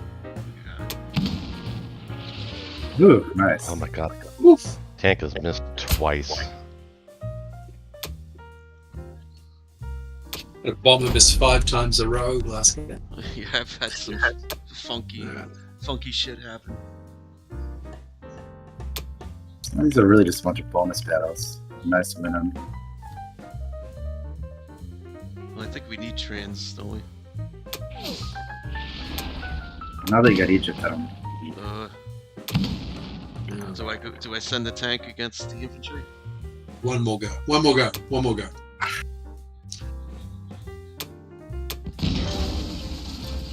It'll be good. Ah. Oh. Every time.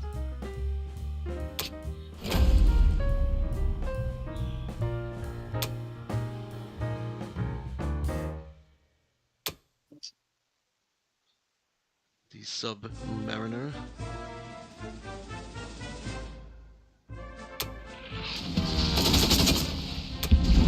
He's toast.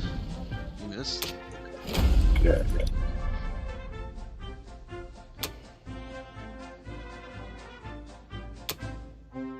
That was a good call splitting them up.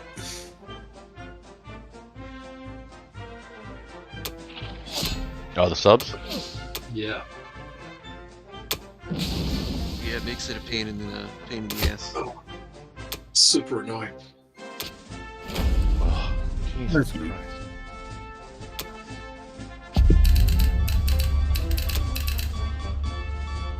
Oh, we get to kill an artillery next turn. That's good. That's the bright side.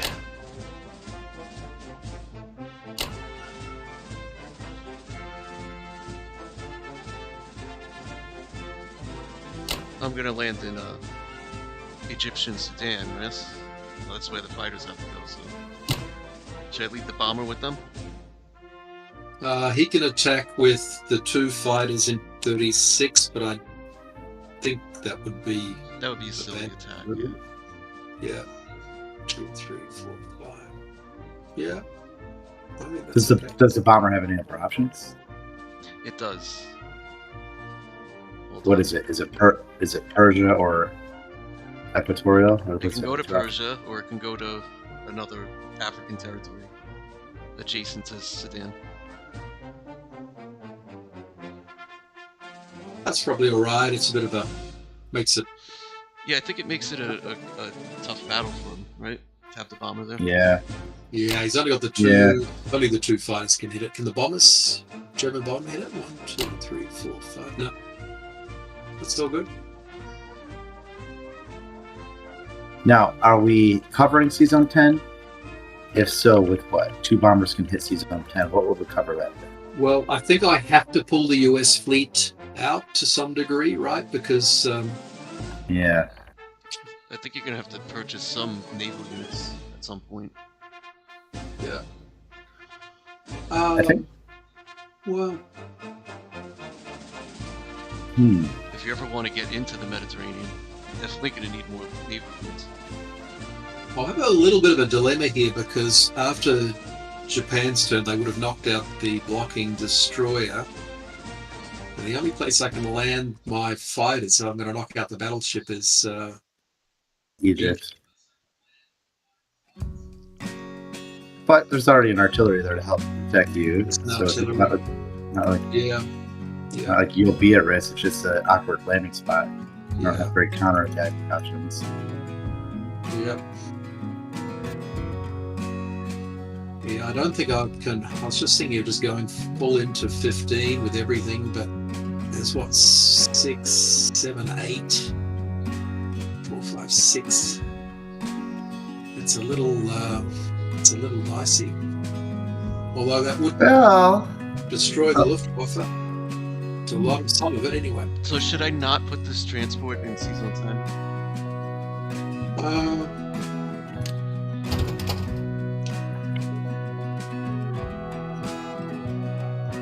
It's gonna have to go to 13, right?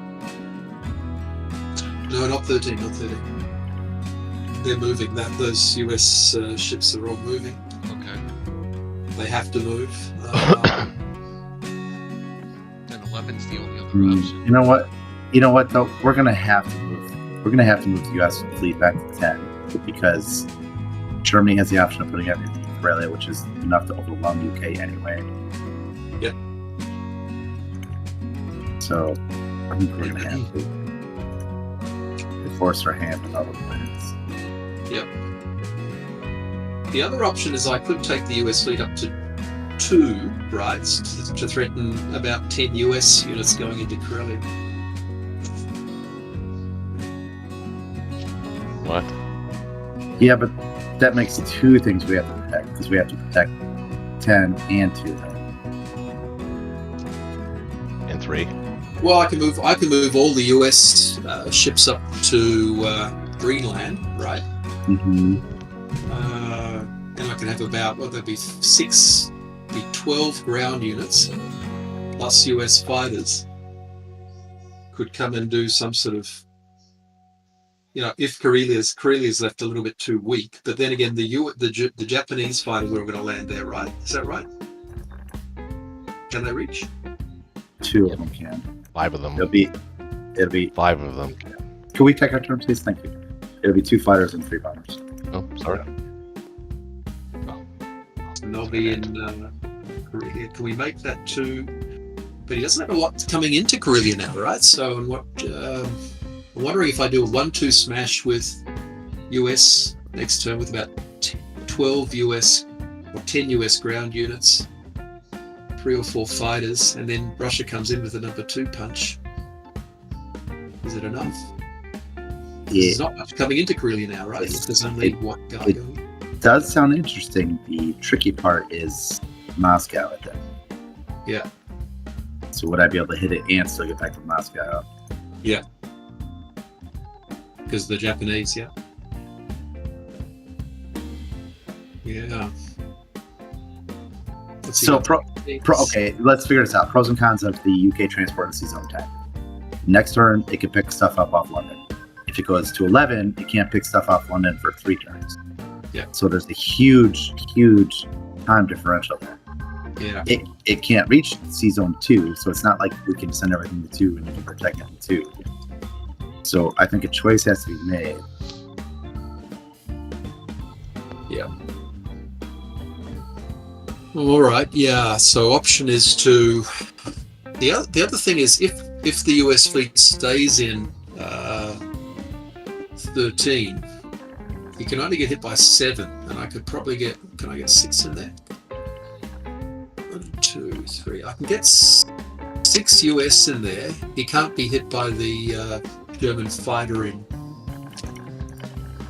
To be 6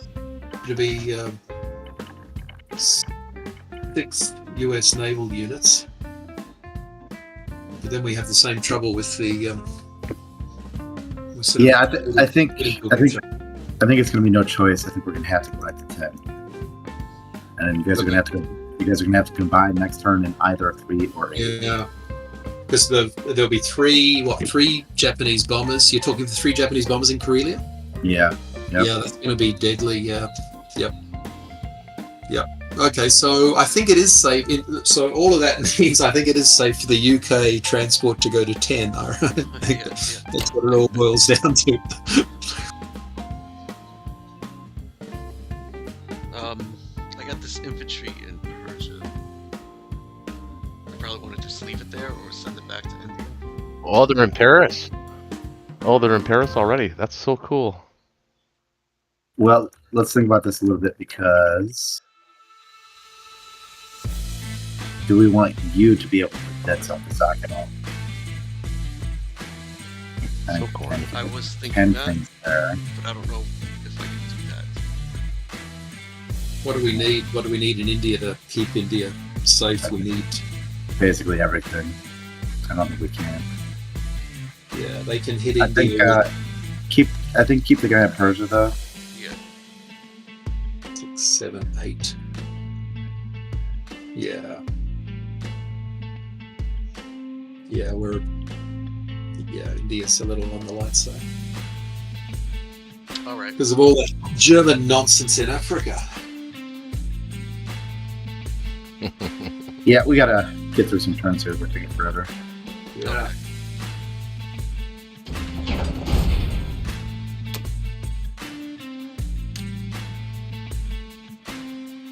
So we got a fighter in India, destroyer and infantry.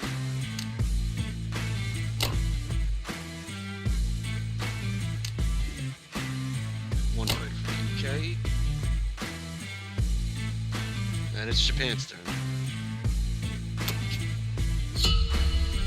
Yay! Japan! We have arrived. All right. The land of the rising sun.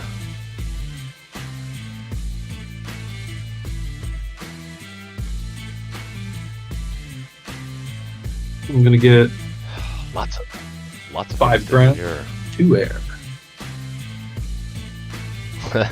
See, this is why you're playing Japan, because I would never have done that. But I know how, you got a system. I'm not messing with it. I'm not even going to question it, and it works. So let's just go. Germany's doing fine, by the way. Just so you know. There's no 1-2. They don't have a 1-2 there. Well, they don't now. Well, they don't now, but I don't think they ever actually did. I mean, the UK's only might have got been one able to. transport. Okay, we would have had 2 transports, but And they were in an awkward position. I brought all my planes back, and your planes are going to land there. I don't think it was there at all. So let's kill this transport. And let's kill this destroyer. Mm-hmm. Support this attack. What about non-combat? Is there any sense to landing the sub in 52 in 54 on non-combat? What does that do for their plans there? He has to disengage. Is his plan just to land a unit on Hawaii and get back? He's generally just going to try to cause mayhem in the South Pacific. If I move my main Japanese force over to something like 34, 35, he can cause mischief in the North Pacific. Maybe a little. Yeah. So let's start by taking one to each of these positions. Decide. Oops. One to these positions. Decide if I want to put more there in a moment. And let's bring you.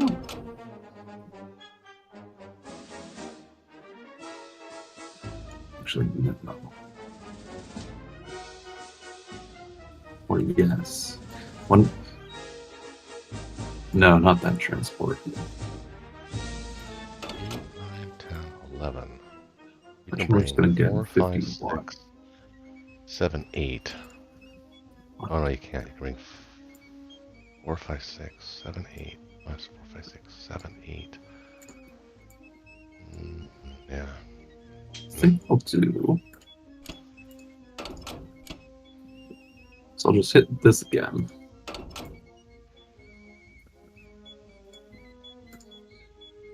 I think I'll put one bomber in that. I'll send you 2 bombers. Okay.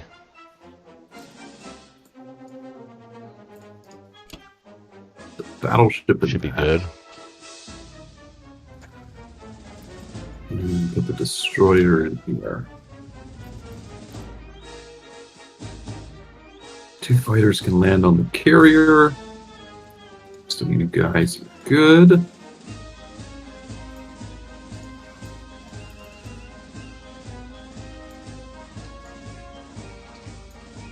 And 1 transport to 35, likely.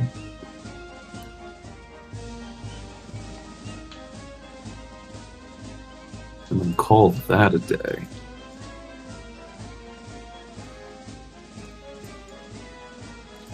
Alright. I think that's the extent of the attacks. Do you see anything else? Nope. That's exactly what I saw. Alright. I seen what I saw. Yeah, let's take some territory.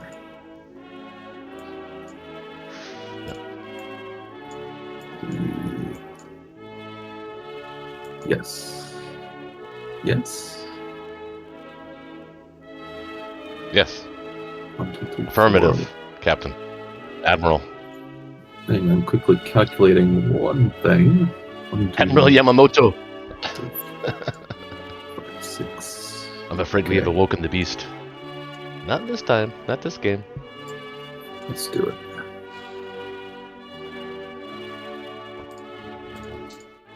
Okay. Didn't even need the planes.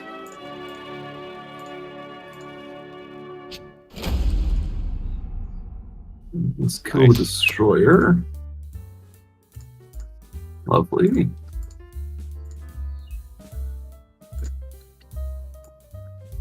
Okay.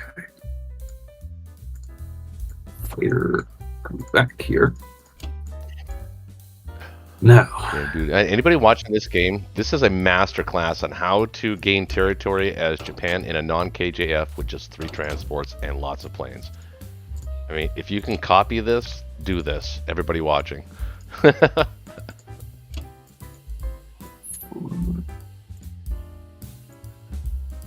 He does have 4 planes that can hit you in 35, though.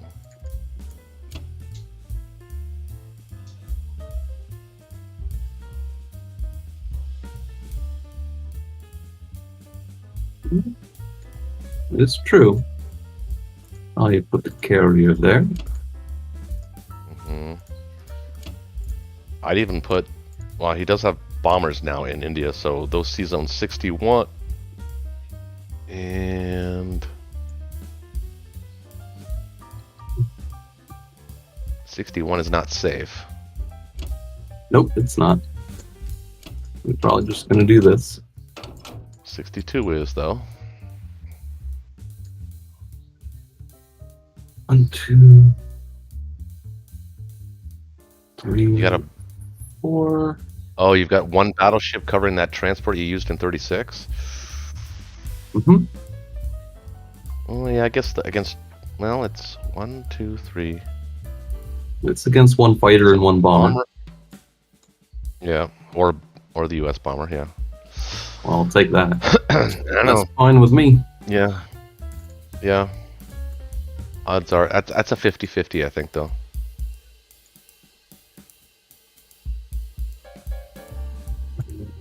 Keep those 2 units there.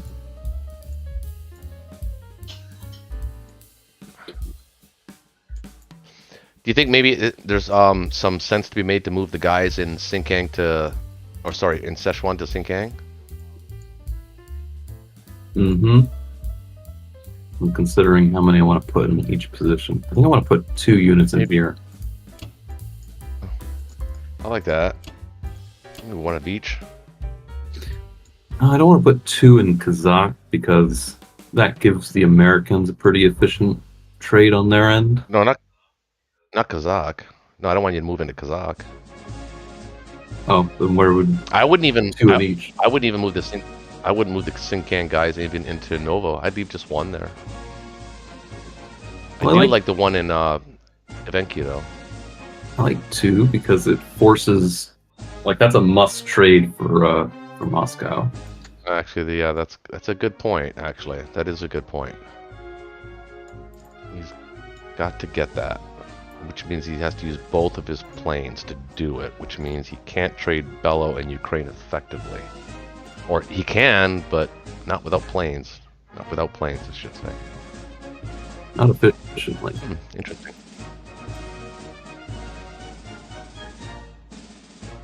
It's good to me. I don't see anything missing.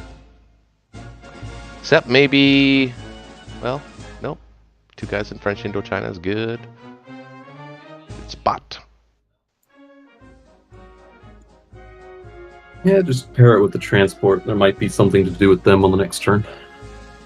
Mm-hmm. Well, he's leaving West Africa open for you anyway. I mean, it's there. It's free. East Africa. Or Madagascar. Yeah. Or East, well, yeah. Africa too. 'Tis true. 51 is safe. 1, 2, 3, 4, 6. 1, 2. That looks safe. No more pesky transports. I think the UK defense of Africa is about to get over with, unless the Americans want to chip some guys down there. That'd be fine. We'd be okay with that, wouldn't we? I think so.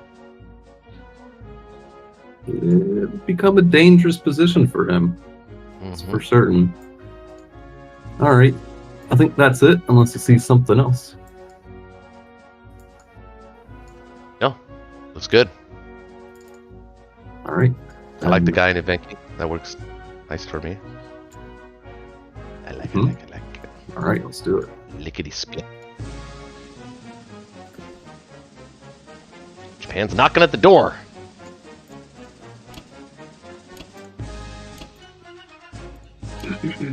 Over to the US.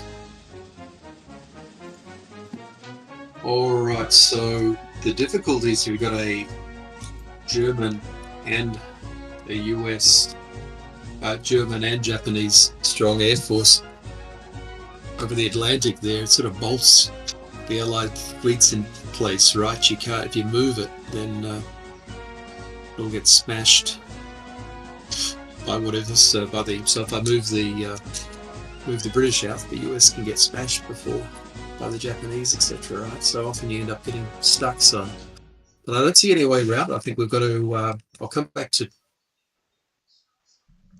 10. Are we going to move the UK fleet at all, or leave it in 3? I'll be right back. Yeah. I'm sorry. Say that again. Oh, are we going to leave the UK fleet where it is? Is it or is it at risk right now? What do we got? 1, 2, 3. 1, 2, 3, 4. 4 Japanese Well, I think units. I think that depends on what our grand strategy is here. Like, what are we trying to accomplish here? That's a really good question. You know, we absolutely have to have an overarching strategy here. So my thought is, look, we're blocked from the Med. There's just too many. There's too many German air there. I just can't see us getting in there efficiently, right? Yeah. I think KJF is probably. I mean, I could pivot back to a KJF type thing now, but it's a little bit late now.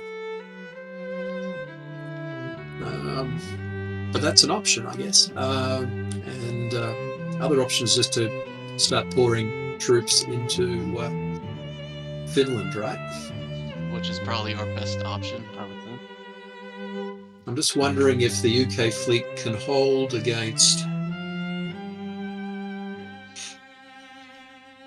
See, because he can. I can't get my Americans to 3. I can get them to 10. And what are they going to get hit with then? They'll get hit with.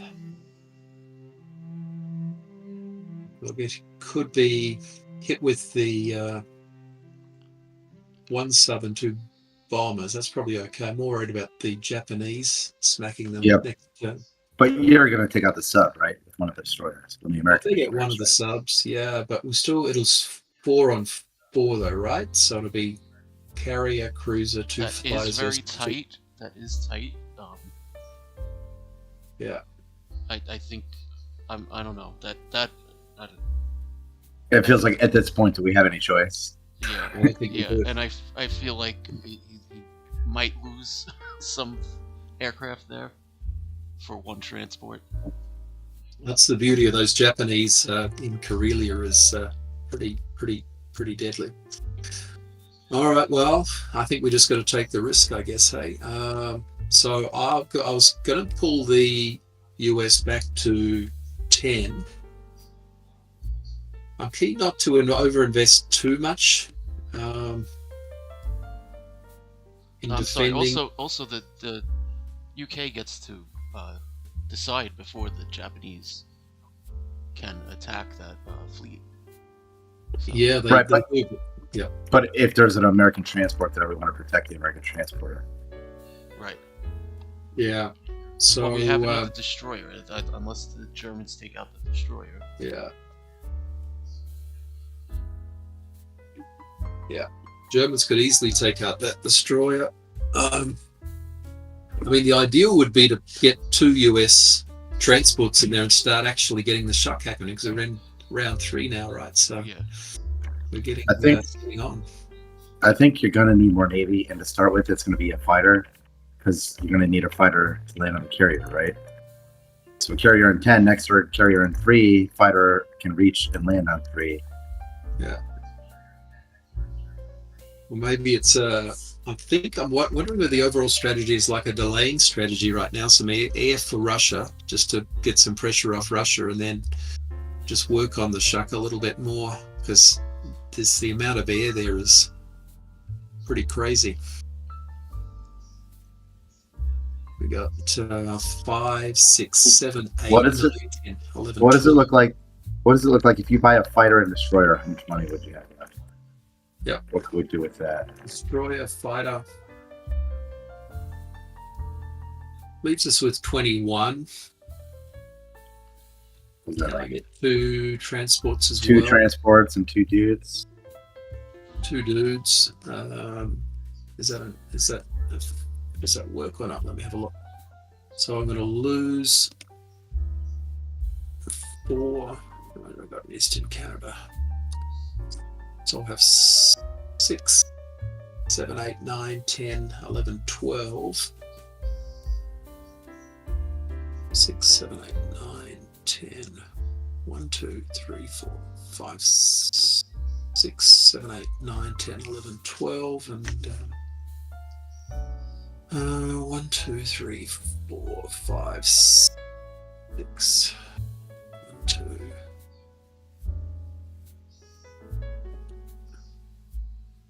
There, 1 bit. those guys will. How many do I need? I need 1, 2.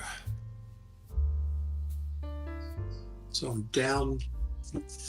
Yeah, the maths of this starts to get a little confusing. I haven't played Allies for a little while now, but I'm going to lose everything in East Canada. The 8 in East Coast USA are accounted for with the 4 other transports. Mm-hmm. And you're adding 2 infantry. 2 infantry. One is Central and Western. Yeah. Yeah. So I think we can just. My reading is that that's just enough, but am I wrong on that? Sort of. It's the transports that are going to Finland right now. They won't be able to. They will have nothing to come back to. Yeah, that'll be the downside. One way to solve that is to hold back the transport. Maybe just bring 1 infantry to Finland and hold back the infantry. Maybe we could put something like infantry in the AA gun in Norway or something. It'd be nice to get.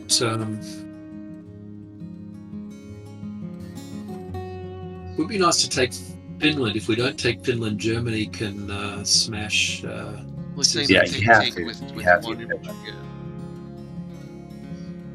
Or just with 1 infantry. Yeah. Yeah. Yep. And I think the Algerians can just keep marching on, right? Yeah, they can just march on. Yep, that's fine. If they end their journey in Egypt with 3 infantry and that'd be neat. Yeah. Yep. And then in the Pacific, he's going for Hawaii.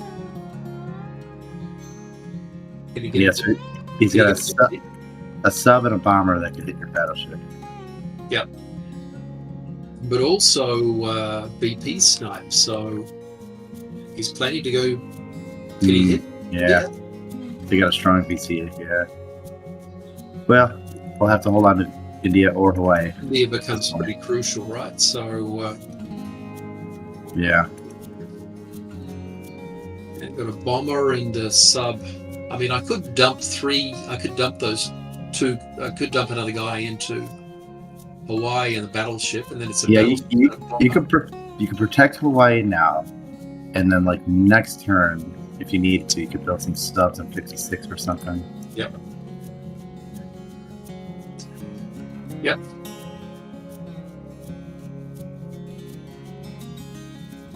Or alternatively, I'm so tempted to go down to take the Solomons, threaten Borneo and Philippines. Is it safe there? You can get hit by a. I think it is. I mean, maybe, but we don't want to. We don't want to just give up Hawaii this early, do we? With the sub and bomber. If I take the Philippines, if I take Solomons, I think he's safe down there. 1, 2, 3, 4. Oh no! 6. You can land not yeah. Yeah, you can land in New Guinea. 1, 2, 3. Or in the Carolines. Yeah. Or up in Wake Island. Yeah, he's got landing points. I don't know. Would he take a shot against a battleship? Oh, against a battleship and a transport? Yeah, probably with a submarine and a bomber. Probably, hey? Yeah, probably not. No, probably not. He's laughing. No, he's laughing at you. But I don't think it's worth it taking Solomon, because if you take Solomon, then Hawaii is naked then. Yeah, what I might do is actually pull back to 56, get something a little bit more impressive. At best, he's going to come into Hawaii with what is it? 2 infantry. 2 infantry, right? So 2 versus 1. Yeah, if he wins that, then I come in a bit stronger next turn before the VP snipe can happen. That's all right. I don't know. I think it's a bit too risky having a bomber and a battleship and a transport against a submarine or a bomber, because if it's going badly, you can just pull retreat with the bomber, he's just lost a sub. That's it. But if it goes badly for us, we lost a battleship and a transport, right? So, yeah, I would keep out of range of that. yeah, I think so. Yeah. All right, so we'll do two transports, destroyer. And so rationale for the Shaky, you suggested a destroyer. Rationale for that was de-escalating of the Axis Air Force. Yeah. One of you guys are going to have to build Navy at some point to protect the fleets, and if we don't start now, we're going to get in a hole. I agree. You know, a destroyer every now and then is not the end of the world. If it defends the fleet. so. Yeah, 3. What do we have there? If we combined everything, if we did combine things in 3, we'd have 1, 2, 3, 4, 5, 6, 7, 8, 9, 10. Yeah, but if you put everything right on the coast, yeah, it's getting a little dicey. All right, and he's going to start putting his German Air Force into Karelia probably at some stage too. Swing it around there, maybe, huh? Which would be double scary. Yeah. And then we'd then want to swing down to probably 8 and take France, but we're then stuck with splitting, you know what I mean? It's a real...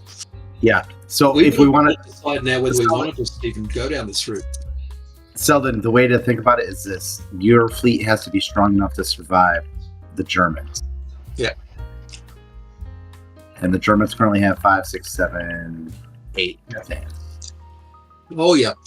That's true, but I'm just wondering, you know what I mean, just overall, is 3 a trap, right? If we go up to 3, there's no way we can pull out, right? If they've got 2 strong air forces there, we're just stuck there in 3, right?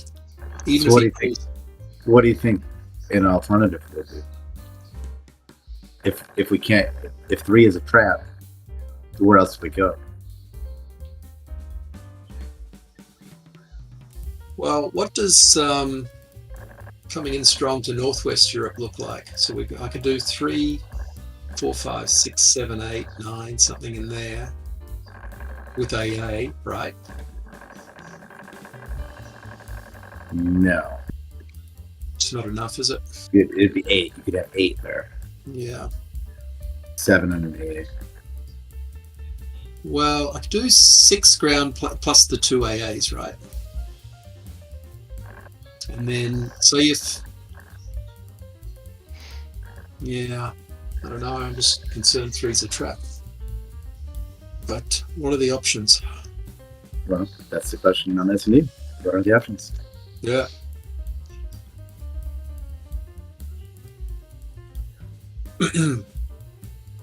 Option might be... The options are to spring the trap. Yeah.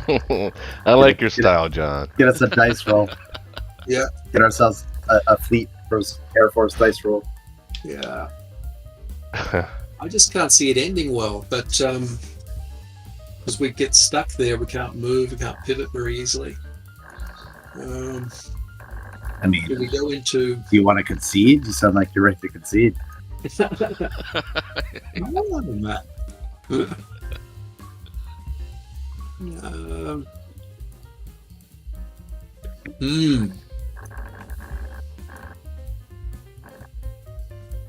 We need to have 2 fleets, but we don't have enough to do that. Yeah. And that's the issue. Yeah. And I mean, it's our own fault that we knew it, but we didn't bring the American battleship and destroyer back, and you know, we lost the other thing at the other place. The C-Zone 37 cruiser was never able to get back there. Yep. It's okay. So we can. We're just gonna have to buckle down and pay for ships. Yep. All right. Well, let's do that. Let's do.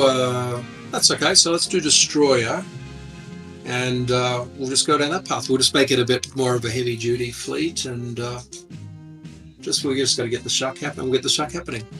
That's all right. All right. So you happy with that build? I'm going to do 2 transports. Destroyer, fighter, 2 ground units. Yeah. Yeah, I think that's pretty good. Yeah. The other option, let me just double check here. sometimes there's an advantage to do a submarine in 56 at this point, because he's got all these transports that are going to start causing troubles otherwise. I'm certainly not against that. I like to do sub trips. I enjoy that. So if I have to then, I'd have to then maybe knock out one of either the transport or two of the ground units. Well, it'd have to be the one transport. It would have to be the one transport. Unfortunately, yeah.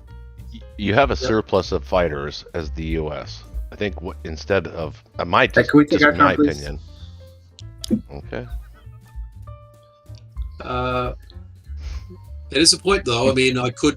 You really want the fighter? I'm happy. You wanted him for. No. That was me talking. He was going to say that we can get a carrier, and he's right. Yes. Yep. We could. Yep. All our fighters are accounted for in other areas. But as far as the sub, you can get a sub, but you would sacrifice building a transport because you're already tight on the number of units per transport. So. Yeah. Right, the actual land units, right?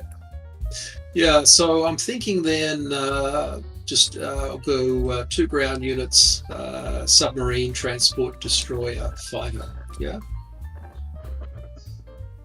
Does that work? It works for me. Yeah, I'm okay with that. All right. Okay.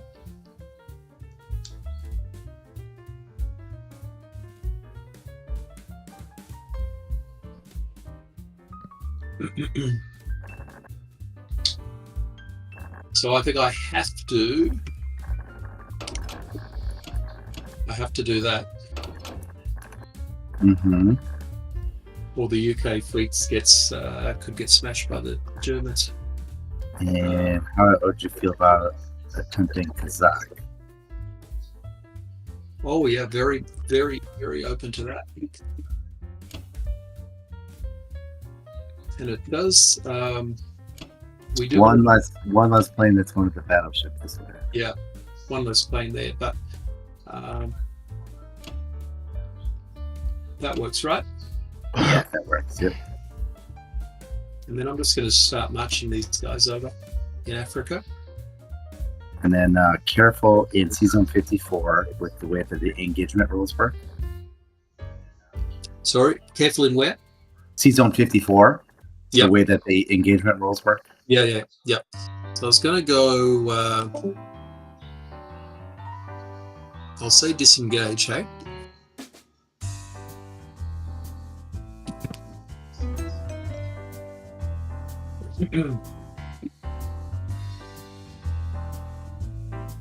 All right. Do we want to try the destroyer in Season 8? Yep. Let's kill him.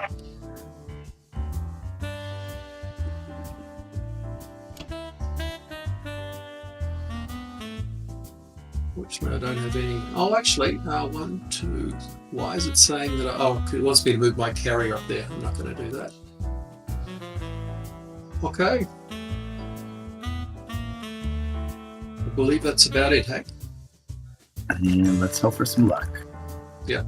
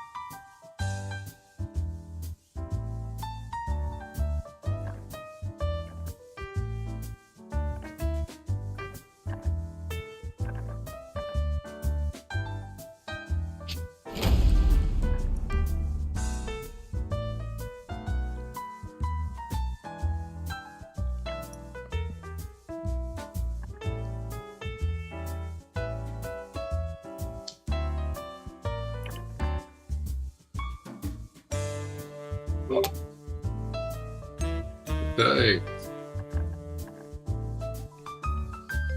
Uh-oh. Oh. Uh-oh. It's one. Uh-huh. Yeah, semen. Yeah. Pull out or keep going? I don't know. I think I'd have to, because if I don't, then the transport will come and smash those fighters, won't it? German transport's still free to come back. That is unfortunate. What's that? It's a very unfortunate roll. Yeah, very unfortunate. But if I don't, if I land them in Egypt, which I think is the only place they can. Well, the other option is I retreat back to. Just go all in on 15, right? Just put the whole fleet in 15 and sack the bomber, and just dare the Luftwaffe to go against the fleet. I don't know. I don't know if you're getting this battleship though. It's like a level Season 37.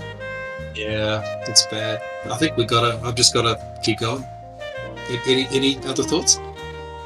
I kind of feel like you have to go too, but this is if we don't get it, this will be bad for us. Yep. Yeah, I think I've got to keep going. All right, come on, dice.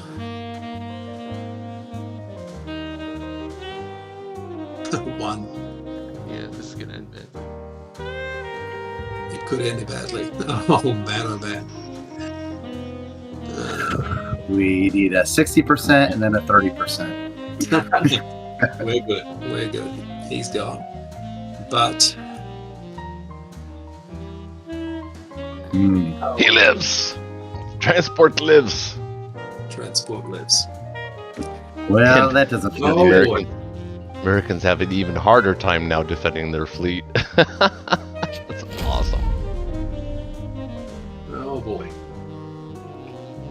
That's usually a relatively safe battle. Yeah, that should have won. Kill the sub.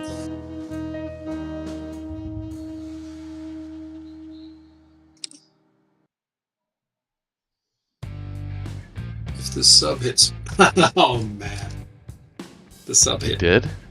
The sub hit. Oh no, that's awful. What are you gonna do now? No.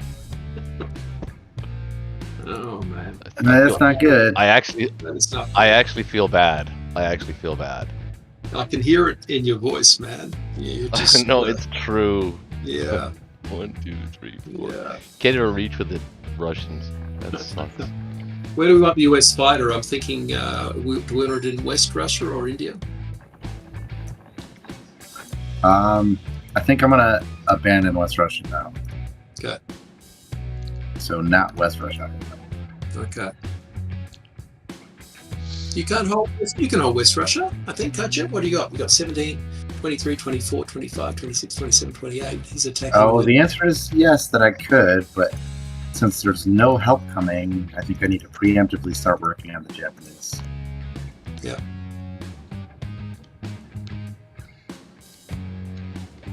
I think I'm going to send the 3 infantry, the tank, and the fighters to Benki. See if we can get something going there. Yep. I think we'll mini stack Novo. We'll, on our way out, we'll attack Ukraine.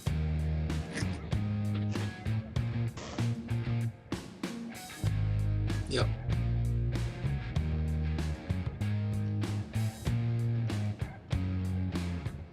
Just try and kill as many of those land units. He doesn't have a lot of land units, so if I kill the bulk of his land units now, yep, the threat from this entire front goes away. Yep.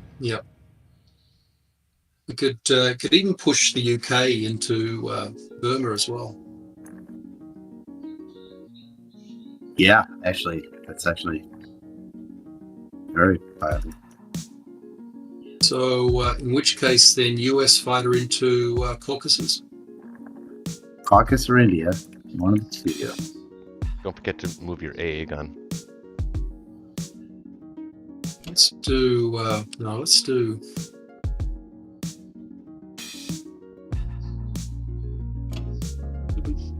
Actually, I think India is okay because the battleship is gone and it's just a transport. I think Caucasus will be safe just by the things that I've recruited there. Yep.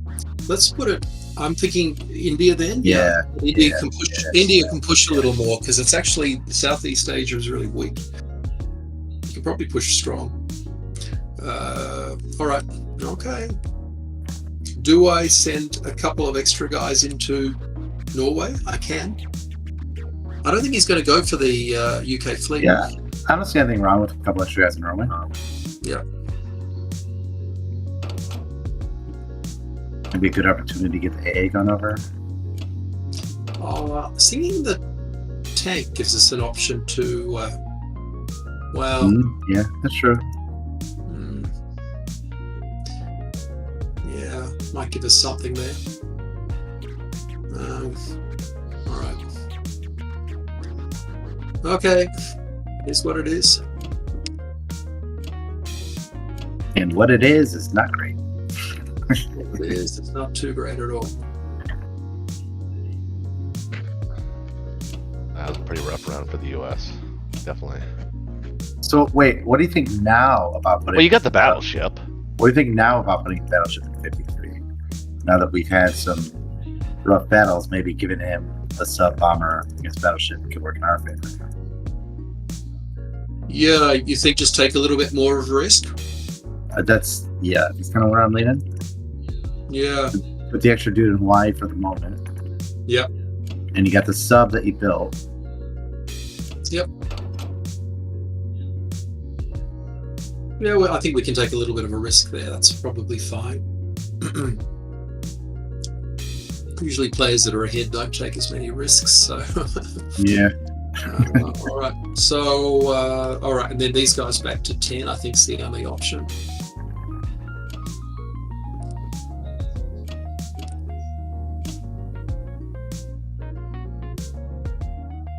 Is Alaska at risk? 1, 2, 3. Well, you have a 756, so you'll get the transport. You could dump units off. The transport will die, but the units will remain. Units will remain. I don't need. Do we need to keep that fighter? We don't. I'll move the fighter over, but also, I mean, I can move him onto the carrier, right? Yeah. And do we need the tank in Norway? Well, the other thing I was thinking is, do we need this many units? I've only got 4 transports in there, so I only need 8 units. I think it would be. It wouldn't be a bad idea to leave a transport behind, would it? Do you need? What are you going to do with those 2 units this round? I see what you're saying. Yeah, you could move a guy back now because you can't even fill the transports for the moment. So I was just going to. What I was going to do is just get this one. I could even. Where did he go? Oh, no, he needs to go there. This guy.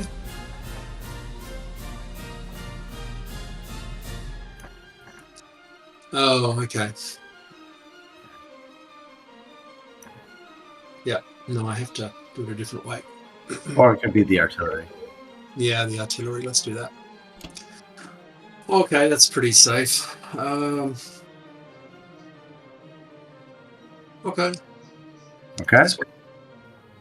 Everyone, I won't say happy, but everyone accepting. It's happening. All right.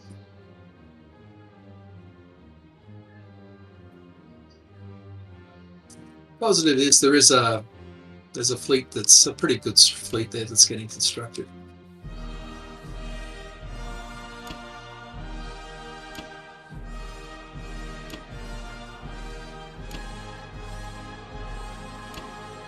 Right.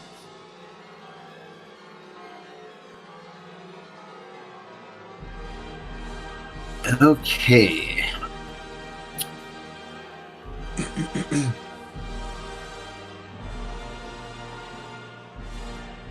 We get the units that we can, which is 7 units.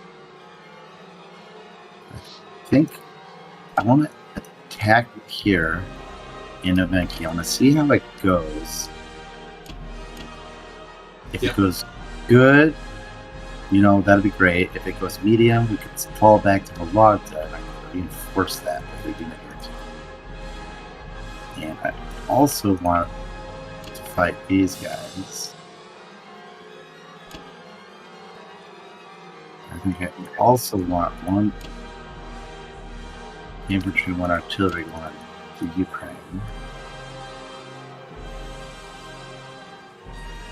Bello is a little more questionable. Do you need to take Bello? No, not a lot of units already. Yeah, there's no air support. That's okay. So, implausible. Evenki is implausible. So it's actually not a good fight for me. What do we got? Is it a good strafe at least? You know what I mean? See how it goes for one turn and see. I would like to do that. I would like to see how it goes for one turn. The problem is I can only reinforce it with an infantry and artillery. Yeah. And Vologda. If I retreat to Vologda. Well, and the 2 fighters. You're expecting the same number of hits, so you're trading infantry for infantry. But the reason I want to do it is because he has such few land units. Yeah. Right. Yeah. I think at this stage of the game, maybe we want to take a couple of risks.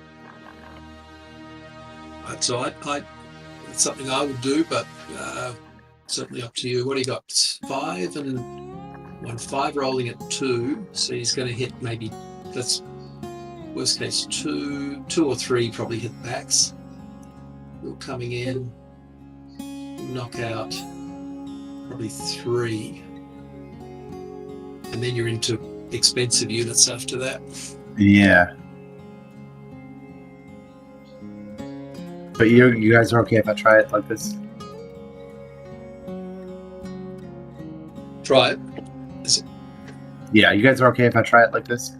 Yeah, you can try it. I think where that's the game where, even if you win though, just note that even if you win, there's Xinjiang troops are going to just smash whatever's left. Yeah. So actually, I don't actually want to win. I just want to thin out some resistance. Oh yeah. Start with this one. Nice.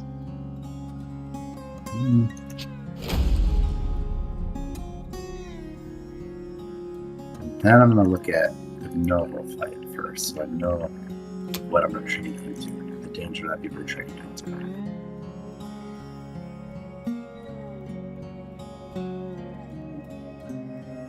I'm tempted to get out.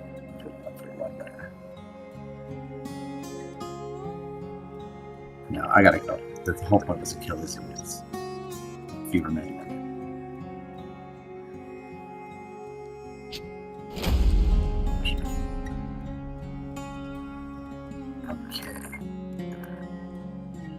Now we need some dice.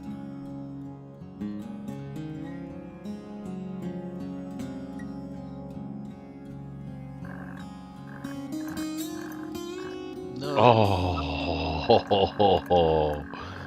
Oh, come on. Like I said. Oh, come on, tank. Ooh, Oh my god. Now I'm in danger of taking. I'm gonna throw one more. The Japanese and the Russians. Oh. Nice. Okay, that works out. That's okay. It's okay. 21-9. The Japanese and Russians did have one big battle in World War II. Well, it's actually 15. Is that true? It's 15 big battles? No. The tank. With the tank, it's 15. He's certainly going to get the tank. I guess the tank. If he gets a hit, we'll bring it down to 12. Is that what I think? Yeah. He's gonna go up and try and smash Evenki. But if you could you pull up the 2 guys you got left in Russia, put them into Vologda, Yeah. And then for the hit back, right? Because we're going to lose the tank, but then he's got nothing there really for a long. We got Siberia back if you wanted to. For now, anyway.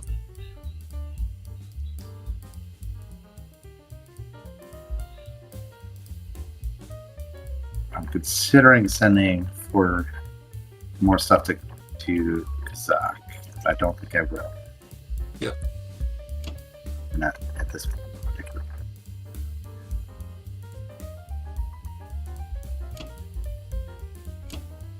And I got some pretty good hit back power with all the artillery I have. Yeah. Sucks giving up West Russia, but yeah. C'est ma vie.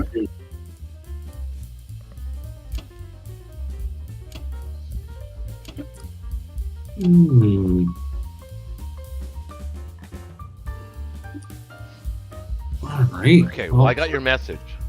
I got your message. It's just a potential. We can play this safer. Did you get my message, which was the safer one? I don't know if we want to invest more in that region of the world, though. Well, don't you want to come back and start pouring guys into China? Or build more planes? You're just going to build more planes. Of course you are. What am I saying? I mean, I do have a free drop, but all I have to do is invest 14 IPC, and I could hold 15 for another 3, 4, or 5 turns if I wanted to. Yeah, but that carrier is pretty doomed. Cheap. I could build a carrier in 4, and then I can hit C-Zone 3 with 4 planes. Kill... Even if I couldn't kill it all, which I should be able to, but even if I couldn't, you could kill it next turn. You can kill the American transports, because they'll be left there for you to just eat. Yeah, well, that is true. I mean, actually, I could bring 5. I got a sub too. I can bring a sub and 2 fighters and 2 battles, or 2 bombers. But I have to build a carrier in C-Zone 4. I've never done that, and I don't think I want to. It just sounds icky to me. You can just cash out by using the sub to kill the free destroyer in 6, and then just use the rest of the planes to trade efficiently with all the border Russian territory.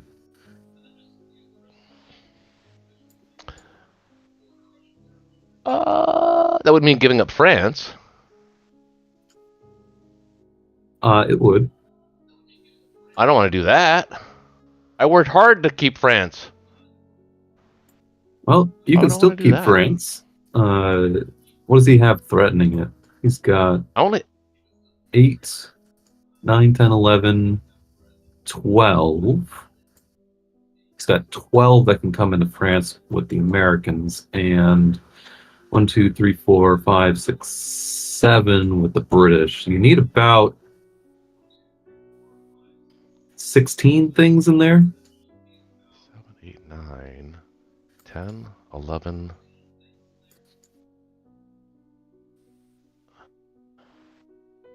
Americans can bring 11 to France. What do you see? 12.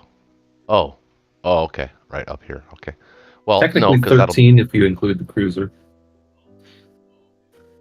Well, those transports will be dead though if we hit C-Zone 3. Well, this is in a scenario where we don't hit C-Zone 3.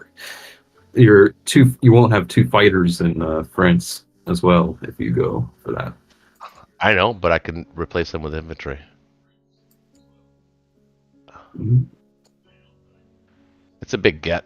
I don't know, not for nothing, but I think that I would have played Norway and Finland differently. I would have swapped that. I would have definitely gone US, because the US can build an IC there, and that means ships. And that's the only reason why I think the US wants to take Norway. Normally, and it's a learning channel.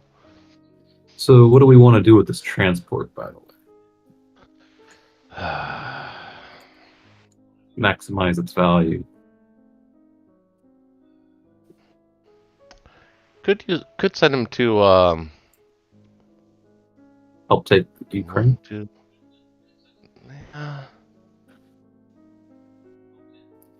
We could stack Ukraine. What's more bothersome for them though? I think Egypt might be more bothersome for them because you can reinforce. You've already got it. Actually, you can take out those 2 planes, and 2 planes and a bomber. Those guys can be killed. Well, no, he goes before Japan goes. Oh, right. And it's not a guarantee that your 2 infantry can take out that artillery. I'd leave that for the Japanese. Okay. So then what is the best use? Maybe Morocco? What if you put... Can't be hit. Yes, he can. 1, 2, 3. Yeah, I can. But he has to go down this way to do it. He doesn't want to do that. I like the idea of stacking Ukraine, because you could put 6 infantry and 9 tanks into it. He doesn't have any odds on Karelia right now. And you can use some bombers. Now that you mention that, you're right. Bello's not taken. He didn't take Bello. Didn't see that, or didn't register that yet because I haven't looked. My eyes haven't shifted there yet. When you play the game, like everybody can attest to this, I'm sure, and some maybe not explained the same way, but our eyes seem to. We have like a way that we look at the map. Mm-hmm. Yeah, I'd cash out that sub killing the destroyer, because also if the sub does kill the destroyer and lives, he doesn't have a destroyer to kill the sub again. Oh, I will. Yeah, I'm going to kill it. That'd be pretty valuable. Question is, I think I can stack Ukraine, and I think that is probably the best use of the transport. So we can do that. But I do want to repair Germany because I want to build everything I can on there.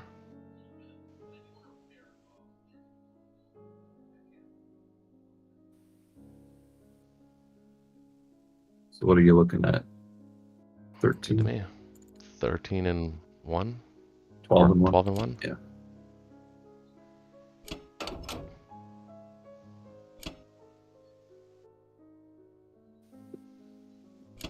We'll send 5 for now, just to make sure we get it.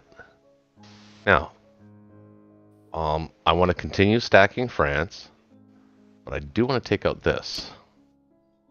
Mm-hmm. Fighters can help that battle. 1, 2, 3, 4, 5, 6. All of them can actually. What do you think about taking Definitely take West Russia. Finland? Well, yeah, but Finland. Well, Finland. Send 1 infantry there and a couple of planes. No, I need any planes you send there is not going to France. Yeah, I need them back here. But I can send the bombers somewhere important, somewhere useful. West Russia, maybe? Let's see. 1, 2, 3, 4. They can land in Karelia and still be effective.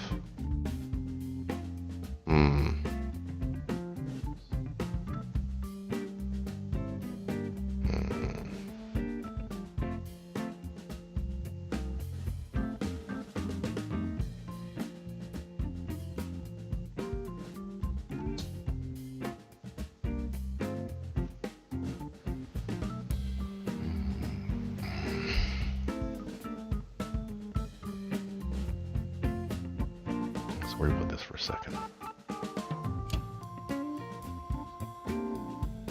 I think I kind of have to use them here, at least 1. Mm-hmm.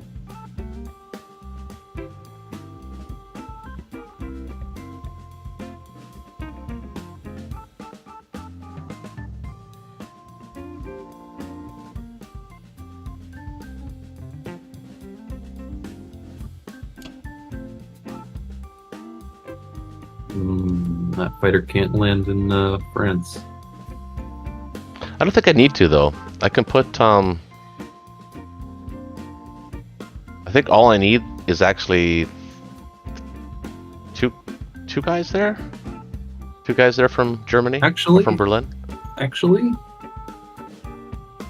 What if we just put all our planes in Karelia anyway? Then I'd have to evacuate France. Oh yeah, actually, that's actually a good idea because actually we kind of want them to come down to C Zone 8.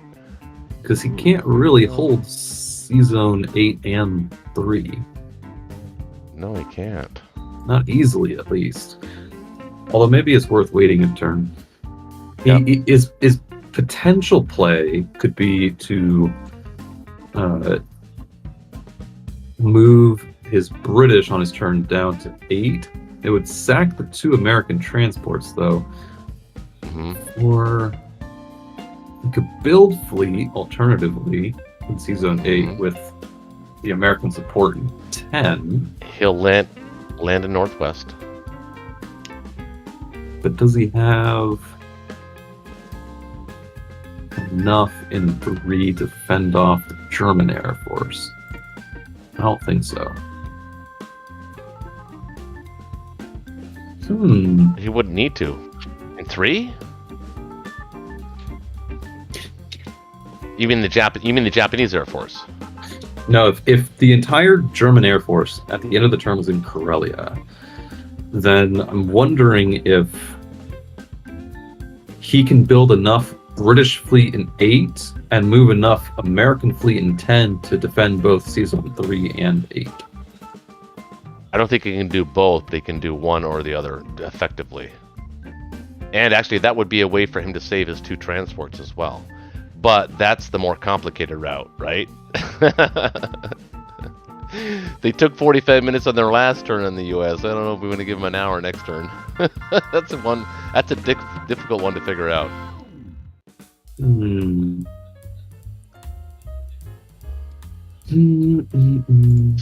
I don't know. Are you gonna hit Tom? Are you gonna hit? Are you gonna hit Cecil? Oh, you can't. Depends on the state of the board. Can't really stay there. That's 4 against 4, and your 4 are better than his 4 by slightly. Actually, what if you mini stack Finland? Because if you stack Finland, I'd have 5 aircraft that could hit Sea Zone 3 potentially. Although I do want the planes in this position to hit Russian positions.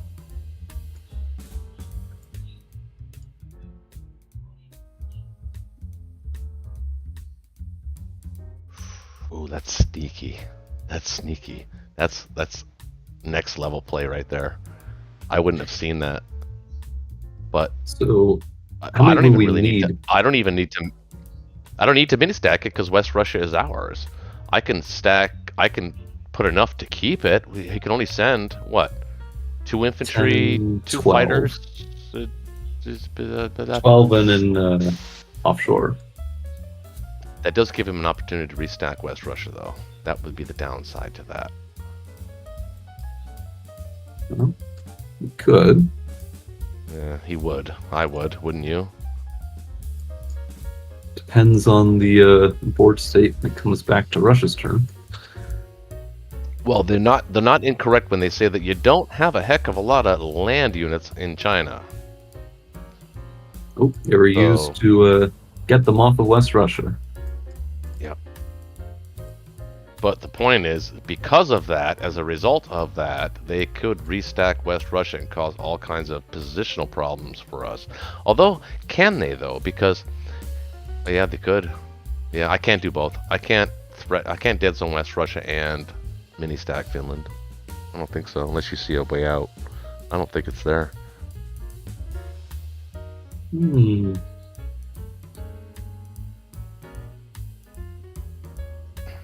I need a beer. Think about it. Well, either way, it might be worth just sending a dude in a bomber if the bomber's not going to go anywhere else into Finland, since the bomber after that can land anywhere you want. Yeah, I agree with that.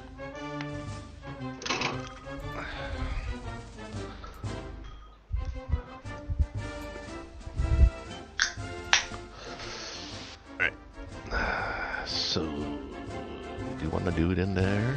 So let's put 1.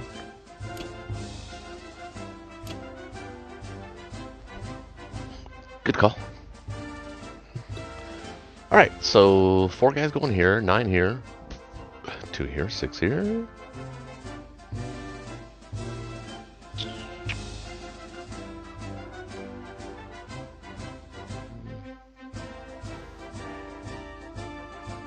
Actually, because... No, not yet. All set? We good with this? Looks good? Looks fine? For my attacks, at least? I think so. Alright. That's strong on everyone. Let's prove them right.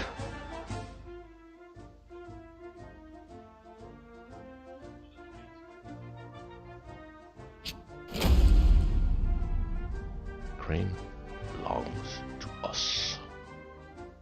This would be kind of huge if we get to keep the sub. Yeah, wouldn't it? Oh, I missed on everything. Well, so did he, though. You missed on everything? No, the sub hit, though, so I don't think he gets to hit back, does he? The destroyer he did, could. but he... Yeah. Oh, we got to keep the sub. Oh, that's huge. It's pretty big. Yeah.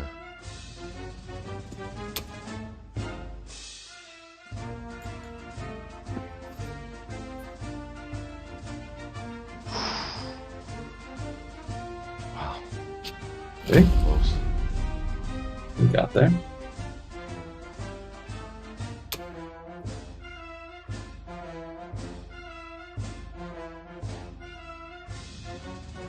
This would be a nice bonus. All right.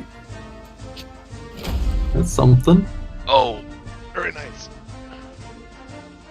Germany's dice are on fire. All right, so we're gonna put all these guys back here because I think we can defend it. No problem. Mm-hmm.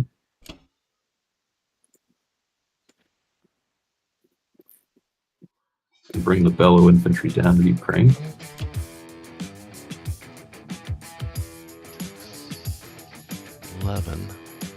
That's pretty solid.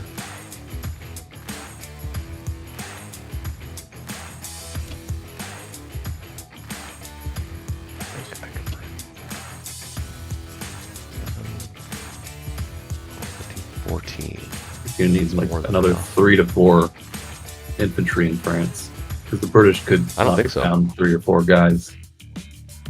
Oh, but they would lose their entire air force doing it. But if he gets it, you lose your entire air force. That's true.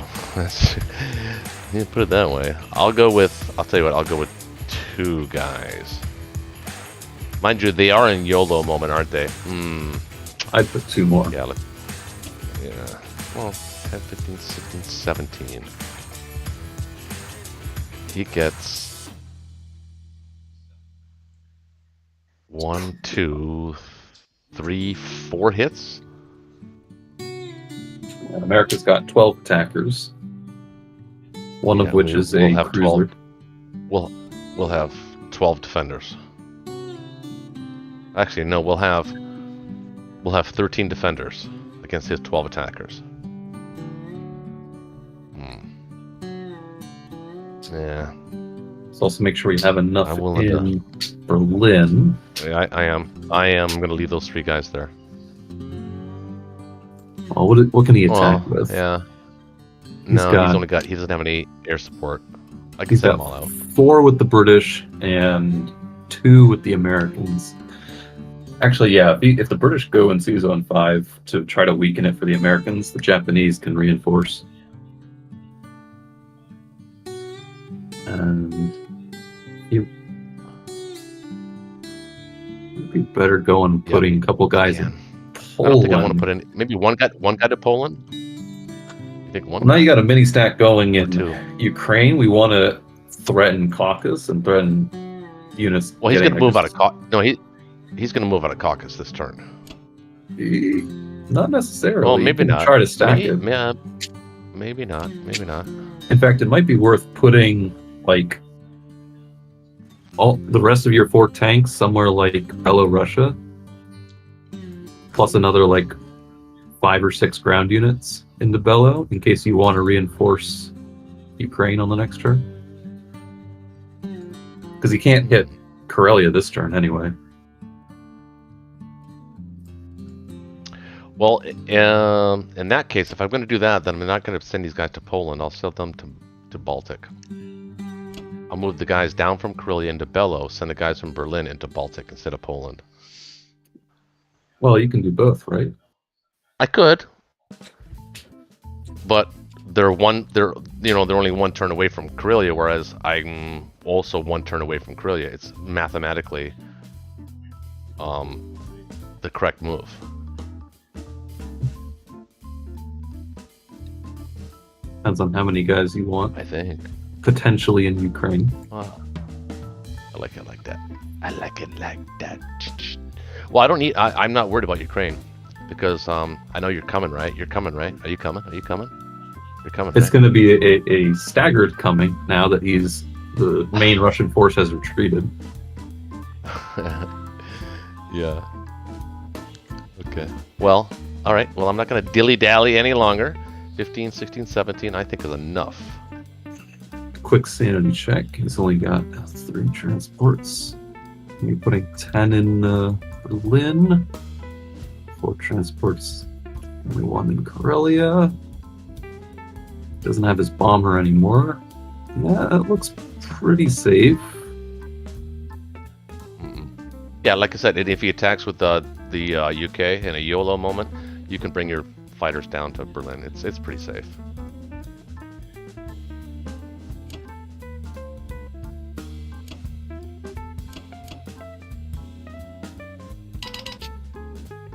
All right, over to the British. Okay. Yeah. Well, I think the MVP of this game has been the German Navy, without question. The fact that the sub lived again. That is pretty crazy. You don't see that every day. I kind of think this game is over. But I want to hear compelling arguments for continuing. We stack everything we can into Finland. What do we got? We got 1, 2, 3, 4. I can get 8 Americans. I've got 12. So 14 with aircraft, US aircraft. We've got 14 in Finland. What can he attack with? 14 plus air. Plus 4 tanks. Plus 4 tanks, yeah. I mean, really, at every turn, the German Navy has supported us. In turn 1, in turn 2 when we couldn't get it, and when we went for the battleship, we lost all the planes, and when we went for the sub, we lost, and that sub got the kill, and we didn't get to kill the sub. The combined smartly by him with the extra bomber and the extra plane, the German Navy has single-handedly been the MVP of this game. I agree. The only move I see here is we'd have to lose 2 US transports, but we'd have to move the British down to 8. Yeah, that's another option. That's the only move I see. Which is probably the only option, actually. Yeah, because then I can get a destroyer. And your 3rd transport. Yeah. Yeah. Otherwise, you're just never going to be able to build another transport.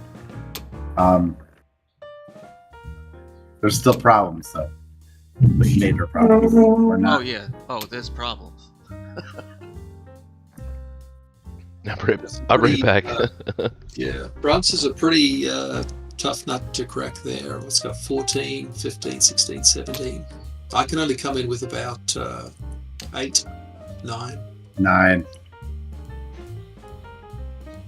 It'll be a bloodbath. And UK can come in with 4, 5, 6, 7 with the cruiser. So I think Yeah. I think we can buy ourselves a lot of turns. Russia is still strong for the moment it can fight on, but in the end, I don't think this is a good game for us. The battleship getting the 3 planes was a backbreaker. The sub that's in Season 6 has killed 4 things by itself already. Yeah, that's the one that is really killing us now. It's some sort of titanium sub. UK doesn't have any destroyers, so it can't even kill it. Yeah. Your destroyer can't reach it, so that means it's all its planes plus 1 hit point. Yeah.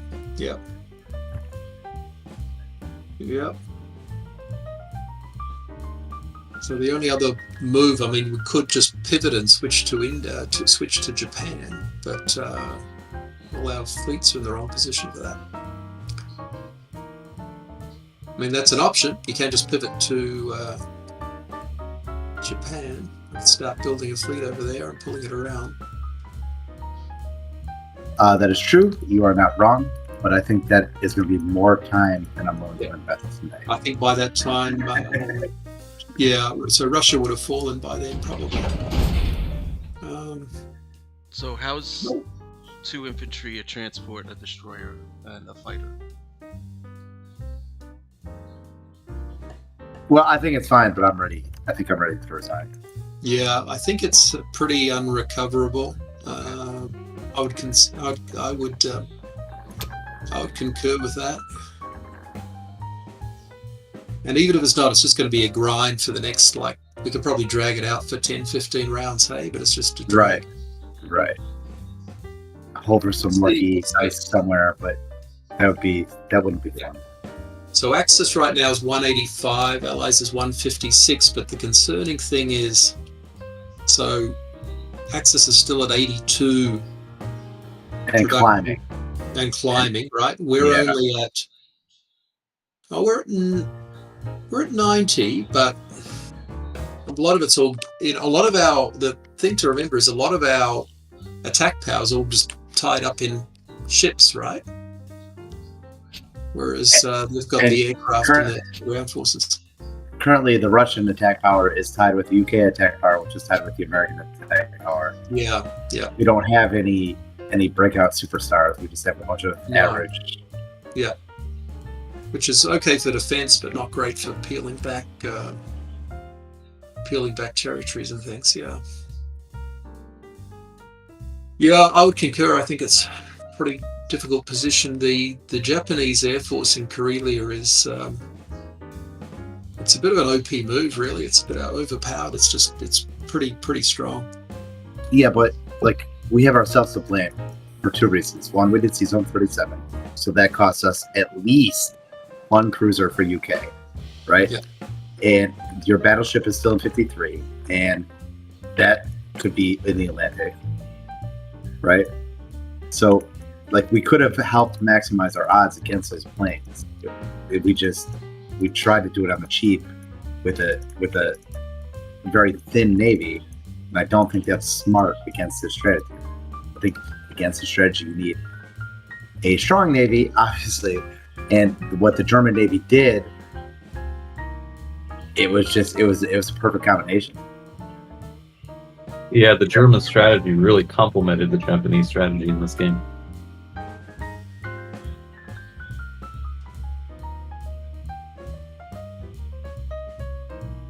So, I mean, you guys played it smart. You played it good. I appreciate it.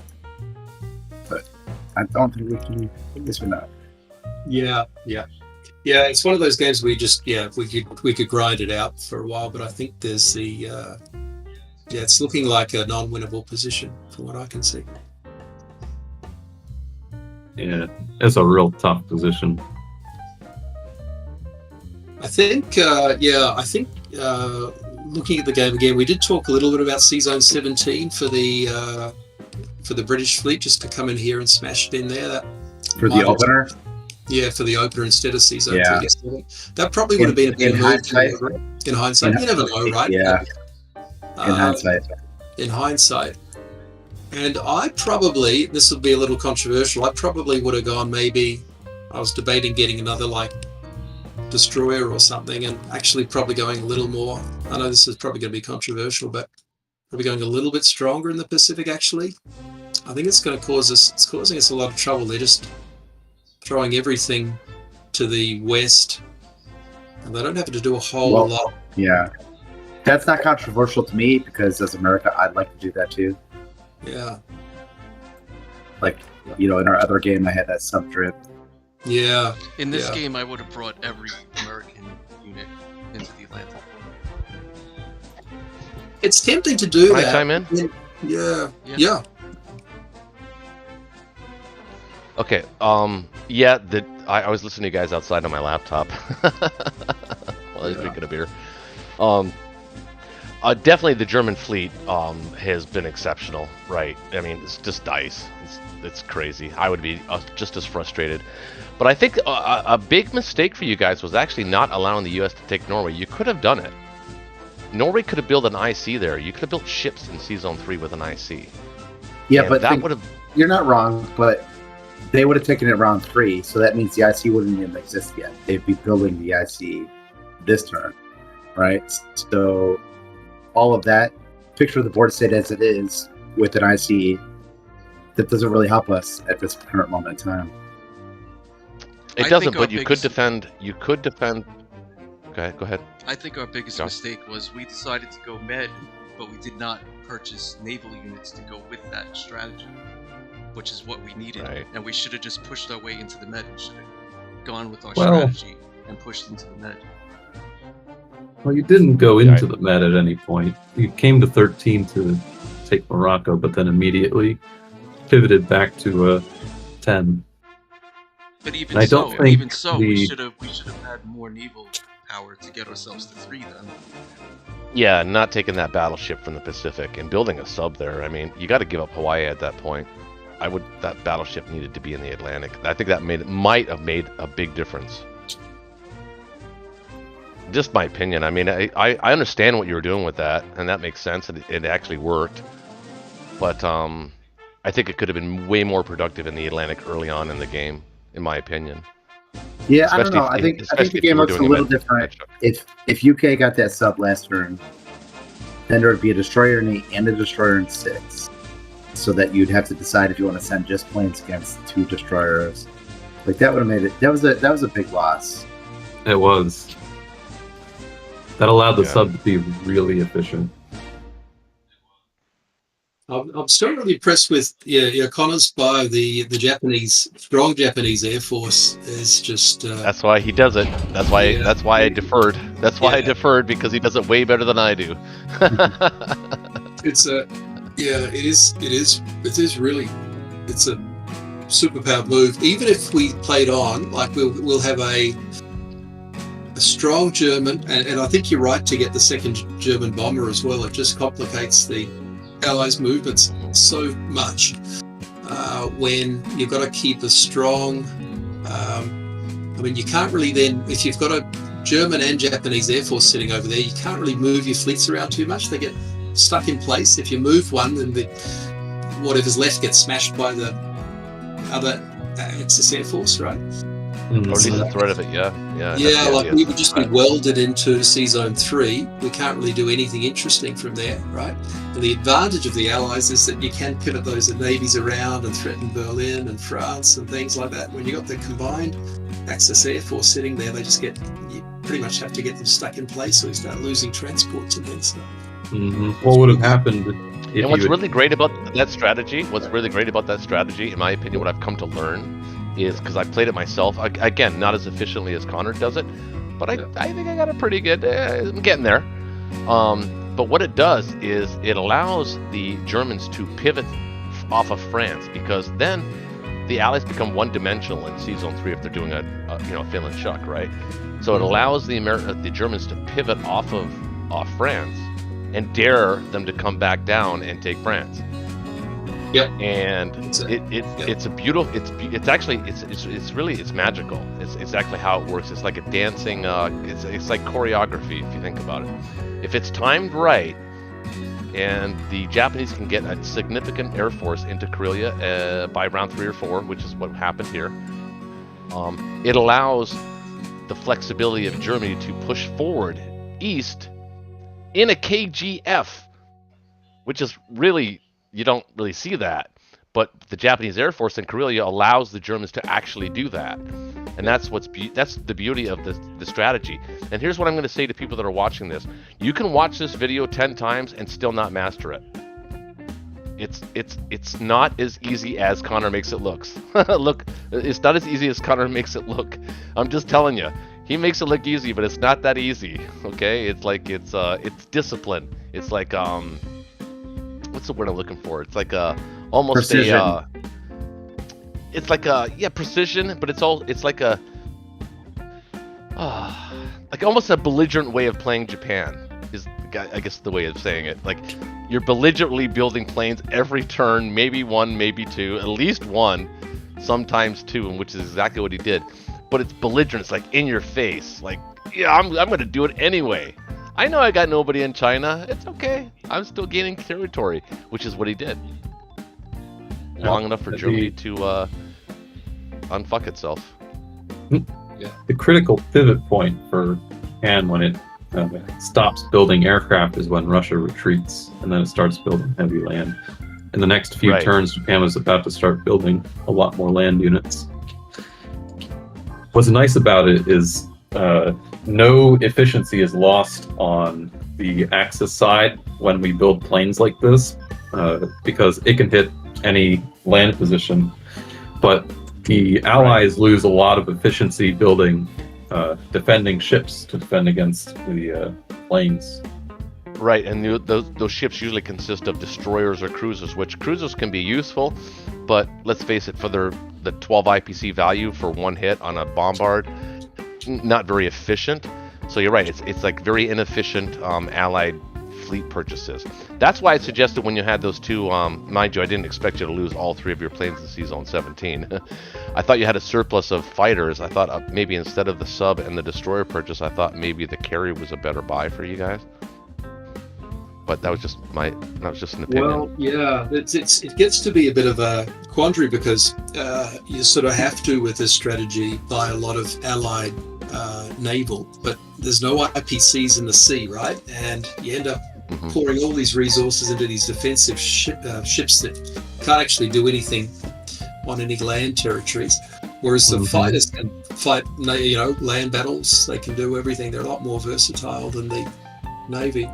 I wonder whether the response to this would actually be just to do Allied air and just. It's only been beaten once. I think we've beaten this strategy once, and we don't even remember how we did it. Shaky, do you remember that game where it wasn't Connor playing? Was it Connor playing this, or was it me playing it? Maybe you guys defeated me trying to do it. I mean, it's one of those things. I remember somebody lost. We lost as the Axis, and we tried the. I think it was me playing Japan, like a few months ago, where I tried the strategy and it worked somewhat, but we were ultimately defeated because you built enough fleet. Well, for starters, and the IC in Norway for the U.S. is a big deal on this strategy. If you're going against this strategy, the U.S. absolutely has to own Norway. So I agree with that because I like it as a shipyard. Connor somewhat disagrees about the value of an IC in Norway, but I like it just because at any point you trump, a carrier, a destroyer, right, and land fighters in there. But I think, in my opinion, the answer to heavy Japanese air is heavy UK air, and that takes a lot of patience. Where you're not going to build a UK fleet. You're going to wait for your UK fleet to arrive. It's going to consist of the carrier from India and the cruiser from Australia, and it's going to take 4 turns to get there. So in the meantime, in those 4 turns, you're building 8 fighters. So in the center of the map, you have 8 fighters in your bomber, and that dead zones some of the Japanese fleet, and it lets you hyper efficiently trade. If you only have 2 UK land units, but you still have 10 units, well, you could trade a good territory. Yeah, it keeps the Japanese fleet off of 34. Yeah, I agree. That's not a bad idea. Keeps the Japanese fleet off of 34 and potentially Africa. Typically, I wouldn't go for 37. Yeah, I know. I was trying to go for like a kind of risk. And to be fair, it was like really close to being excellent. Oh, the first round of combat in Season 37, you hit 4 times, and then you miss 6 times after that. So blew your load on the first attack. Wasn't good. Yeah, we definitely. I mean, if we're questioning dice, I think the dice were definitely in the Axis favor this game. I don't think that's even arguable. Oh, yeah, we definitely got the dice. But I think in all fairness, we try again next week. We bought the right units, we put them where they were supposed to be, and we fought the right battles. So, I mean, there's that to be said as well. Yeah, it's not your fault. You have good dice. You played well, and All right. Well, good game, guys. Yeah, Thanks well for the done. game. Well done. Well done. All right, fellas. Good game. All right. Yeah. Definitely. Does anybody want to join us on the Discord? Is everybody going to bed? It's like, what time is it anyway? I don't even know what time it is. It's about 1. Okay. All right. Well. See you guys. I gotta go. All right. Good night. Night. Who's left? Anybody left? Nobody left? Good night. Just me. All right, guys. Just for a second, but yeah, good game. Well, Sultan, you there? You want to stick around, talk about the game a little bit more? For a minute or two, yeah. All right.